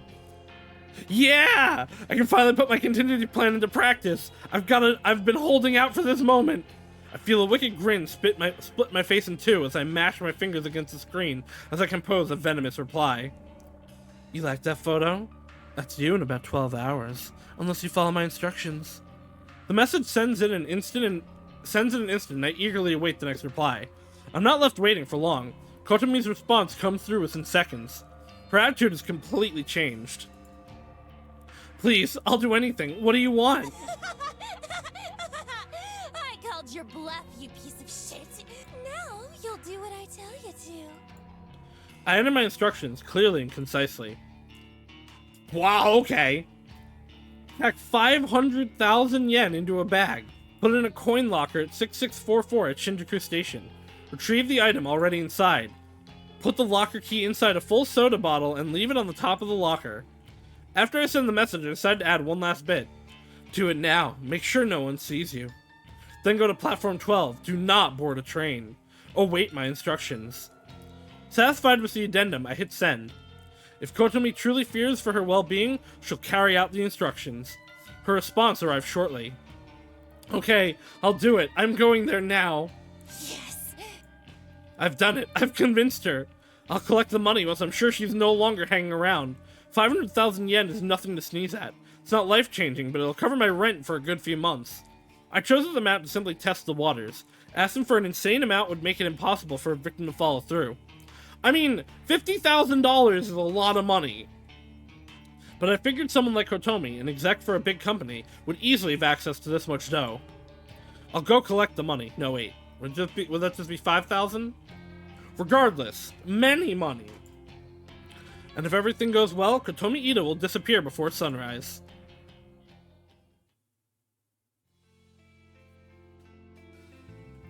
Though the hour is late, quite a few commuters are still navigating through Shinjuku Station's wide platform and underground labyrinth. The train station beneath my feet is a sprawling metropolis that extends below the city.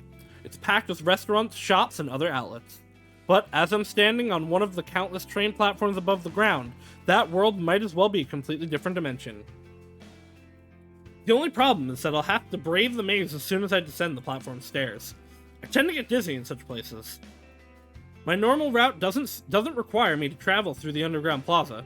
I'm able to exit the station within minutes of my train arriving at the platform. Still, I'm somewhat familiar with the layout of the underground.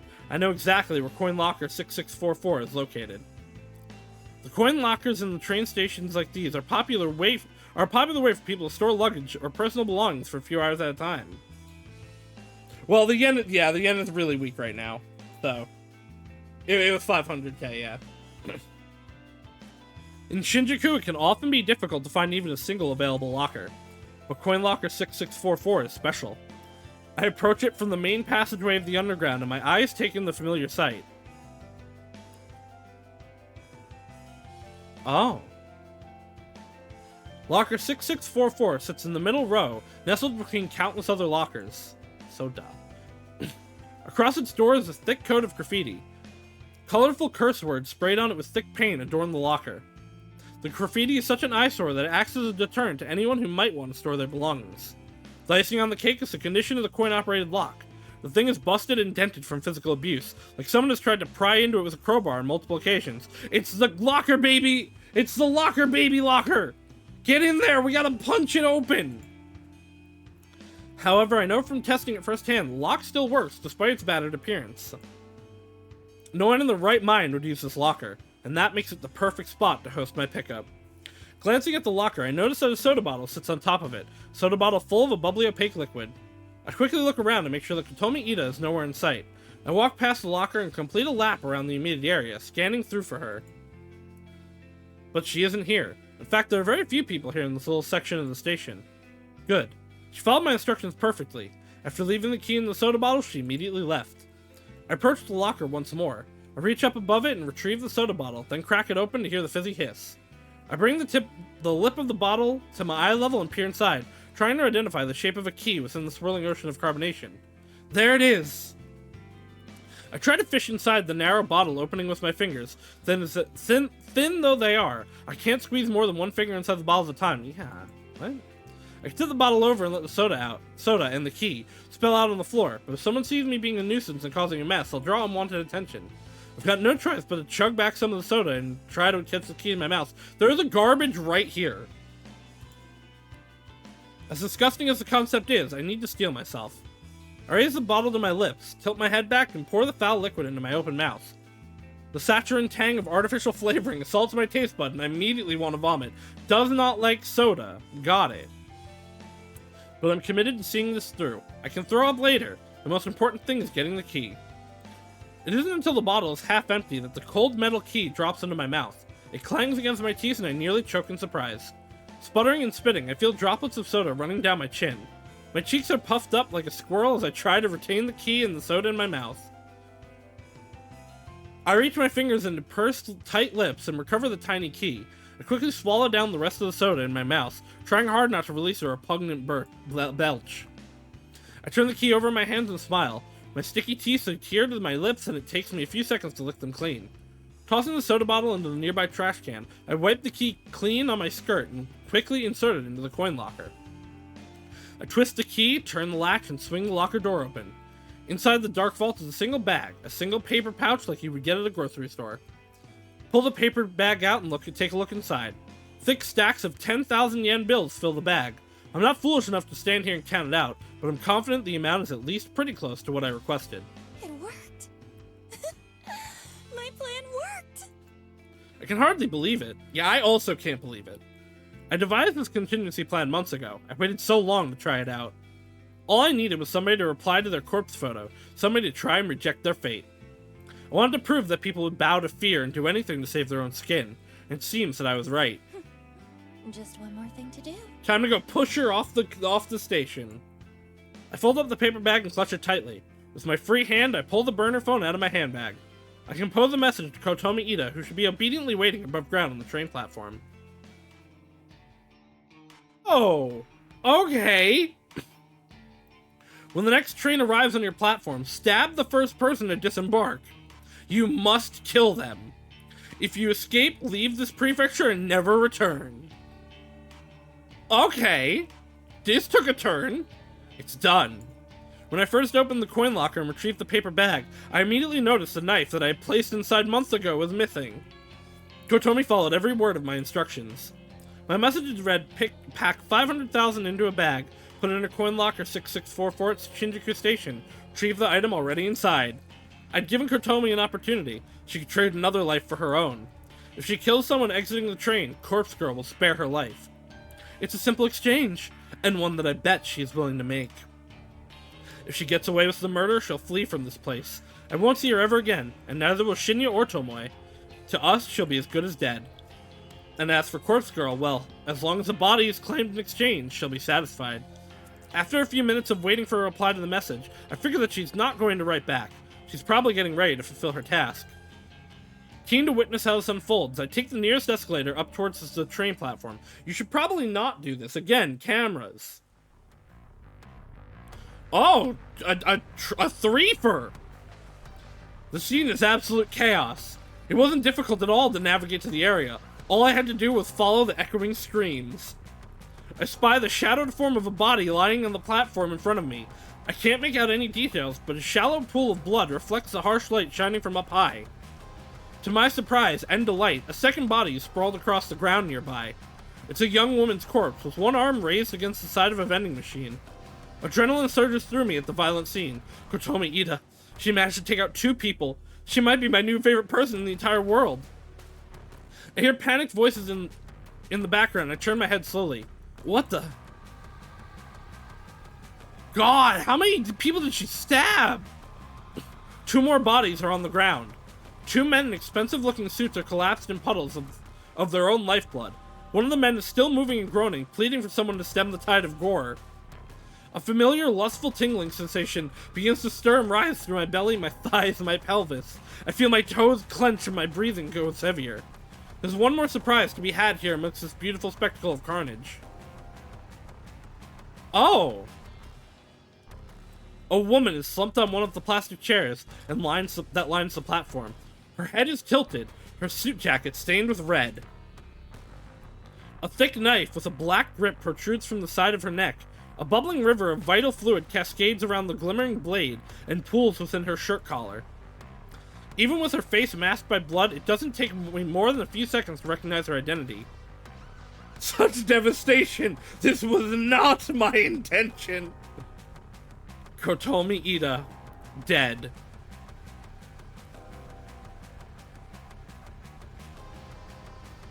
I swing around and take in the entire view of the platform. Counting up the bodies in the path to slaughter, my mind pieces together a theoretical scenario. Kotomi waited as the train doors opened, knife drawn, the knife she retrieved from locker 6644. When the first person stepped off the train, she stabbed him and left him for dead. The body I first saw, laying on the edge of the platform, is perfectly aligned next to the train to fit this theory. In panic, Kotomi would have attempted to flee. She bumped into her second victim, the young woman slumped against the vending machine, and cut her down desperately to make her escape. Judging by the wound on Kotomi's own body, I would assume that 2 businessmen lying face down tried to apprehend her. They must have sustained fatal wounds before finally managing to wrest the knife away and plunge it into Kotomi's neck. It's all just speculation, but I'm fairly confident that's how this whole event played out. It was probably over in less than 60 seconds. Yeah, she's absolutely about to get arrested. And it couldn't have worked out better for me. I never dared hope that Kotomi would meet her end once his plan had been set in motion. I would have been satisfied with her simply skipping town.